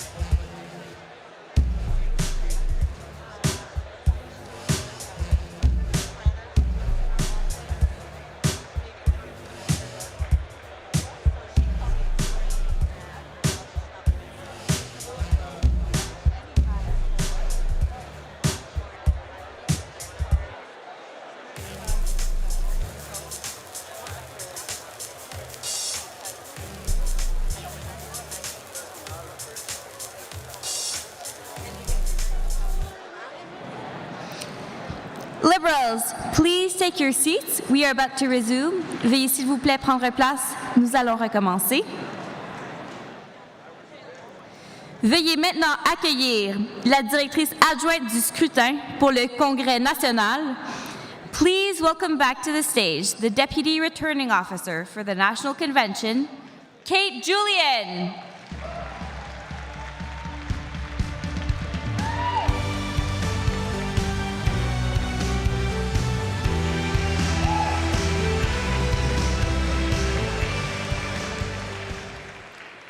Hello, everyone. Bonjour à toutes et tous. Thank you to everyone who voted in today's election. We saw an incredible turnout. And I am so pleased to be with you here today to share the results of the election. I'd like to say a quick word on behalf of our Chief Returning Officer, Beatrice Kelleher-Raffoul.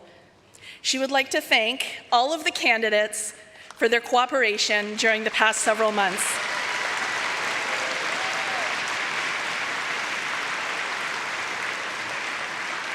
Beatrice and myself would like to offer a special thank you and a special shout out to Azam, Esme, and Jordan during the lead up to this convention.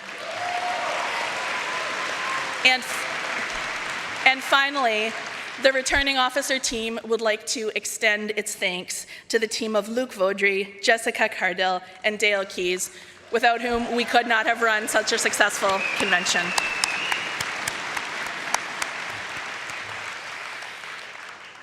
And now, the moment that everyone has been waiting for. We will begin announcing our results. We had one contested position for the Indigenous Peoples Commission Board for the role of VP Communications. The successful candidate and the next VP of Communications for the Indigenous Peoples Commission is Kyle Risby.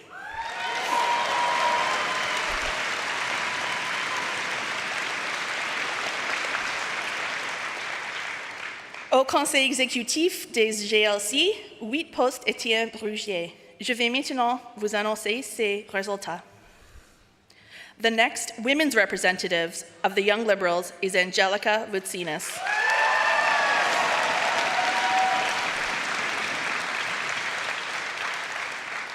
La prochaine présidente nationale des adhésions est Molly Wilkins, the National Membership Chair.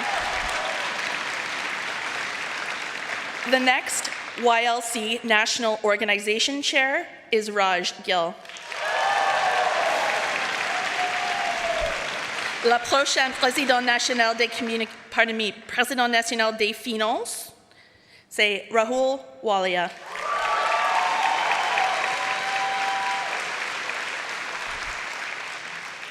The next YLC National Communications Chair is Elliot Georges Grandin.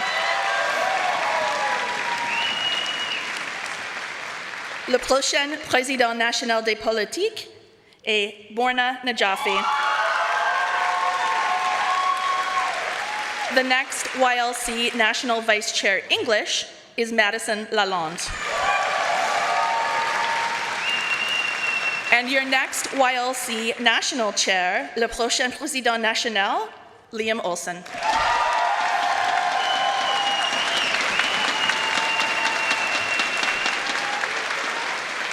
Now,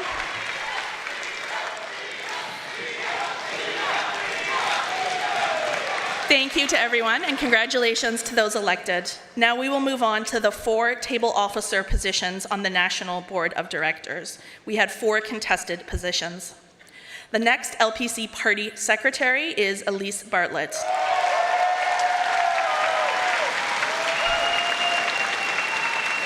Le prochain vice-présidente francophone, Elizabeth Damour.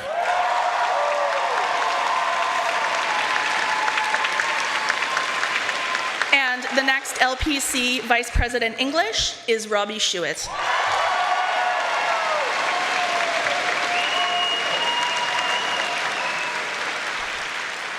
And now, I am pleased to present the next president of the Liberal Party of Canada, Sachet Mehra.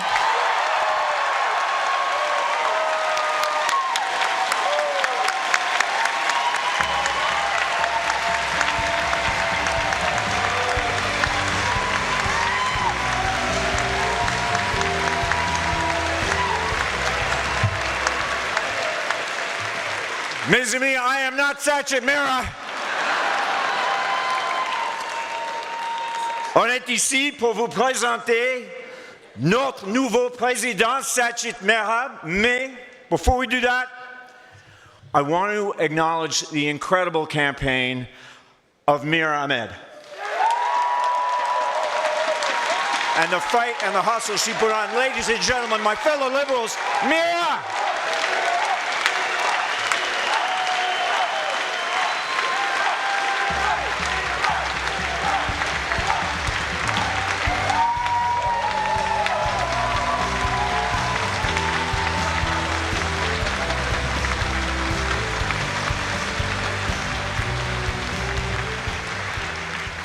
Thank you so much. Congratulations to my friend, my colleague, Sachet, on running an amazing campaign. I'm going to keep this quite short because I think you all want to hear from him. But I think we will all agree that the will of this convention be that the decision is unanimous. So,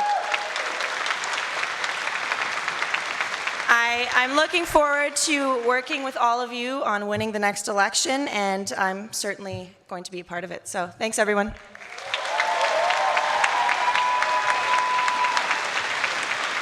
I don't think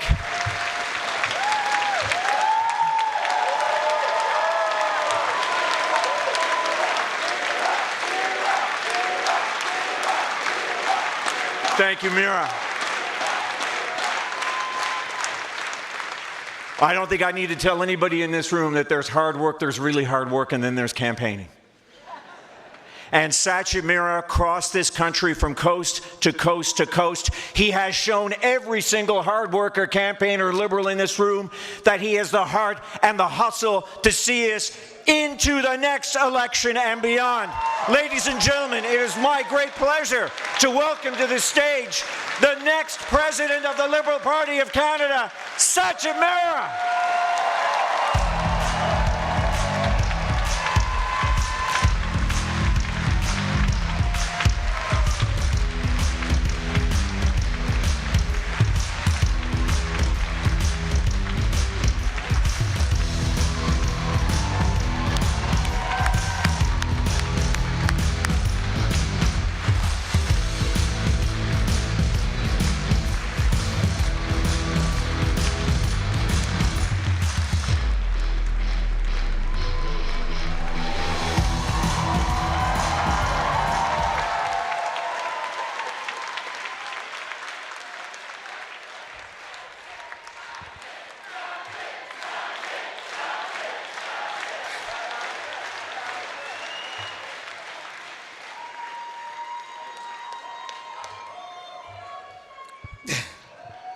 Where's my Manitoba Liberals?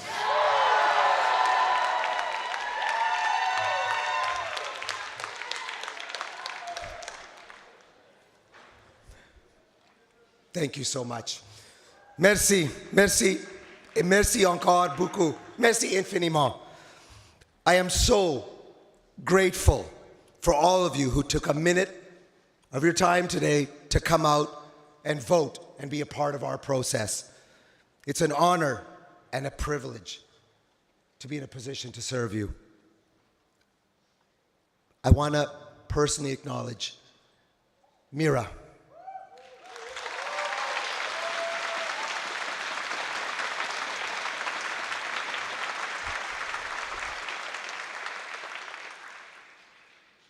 I look forward to supporting Mira in whatever she decides to do next. This Liberal family is here for you, and you have proved yourself beyond any measure. Thank you, Mira.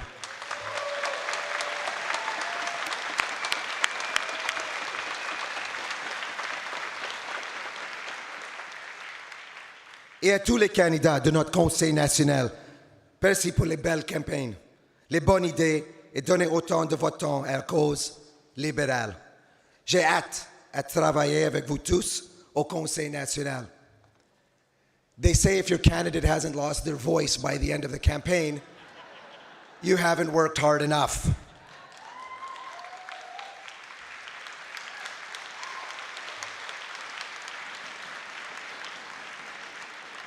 For now, I want to say to all of you, This is where it starts.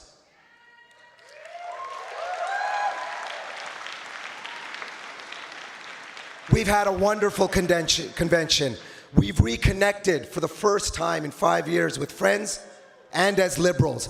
We've explored and seen the best of our national capital region, and that makes us so proud to send Liberal MPs here. And in order to send more Liberal MPs here, we've got to go back into communities, again, working now.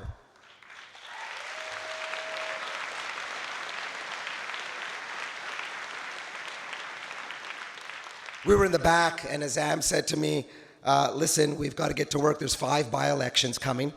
2 of them are in Manitoba, and I know we've got Ben Carr nominated already. Where are you, Ben?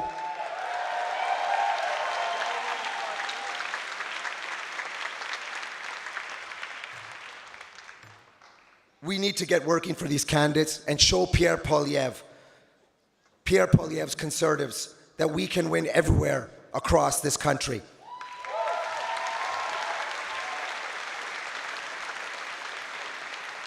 I understand there's even a Conservative MP leaving Pierre Poilievre's team to support the Liberal candidate in Oxford. I was just there a few weeks ago. Go Oxford. We will not back down anywhere in this country. Liberals have a lot to be proud of. Did I mention we're only getting started? Nous sommes une équipe solide, unie et talentueuse. Nous devons de mobiliser nos membres afin de faire avancer notre cause. Le congrès a démontré que nous avons toutes des idées et que nous sommes toutes motivés. On a besoin de convaincre. And I need some water, 1 second. On a besoin de convaincre et démontrer aux Canadiens que votre vote compte. I look forward to working with all of you on the way to a Liberal majority.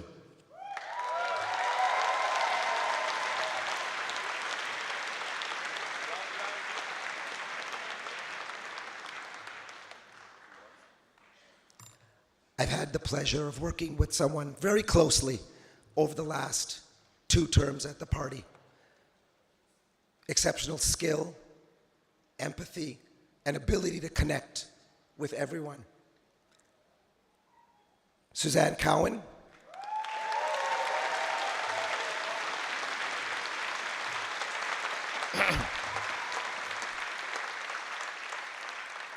Thank you for everything you've done.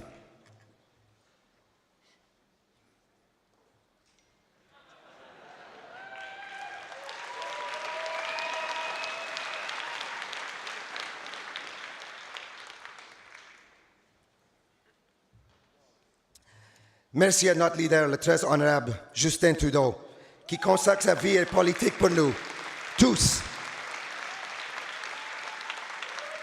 Il a porté nos valeurs sur ses épaules, et ce n'est pas toujours une tâche facile. I started a year ago in this campaign, and there was a few key team members there right from the beginning. And I really want to acknowledge them that we know as Liberals, nothing is just about us. It's always about a team. Elliot.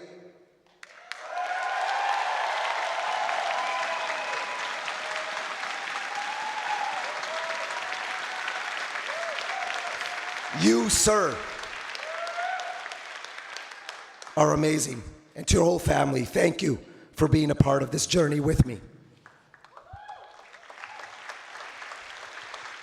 And to everybody on my team who brought so much talent, expertise, and vigor over the last year, thank you to all of you.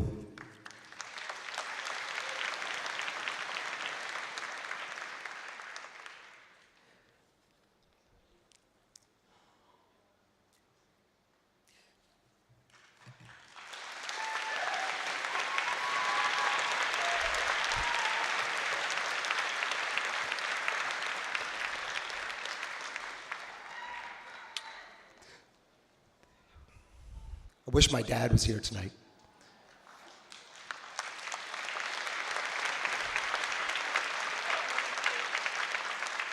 He was a provincial NDPer.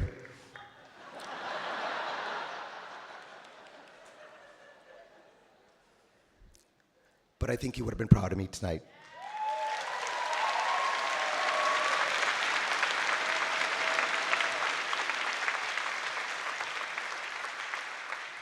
My mom is here somewhere. I love you, Ma. Right there.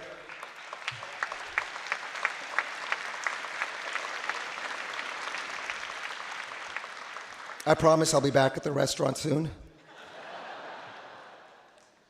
Some of you, most of you, the team made something like 3,000 calls over the last 5 weeks. You got them from me, but mostly you got them from Caroline.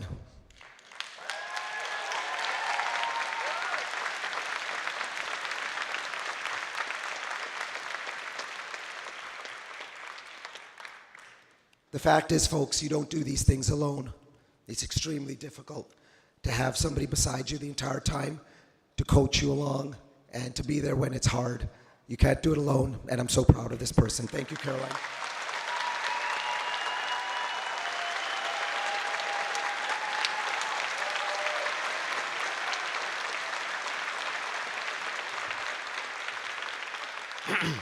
Thank you to all the Liberal MPs who continue to represent the values, the common beliefs, and the Liberal spirit in their communities, day after day through service to others. And most of all, thank you to all of you for coming to this convention.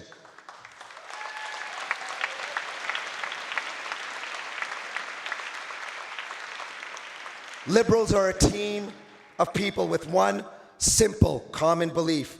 If we work together, include all our voices, being compassionate, and aim for a prosperous, bright future for everyone, we will make these dreams a reality.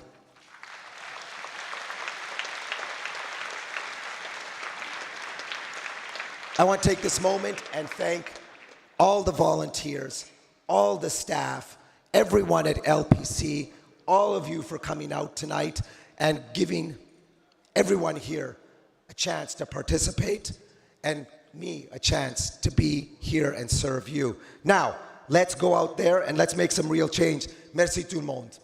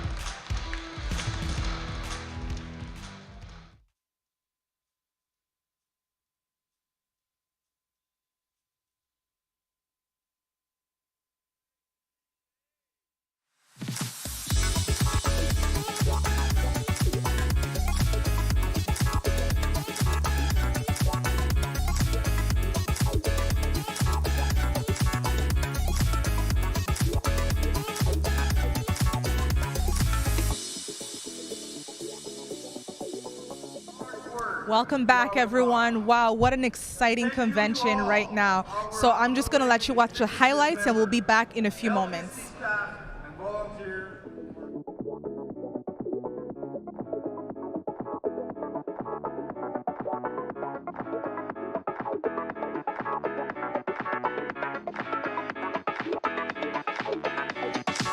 I've loved hearing the stories that brought him to the party. What made you first step up, raise your hand, and say yes to taking that first step in joining our party? And what I've learned is that even though all the stories of how you came might be different, there's always one common thread, and that is someone putting up their hand to do a little bit of good in the community that they love.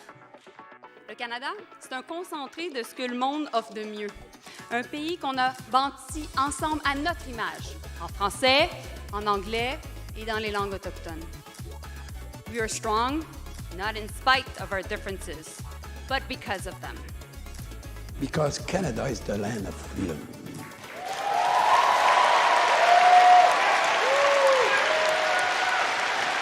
Canada is the land of opportunity. Canada is the land of generosity. Canada is the land of stability. Canada is the land of tolerance. Canada is the land of the rule of law.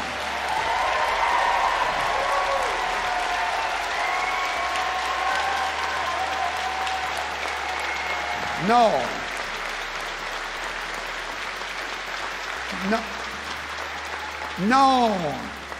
No, Mr. Polyev, Canada is not broken.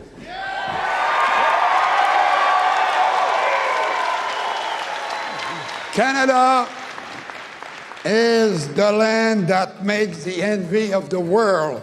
Canada is still the best, and vive le Canada! There is absolutely no doubt, no argument any longer that if you recognize the importance of making it possible for women to be both in the formal workforce and taking care of family responsibilities if they have them, you will increase the GDP of your nation. It doesn't matter whether you're Canada or the United States or any other country. And to continue to ignore that, to deny that, to act as though things like paid family leave and quality affordable childcare are luxuries is to hobble your economy as well as hobble women's dreams and aspirations.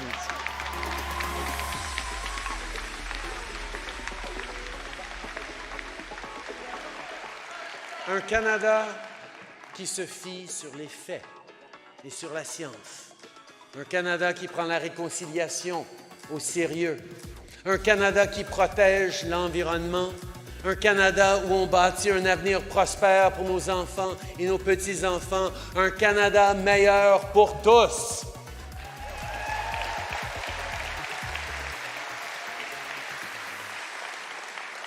But to everyone here, thank you for stepping up. With your ideas and your enthusiasm, we will continue to make our liberal movement bigger and stronger. More than ever, in this consequential moment in the world, your energy is needed, all of you in this room and all of you across this country. It's because of your hard work that we can continue to deliver for Canadians. For every phone call, for every door you knock, for every conversation you engage in, you make our democracy stronger. So thank you. Merci pour tout ce que vous faites.